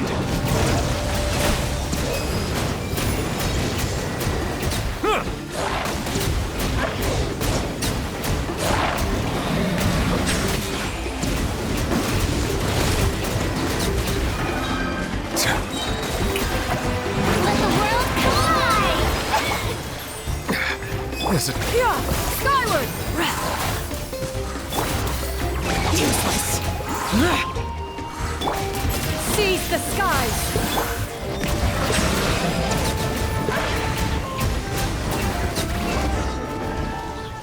Thanks for the help. Yes, per his order, we're now under the Pyro Archon's command. Not everyone understood his decision, but our Lord's orders take precedence over all. We're alive because of them. They saved us.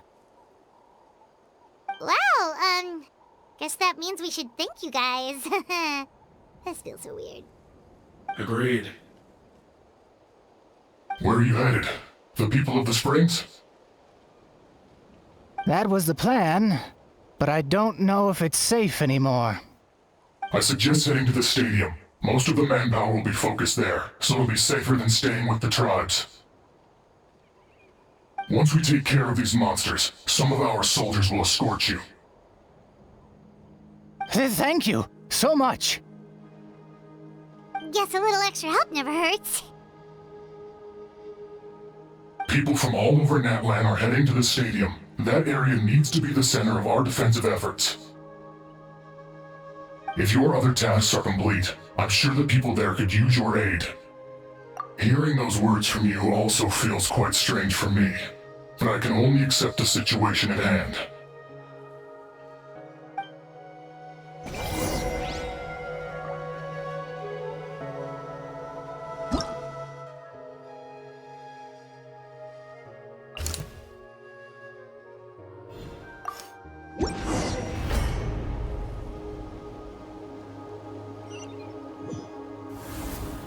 Wow, there are so many people here.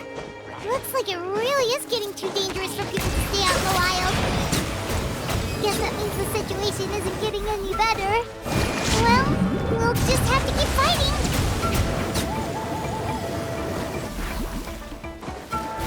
Settle down.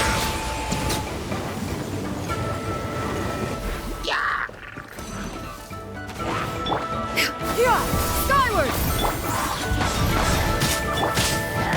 Justice is blindsided.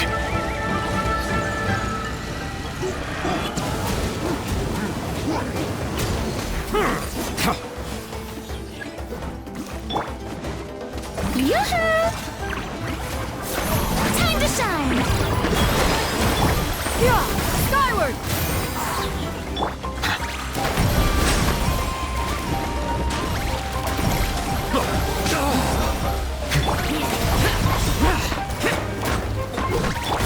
Strike a pose! Silence!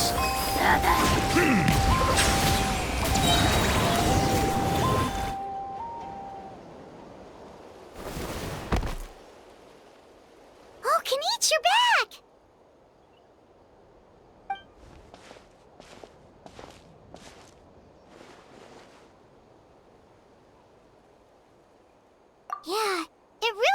like we're running short on people everywhere. It's so dangerous out there. Just when we think everything's under control, another thing goes off the deep end. Not that Paimon's complaining, it's just... what if things get even worse?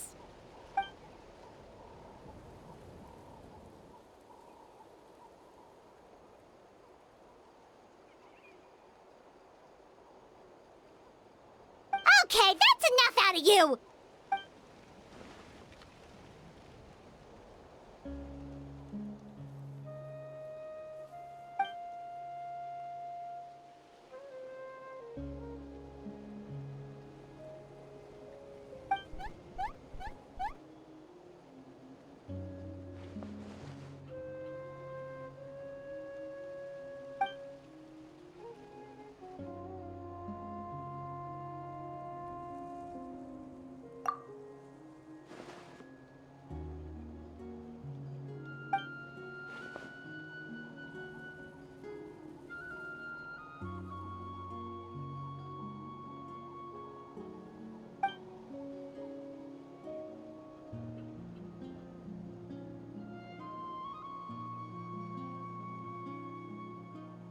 Yeah, she always seems so confident. Plus, she told us you can only become the Archon by proving your strength.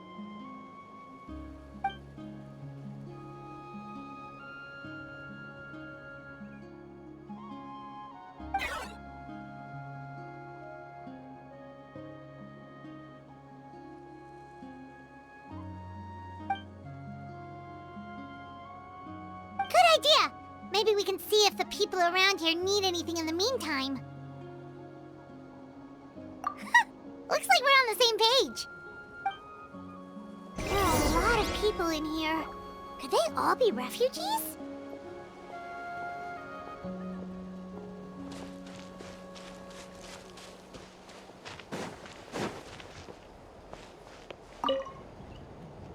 Oh, it's you. Hey, you made it. Sure did.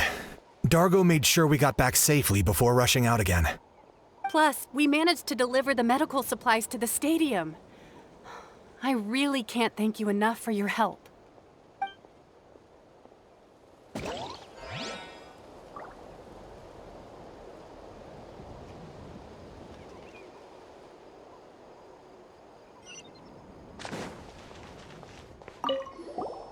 Want to get some rest, Traveler? We have to...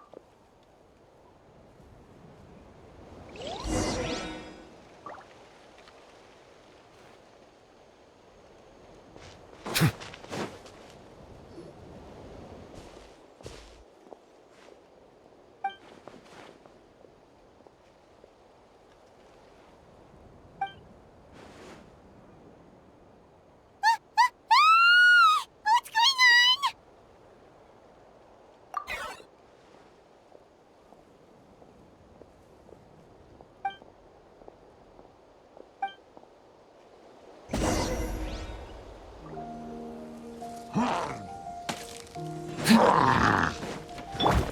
Skyward! Shower you things! Make way for the adept!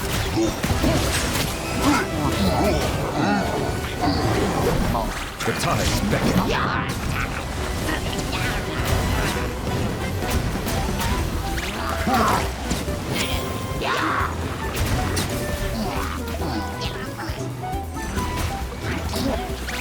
Settle down.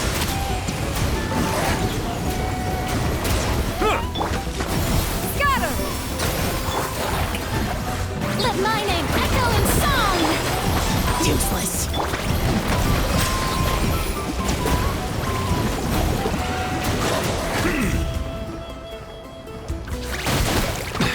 There are too many of them! They just keep coming!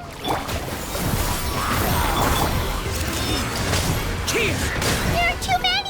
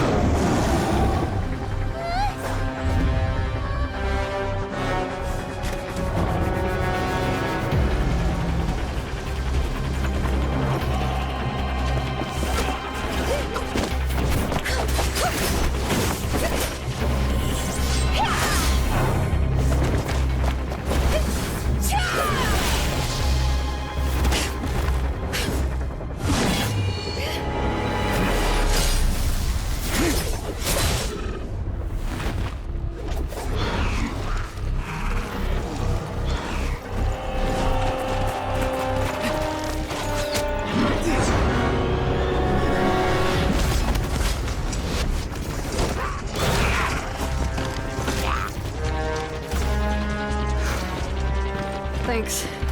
The situation is grave. Hold this position. Keep the people safe.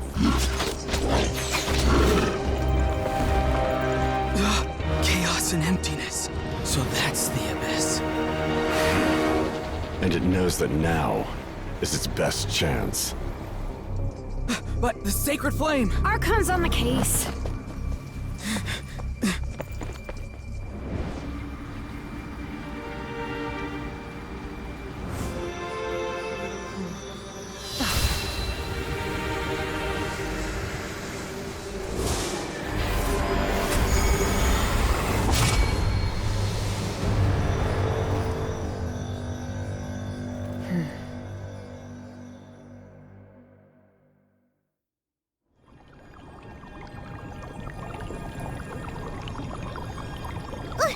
What was that?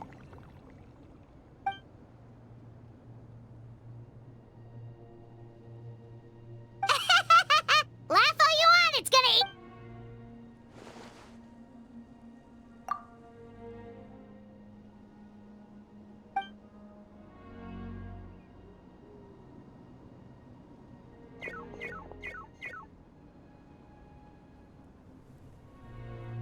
The fact that Deadpan Kaniche is this nervous just goes to show how serious this really is. Oh, let's go. The disaster's really happening.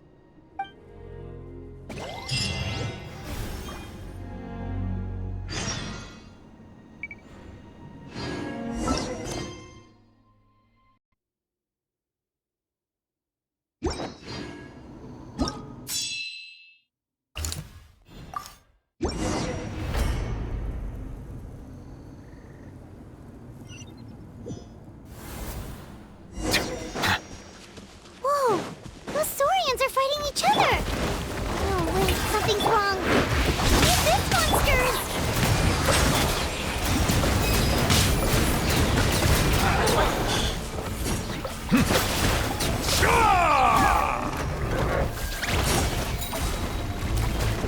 Silence!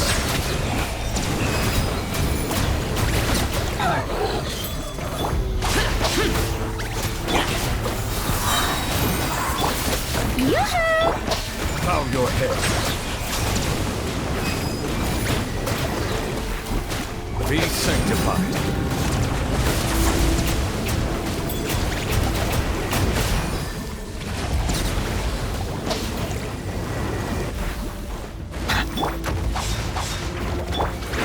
Strike a pose!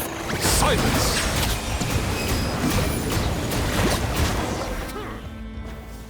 Over here! Come on, quick! Hey, wake up! And you, wake up! They're all dead. Oh no! Were we too late? We were on our way to the stadium with our Saurians when that dark entity emerged in the sky. Seconds later, the Abyss monsters appeared and changed into Saurian form. They fought till the end to protect us. And now... Right. You need to get to the stadium. Come on, we'll take you. I guess. Thank you. Oh, I'm so sorry. Truly, I am. May the Wyab watch over your souls, now and forever.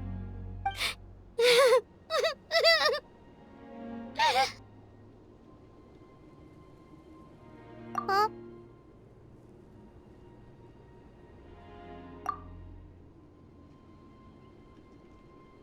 Yeah. I'm on nose, it's just... It hasn't fully sunk in yet. But anyway, right now, let's focus on getting them to the stadium.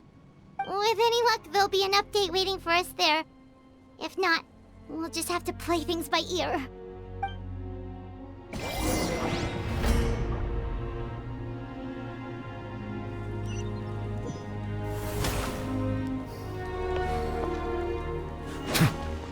Need the latest battle report? We don't have too much information since so few messengers are making it back here.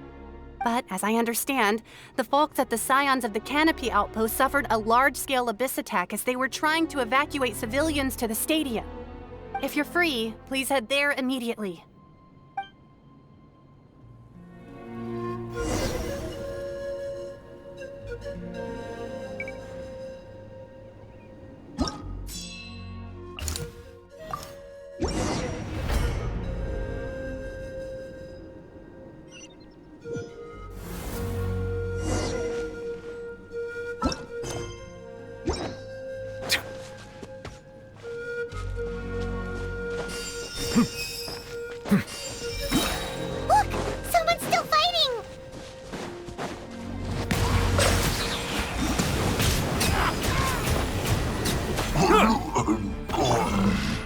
worthless.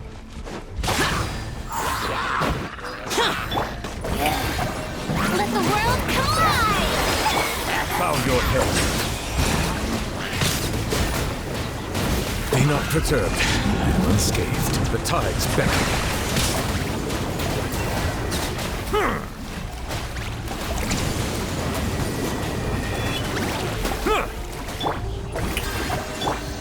Skyward! Scatter! Boring! Silence!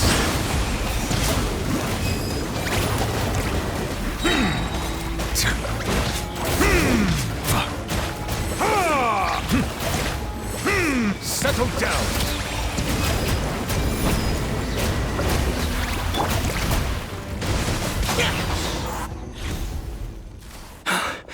It's you. You came. After you left, some of them started evacuating the civilians, while the rest stayed behind to keep guard, but they're all dead. I'm the only survivor. We're done for now. The Abyss will attack again any minute. And then I'll be a dead man too. The last few civilians holed up indoors won't stand a chance. Hang in there. We'll think of something. There's gotta be a way out of this. Like what? None of the civilians have any combat experience. There are old people, children, wounded.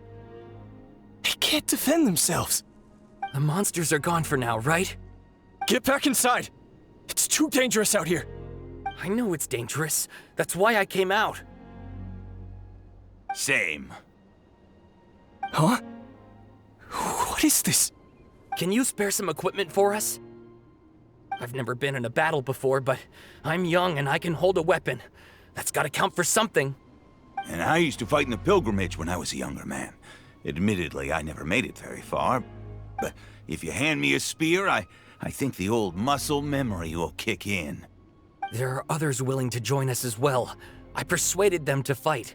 We can't let the blood spilled by our warrior brethren be in vain. We can't watch on as our heroes lose heart. And we can't let them fight alone. We don't have much equipment left.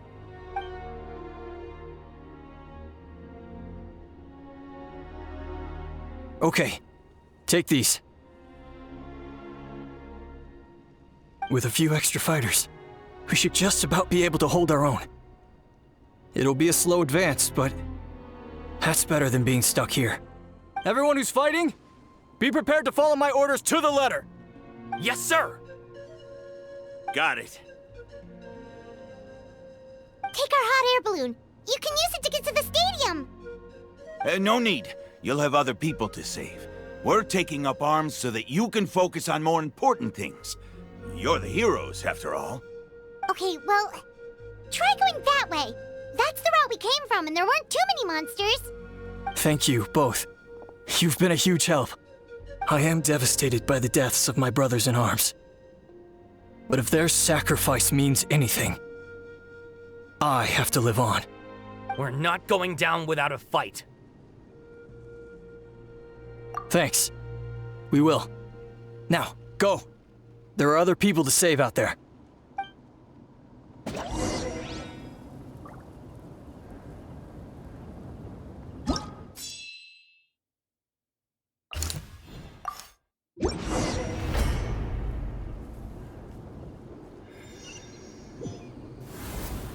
Doesn't look like we'll be able to find anyone here.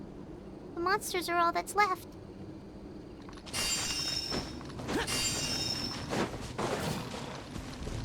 Boring! Shower me with praise! Time to shine! Bow your head.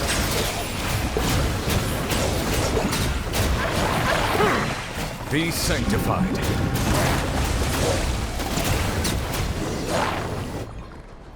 Nope. Nobody here. The latest intel said the Children of Echoes need support too. Let's head over.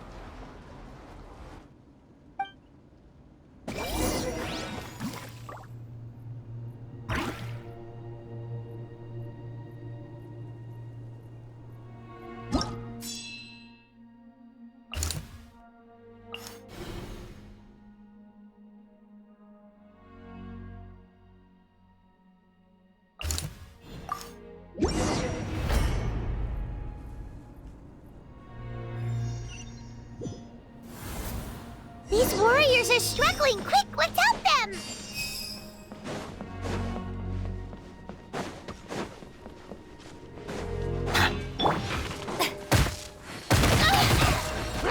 Let my name echo in song! Silent!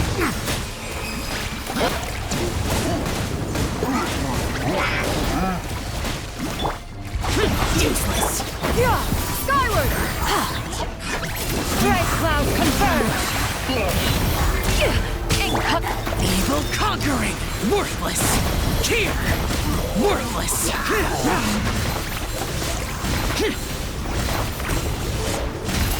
Here! Worthless!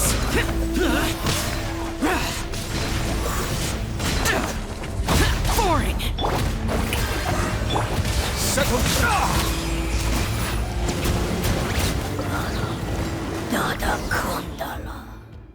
Thank you so much. You saved the day. The enemy attacks grow stronger with each wave. We're nearly at breaking point. Given how few of us are left, I think it's time we cut our losses. This base is as good as gone.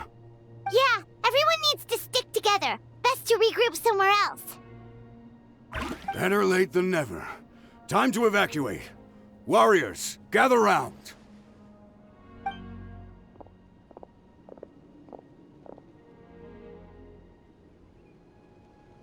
For anyone who still wants to fight on the front lines, the Children of Echo's front is the closest to here. Anyone who wants to leave will likely also see action as they evacuate, but will be afforded safety at the stadium. Those are the options. We're abandoning this base, and you're free to stay with the group or leave. With our limited numbers, I can't promise that we'll be of any real assistance to the Children of Echo's war effort. Even if we do join them, please bear this in mind as you make your decision. Now then, anyone who wishes to keep fighting, show me how serious you are.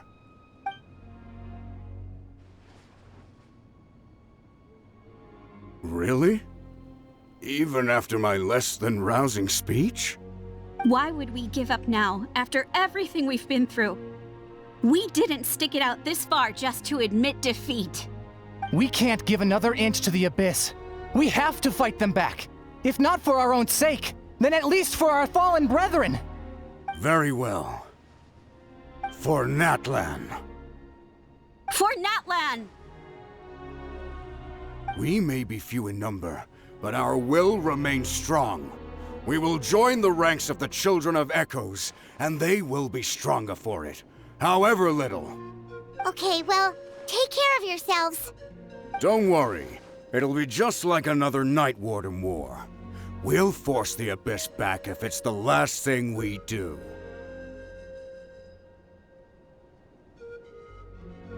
Huh?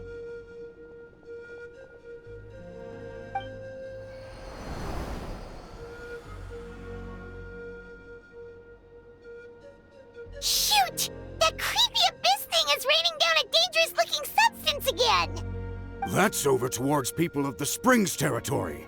From what I've heard, their defenses have been substantially weakened by the Abyss invasion. Then let's head over and check on them!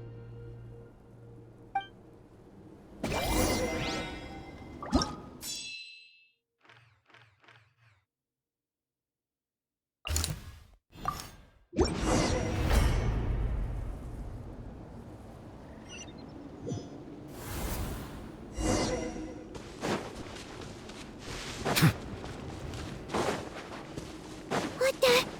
Paimon can't believe it!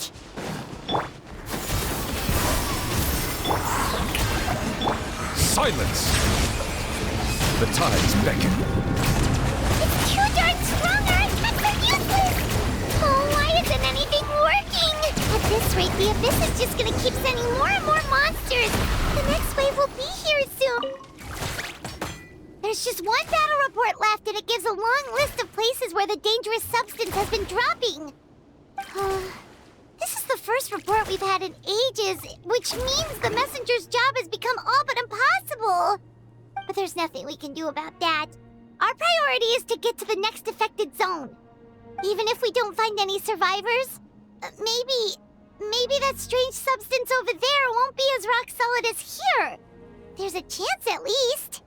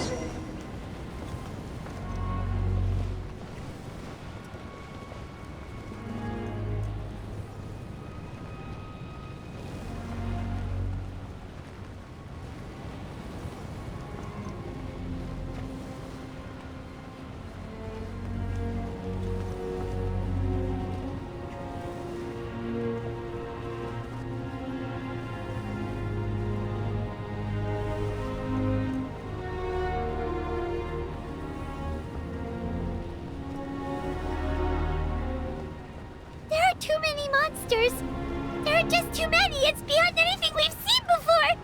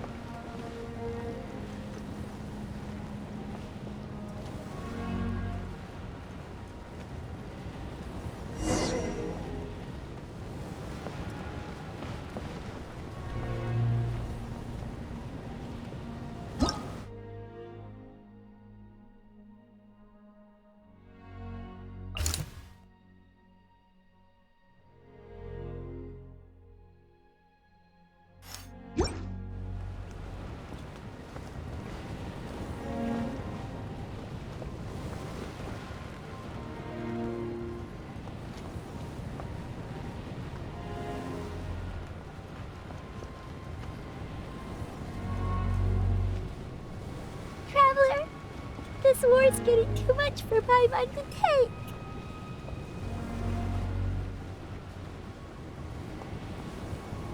Okay, let's do this!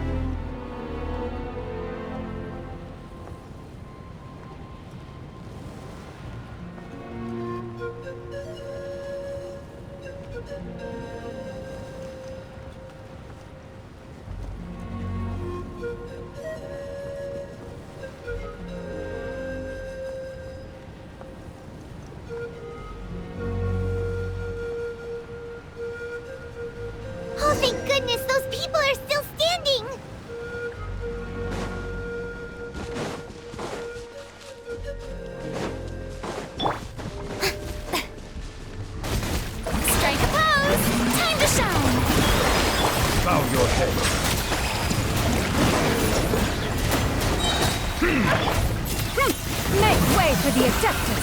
Scatter! Skyward! Be sanctified.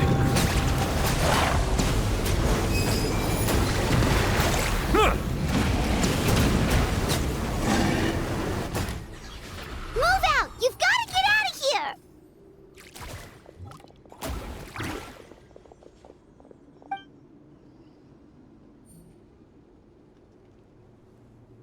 Still no luck, huh? What on earth are these things? How are they invulnerable to attack? Yeah, at least with regular abyssal pylons, anyone with a vision can destroy them. But this thing, no one's seen anything like it before.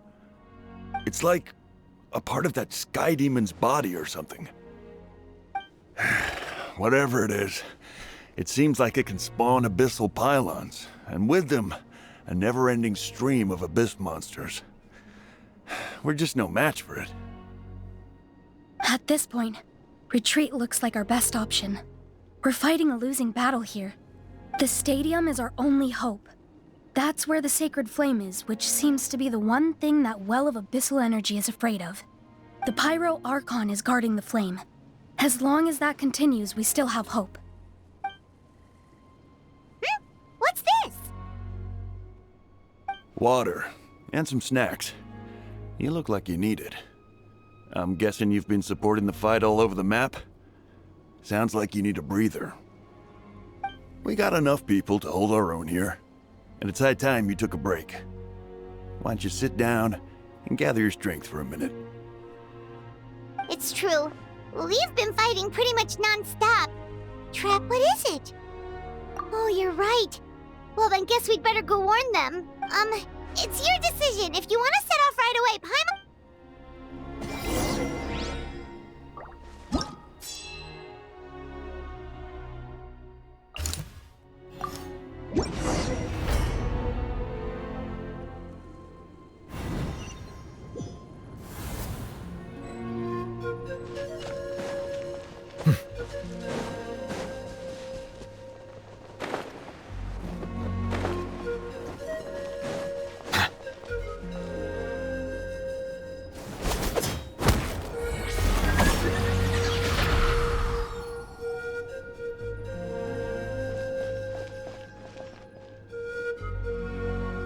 It's you guys. Things are bad here. Something... It's a good thing you did. Kachina, she and I can deal with the remaining monsters in Abyssal Pylon. Stay safe, Kachina.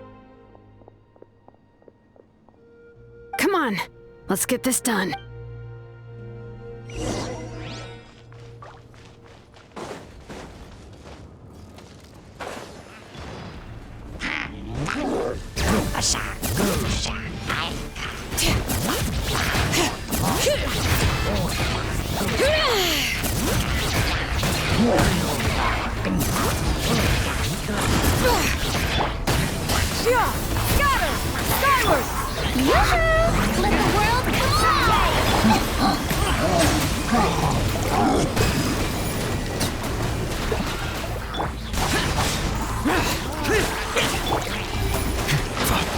The tides beckon.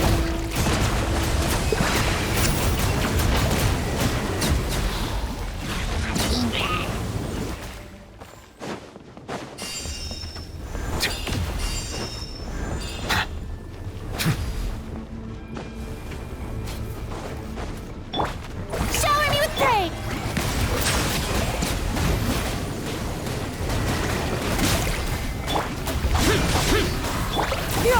Scatter! Skyward! Settle down. I see the tempered waters of eons past.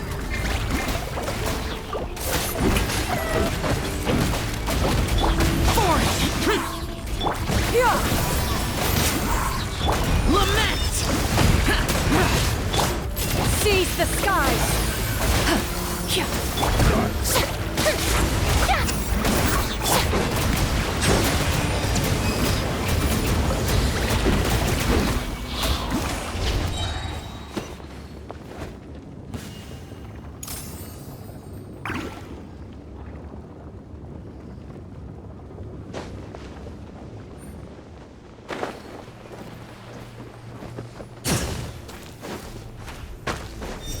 Bow your head. Let the mighty be humbled.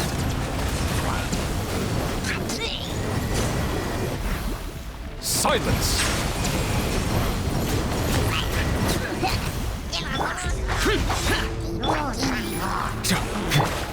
Shower me with praise! Scatter! Skyward!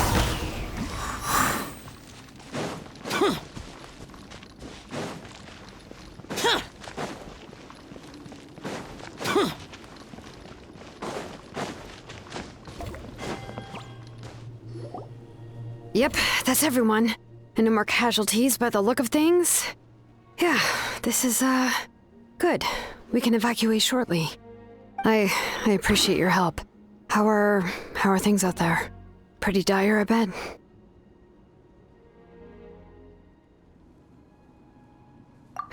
Some of the things I've seen, I don't know if I'll ever be able to get them out of my mind.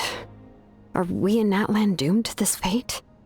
I've never witnessed a full-scale abyss invasion before. I mean, I'd heard stories about the sky being painted black, but I always thought that was an exaggeration.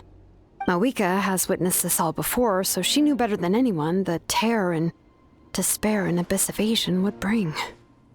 Yeah, and despite that, she's still facing it head-on. We've had to abandon our homes and chase the dying light of day. And maybe the only time we'll see the dawn again is in our dreams. But as long as there's even a sliver of hope, I am not gonna give up. We should catch up with the group. Let's go!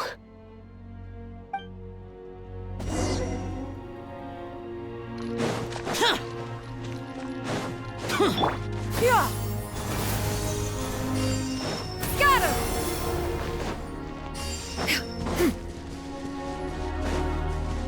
Yeah!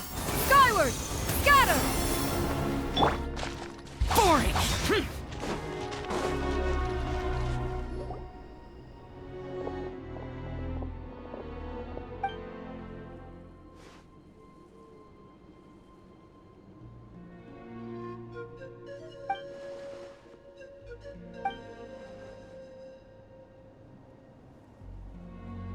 What? Isn't that Chaska's tribe? She said she was gonna take Koichi home to rest for a while.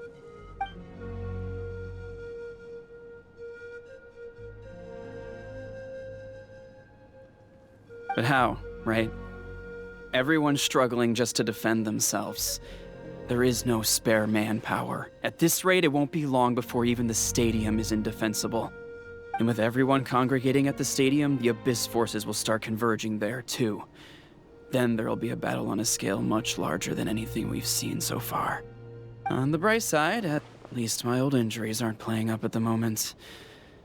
Means I can actually join in with the fighting. The crux of the issue is that the heart of the Abyss itself has joined the invasion. That's a power we just can't match. I have every faith in the courage of our people.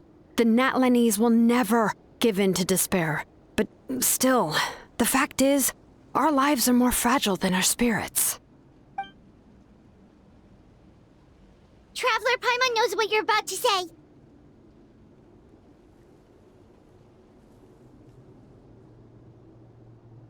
Yeah, Paimon sure is getting tired from all this flying, but it doesn't matter. Wherever you go, Paimon's going too.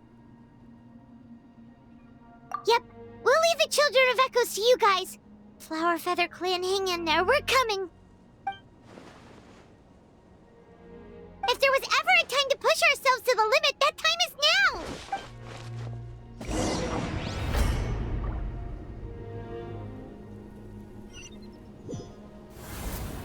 Wait! Over there! It's Chaska and Koichi! Traveler! Over here! Hurry!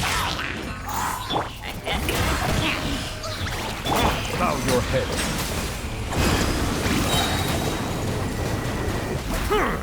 Be sanctified.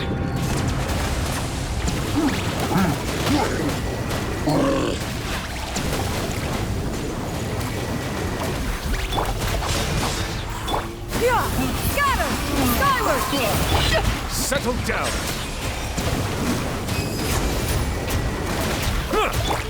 Strike a pose! Time to shine!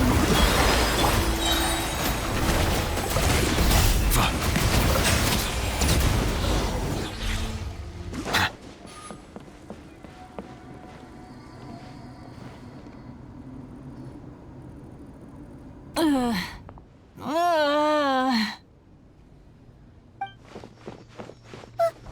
happened to her? She's covered in abyssal energy!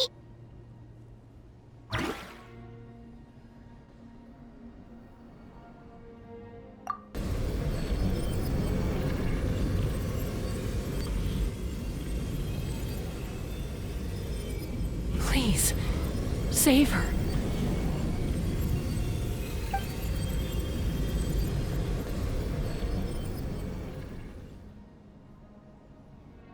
How's that, Koichi? Any better now? Koichi! Koichi!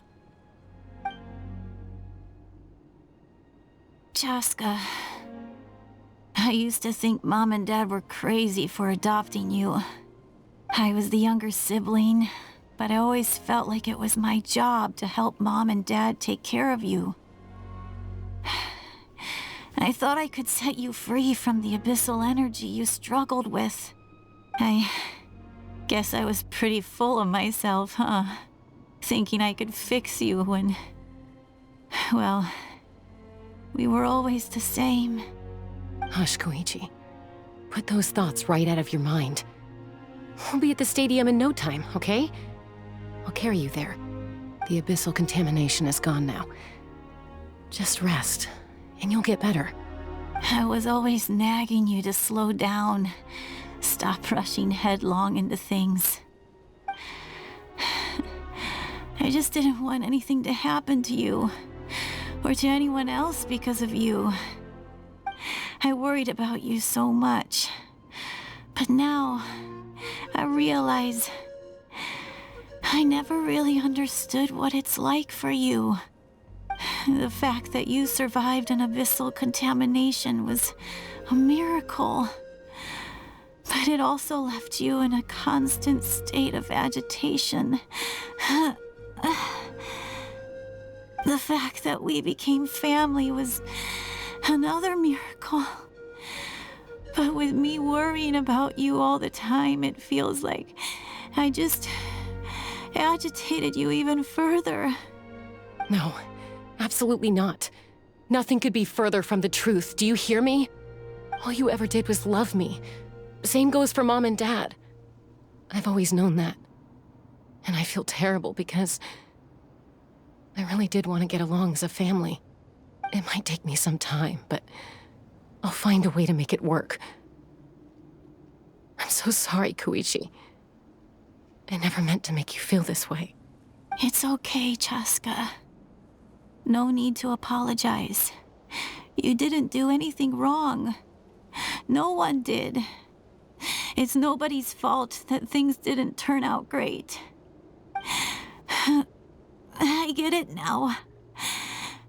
So, no nagging from me this time. You keep forging ahead, sis. Never slow down, and never hold back. Spread your wings and fly free, like the fiercest cuckoosaur in the sky. Show the world who the bravest flower feather warrior is. Because that's who you are. And that's the sister I'm proud of.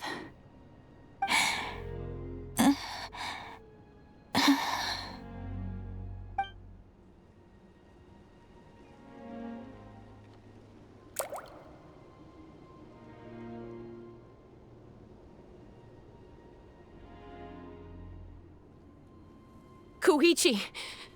Koichi!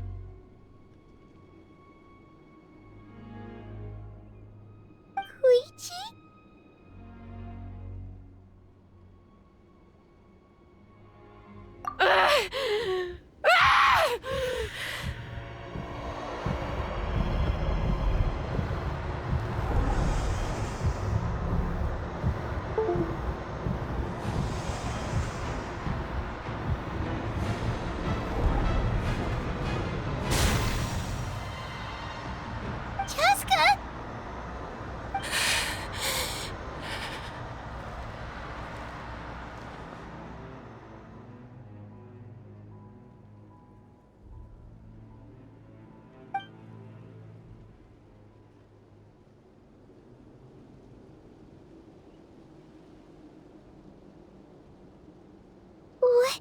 And...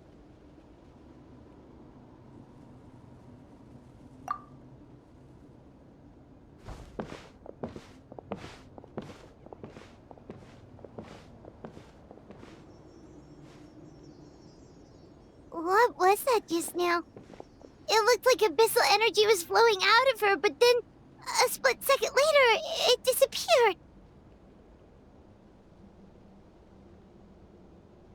Koichi did say that Chaska needs to let off steam now and then, or she'll end up losing herself. But this time she wrestled back control.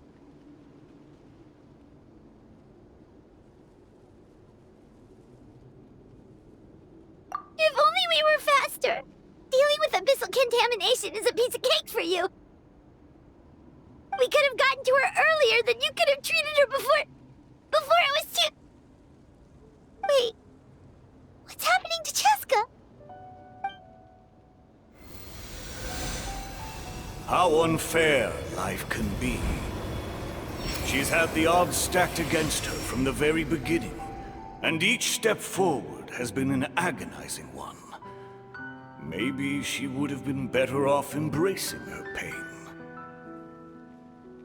But her journey goes on, and one question looms large in her mind. If she could rise above the layers of pain and ascend over the dark clouds of her mind, what then would she find? Maybe the glorious light of the sun, or maybe a dark, empty void. There is only one way to find out. She needs to spread her wings and soar to new heights. That is the true meaning of life. My life's suffering shall be my epitaph. To remember the pain I endured. And finally, transcended.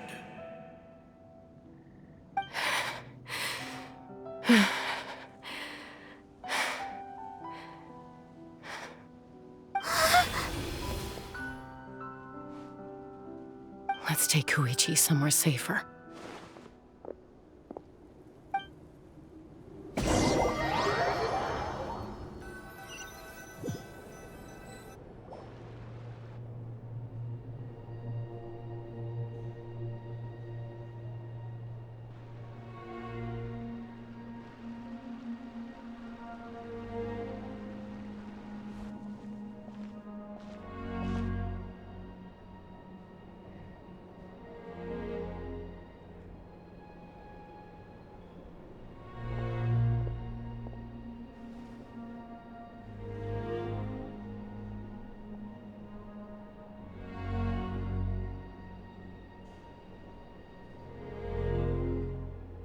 Please, take care of Koichi for me. I still have more important things to do. Of course. We are grateful for her service. Yes. She served selflessly. I'm sorry, Chaska.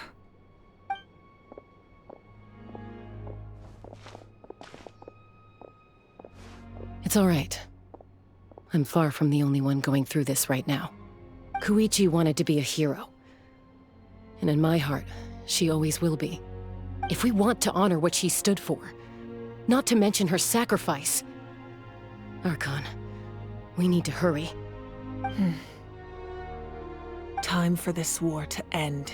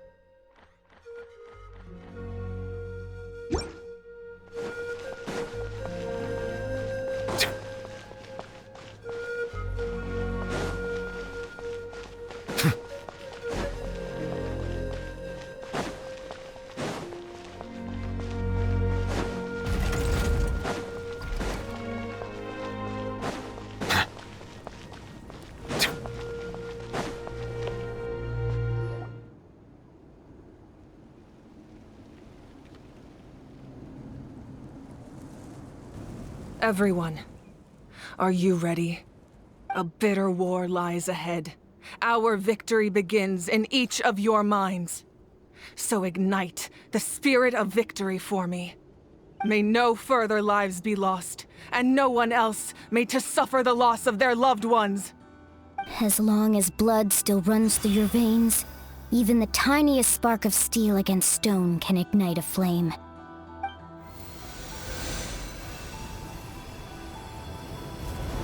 Its blaze will become one with the gaze of all Natlan.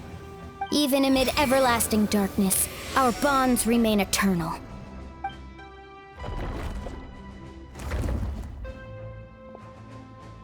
Stone engraved in echoing peaks. Converge, disperse, in ashes be reborn. For flames born anew, and the blazing dawn. A hero scaled the volcano to seize the sun. Anointed with flames, she shone with the light of 1,000 stars. Now, guide me in my first step.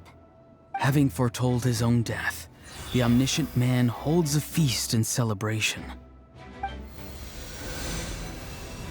Let us raise our cups in honor of his heroism and send him off with this final tribute. For at last, his wish is now fulfilled.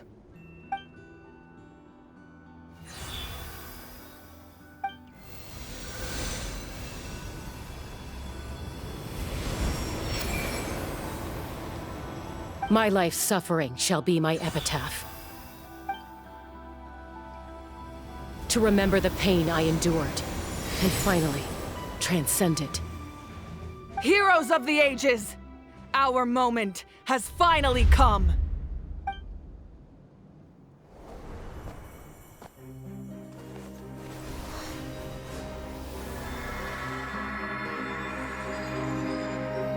We unite as one! Baptized by the Turnfire, Bearing an ancient blessing. Knowing true power. and accepting a fate of devotion. We embrace the transcendent flame. For Natlan! For Natlan!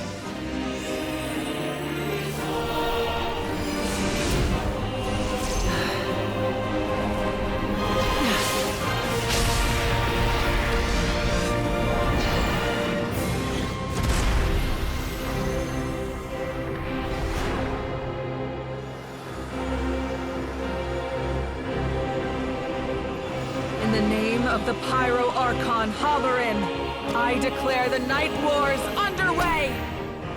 The Ode of Resurrection will guard all life till the war is over!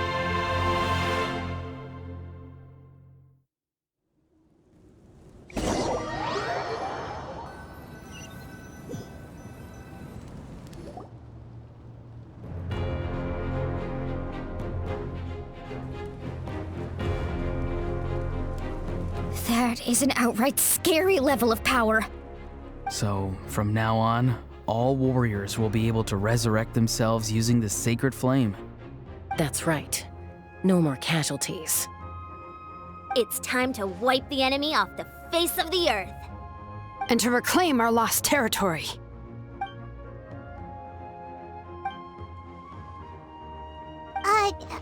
We'll come with you. Paimon, traveler. I'm so grateful you got to us when you did. You gave Koichi the chance to say those words to me before the end. If I'd lost control out there in the wild, this counterattack might never have been possible. Probably best not to think about that. More importantly, how are you feeling now? Any better? Not really. But now's not the time to deal with it. In the spirit of VUCA, I have to rise above it. The conflict and suffering in me are there to test my character. My struggle will make me stronger, and make me the person Koichi believed I can be. All right, let's go show the Abyss what human beings are made of. They'll be sorry they messed with Natlan after we're through with them.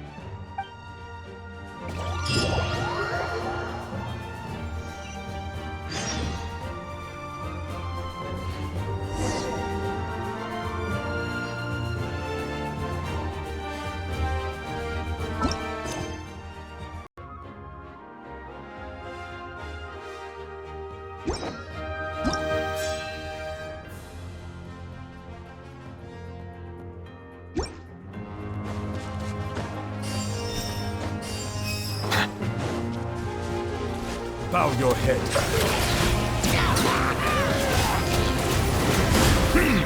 Let the mighty be humbled. For Natlan!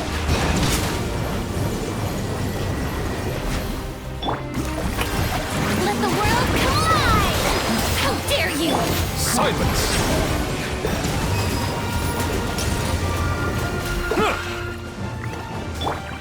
Useless! Whoa, what's that? Aerial support from miHoYo? Look how powerful she is now. It's borderline unfair. Settle down.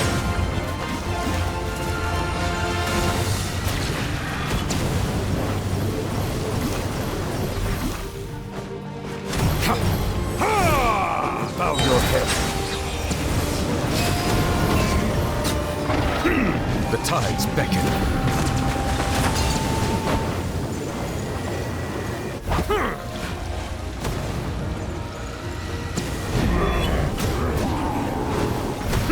Settle an oversight on my part.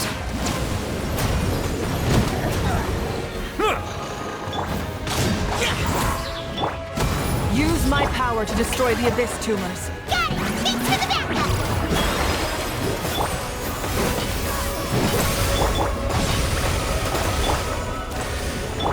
Silence!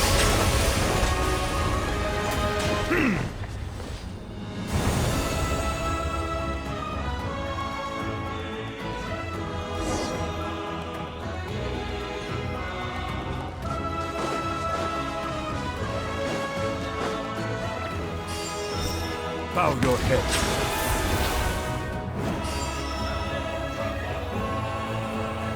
Oh, did you guys see that huge fireball? It exploded right above my head. Sorry, Mualani. I'll adjust my aim. No, you're good, Archon. It didn't hurt at all. Plus, it was freaking cool. Not great for your eyesight, though. Oh yeah, fair point.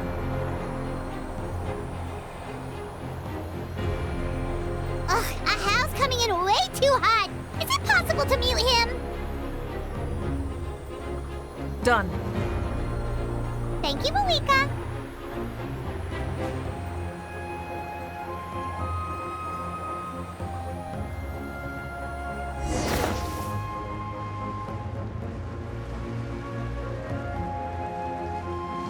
Backup has arrived. All right, give him hell.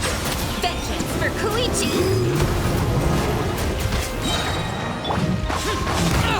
Get out of my way!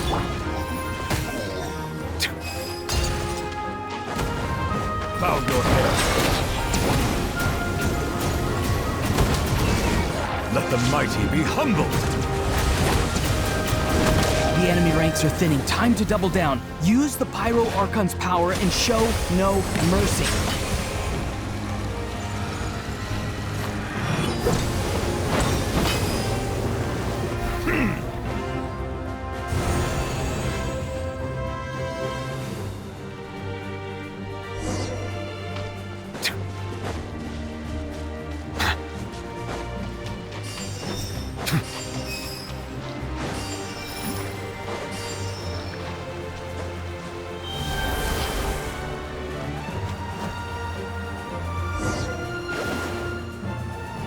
Kachina, over here! I'll send you up, it'll be quicker!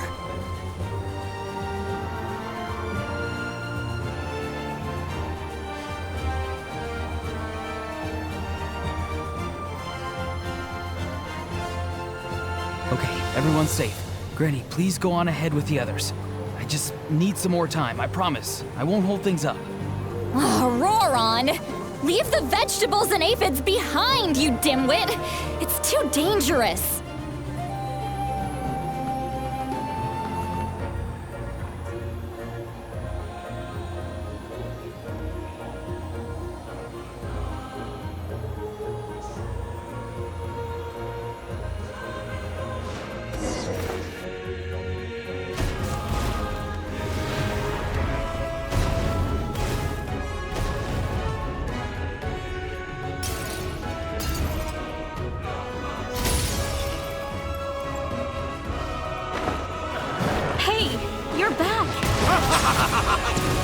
sacred flame has got me pretty fired up.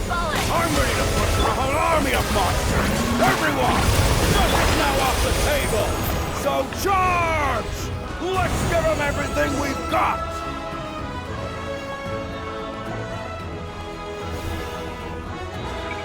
The Children of Echo's territory is secure. All monsters down. All good here at the People of the Springs, too. We crushed it! The Masters of the Night Wind are also safe. Should I go support the Flower Feather clan? Things are still pretty rough over there. I'm already en route. No need. I just dealt with it. Already? But you were just at the stadium! Yeah, well. Oh! Fair enough. Ian-san, what should we do about the Collective of Plenty? Your home's a long ways away from the stadium. Oh, no need to worry. I just heard from Verisa. Yeah! Their only game plan was to outnumber us, and that ain't gonna work now that we have the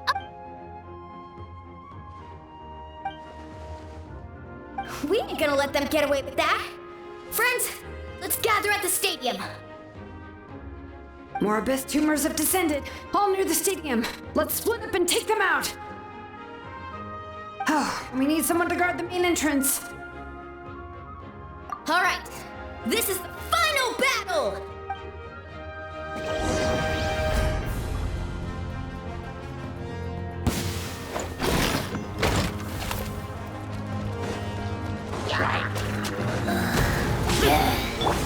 Shower me with praise!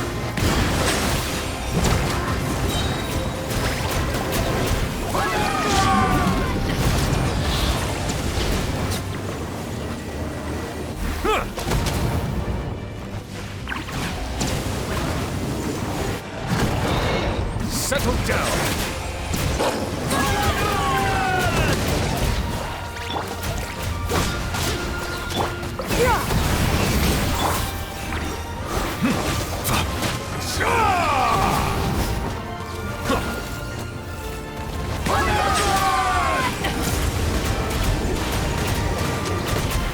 Be sanctified.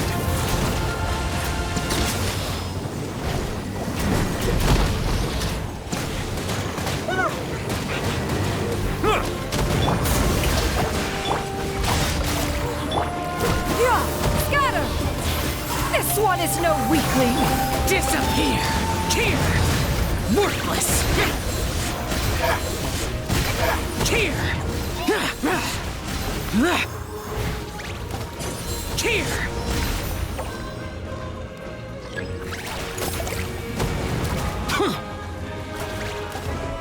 Useless!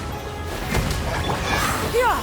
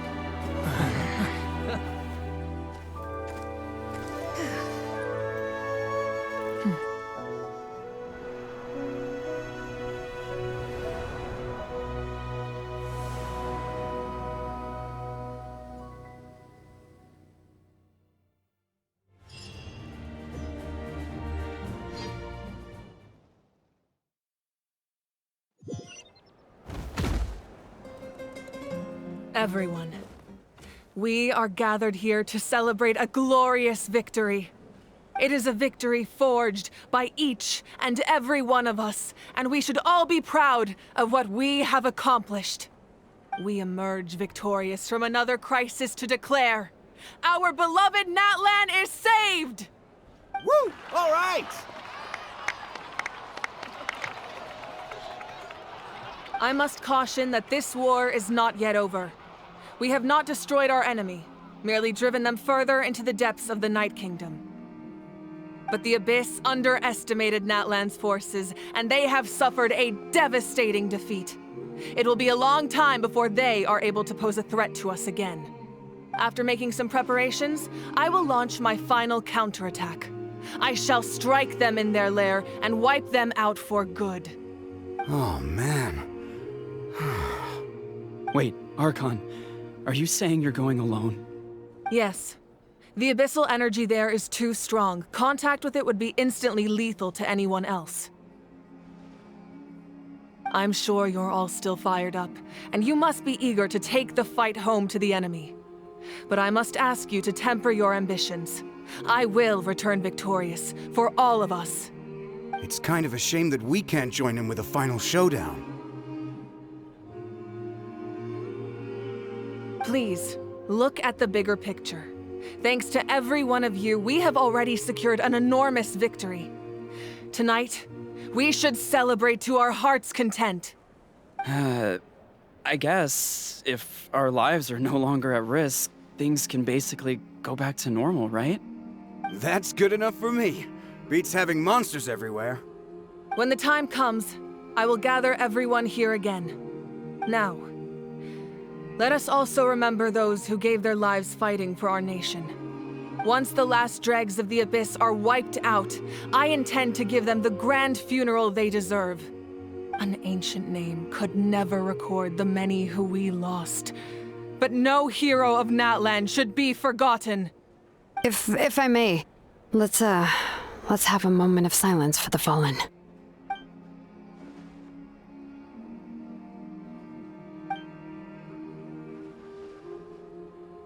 Lastly, there is one more person I must thank for his extraordinary support in our time of need, and that is the Captain. Speaking in a personal capacity, I should like to offer my sincere congratulations on your victory. Well, everyone, please enjoy the victory feast. I hope it's a chance to relax your minds and rekindle your spirits, so that we may face what lies ahead with renewed vigor.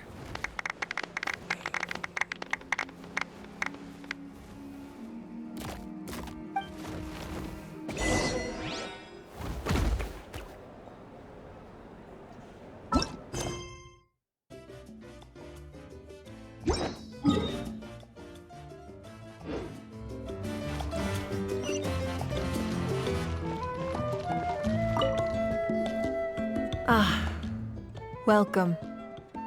You seem a little out of sorts. Are you just tired, or...? I guess I am. You know, when I was up there in the sky, I could see all of Natlan stretching out below me. People everywhere, giving everything they had for a chance at victory. If only I'd been quicker. Maybe they wouldn't have... And Koichi. Maybe she'd still... I'm sorry. Now is not the time for that. Fruit juice, right? Make it a large? True. My 500-year plan has almost come to fruition. Just one last step to go. Namely, my final battle against the Abyss. But battle is second nature to me, so I'm not feeling a huge amount of pressure. It was so awesome. The way you exploded that thing in the sky with one almighty punch! Are you always gonna have that kind of power from now on? Oh, that was the Divine Throne unleashing my full potential. And it was only temporary. I can't wield that power for any length of time. My body wouldn't be able to handle it. Likewise, the amplified power of the Ode of Resurrection was also temporary. From now on, it's back to ancient name-bearers only. Correct. We dealt the Abyss a critical blow. So for the time being, it's too weak to sustain regular invasions. I hope the people will be able to enjoy this period of peace. Or rather, assuming all goes to plan, eternal peace. We've had centuries of war with the Abyss, and it's high time we brought that chapter to a close. Anyway, there's something I've been wondering about. I know you've been at the center of some major events in other nations too, and fought many powerful foes. In this war, you were in the thick of it once again, dashing around tirelessly, supporting the fighting on all fronts. So tell me, what drives you to do this as a mere traveler passing through? Why risk life and limb for a cause that's not your own? A clear conscience. Great answer. That's how life should be lived. To the fullest, with no regrets. What I'm really trying to say is, I would love for you, with your extraordinary talent and your sense of justice, to join me in this final step. You and I together, finally putting an end to the ever-looming threat of the Abyss.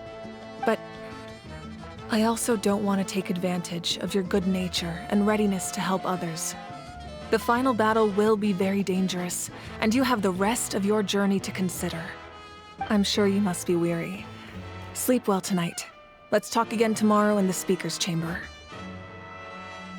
I'll give you more details on the final battle, and then I hope to hear your verdict.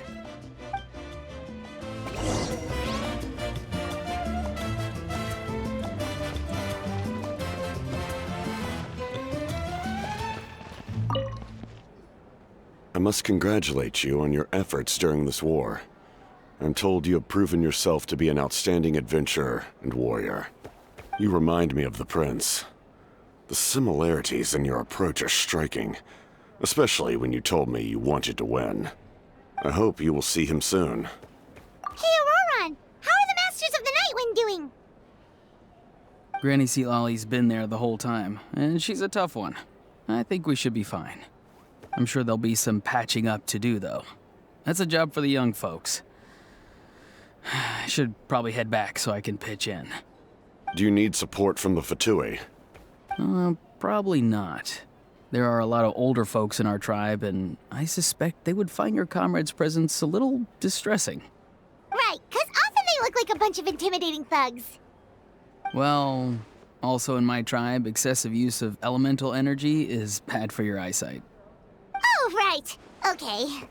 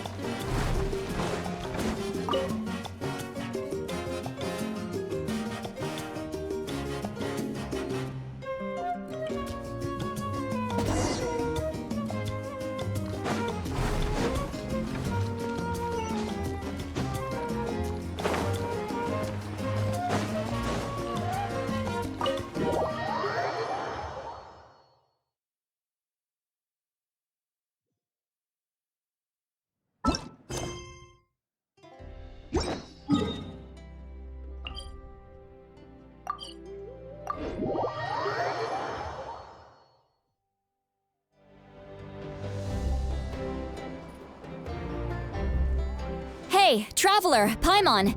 There you are. I've been looking all over for you. Oh, hey, Seatlolly! What's up? Listen up. I have something really important to tell you.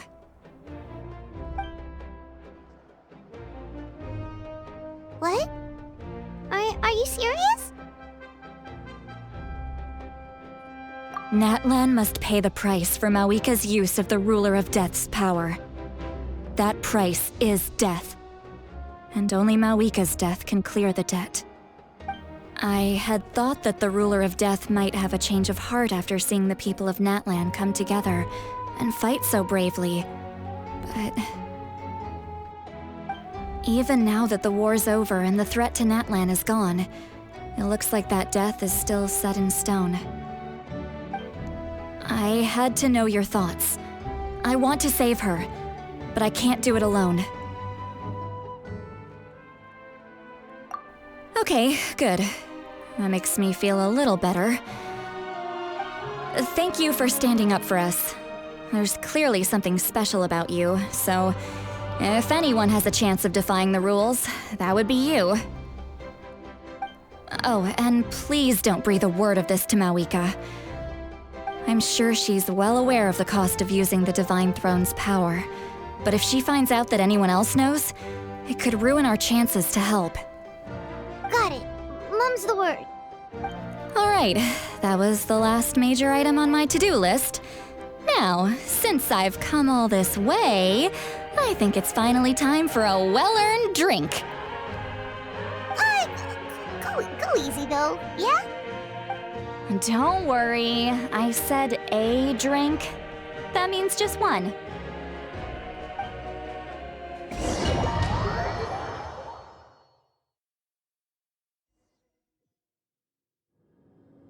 All right, you little munchkin. If you keep pestering me, I'm gonna have to get serious.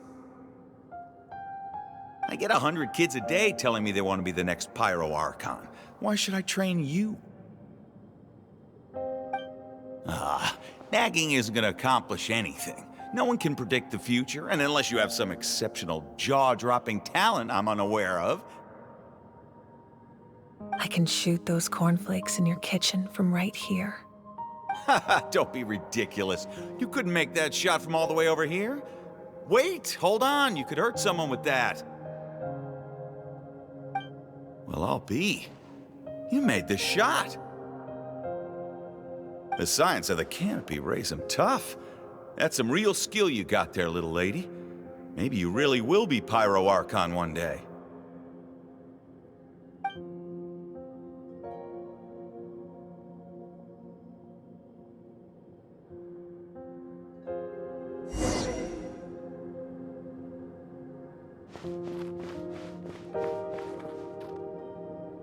See this? I'm the first one of us to get an ancient name. And it's not just any ancient name, but miHoYo. If you ask me nicely, there's still time to join my team for the pilgrimage, you know. No need to scowl. You lost and I won, it's no big deal. You want me to be happy for you when your turn comes, right? So cheer up. I'll get my own ancient name soon enough. And it'll be an even better one than yours. Oh, really? Well, good luck with that. What ancient name could beat miHoYo in our tribe? Unless... surely you don't mean Kiangozi?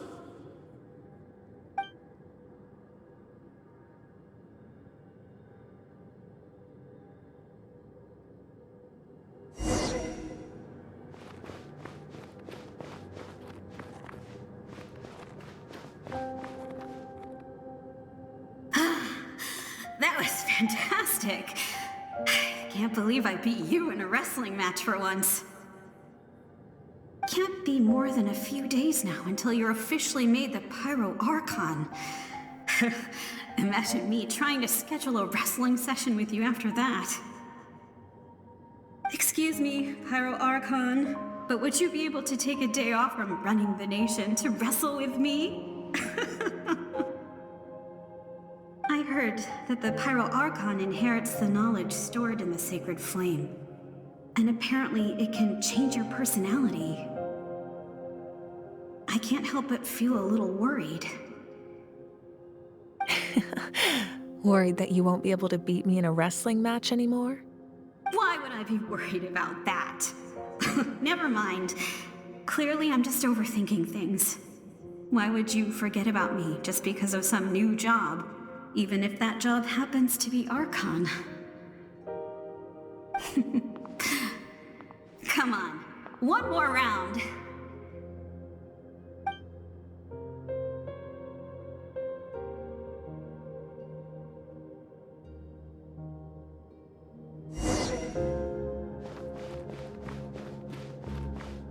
After the darkness will come the dawn.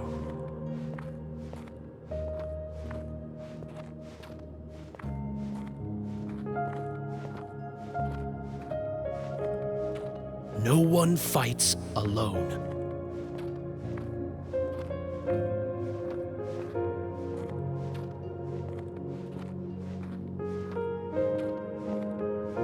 For Natlan!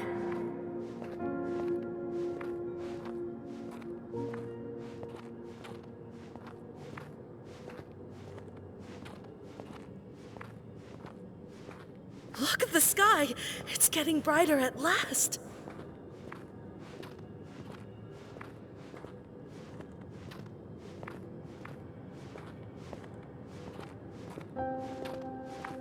We walk the righteous path, and the Pyro Archon will guide us.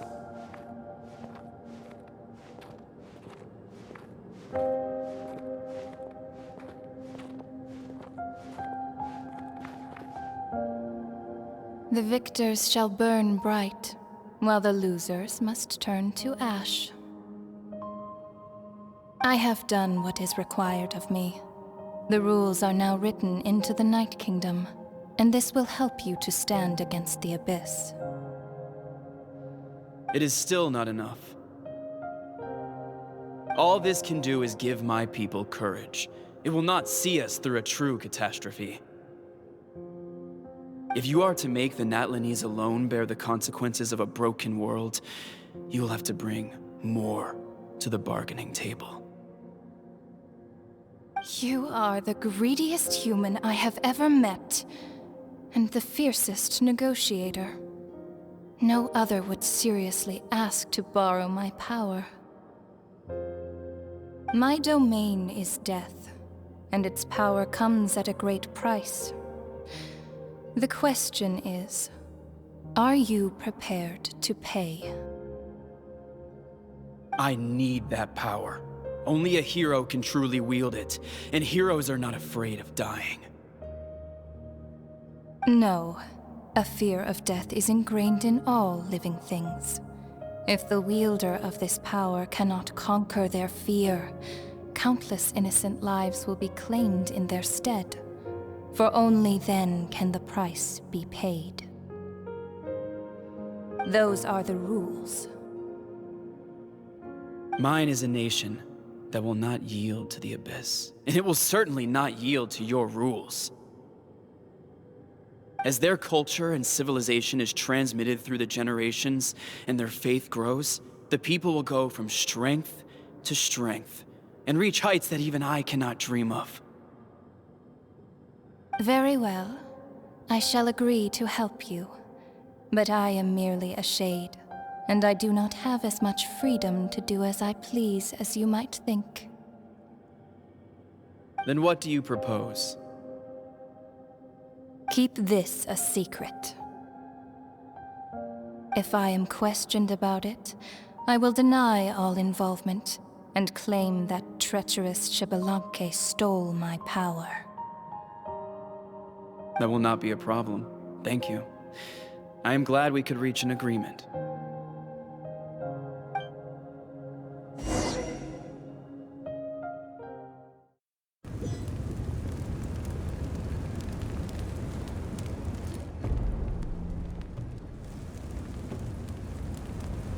Come in. As you know, I've asked you to come here to discuss the task of wiping out the Abyss. Oh, but first, any progress on the ancient...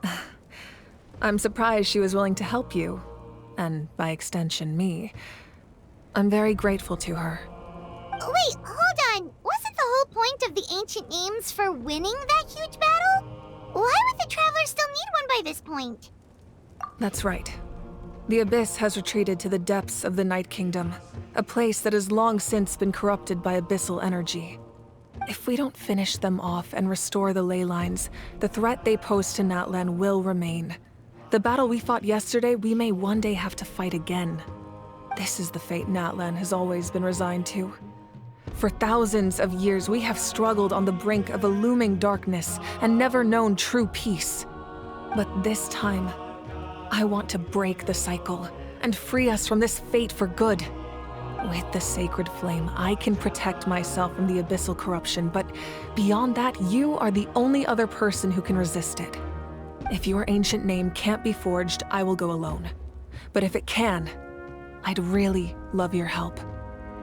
Not completely. After all, the Night Kingdom is still plagued by abyssal corruption. But when I used the power of the Divine Throne, it dispelled a lot of that corruption. Plus, your ancient name is a special case, so the Lord of the Night will take special care of you.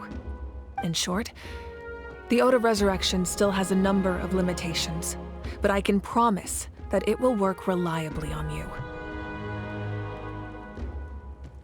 Whoa, whoa, whoa! Aren't we forgetting something here? What about Paimon? What's her place in all this? What? You mean we'll be separated? The Abyss is extremely devious. If you two go there together, you can bet they'll make Paimon their primary target just to put us in an impossible position. Paimon wasn't that worried, but now she's petrified. What will you do without me? Okay, well, Paimon needs to think about this because you're really asking a lot of her, but we'll give Paimon some time and she'll do her best to rise to the challenge. I greatly appreciate it. Everyone in Natlan knows how important this final battle is. You will be remembered and revered long into the future, until the end of time. If you have any other questions, please ask away.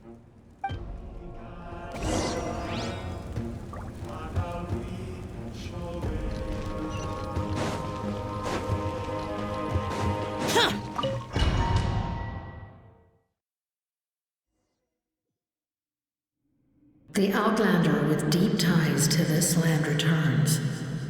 And this time, he is alone. The power that the Pyro Archon used to strike back at the Abyss came from the Ruler of Death. From what I know of her rules, she will demand death in return. How do you know of this? I see. So, the Ruler of Death sent you on your long journey. Natlan still has a final battle to fight, and I too have a final foe to face. For the sake of those countless lost souls, and a hope for Natlan's future, I need your help.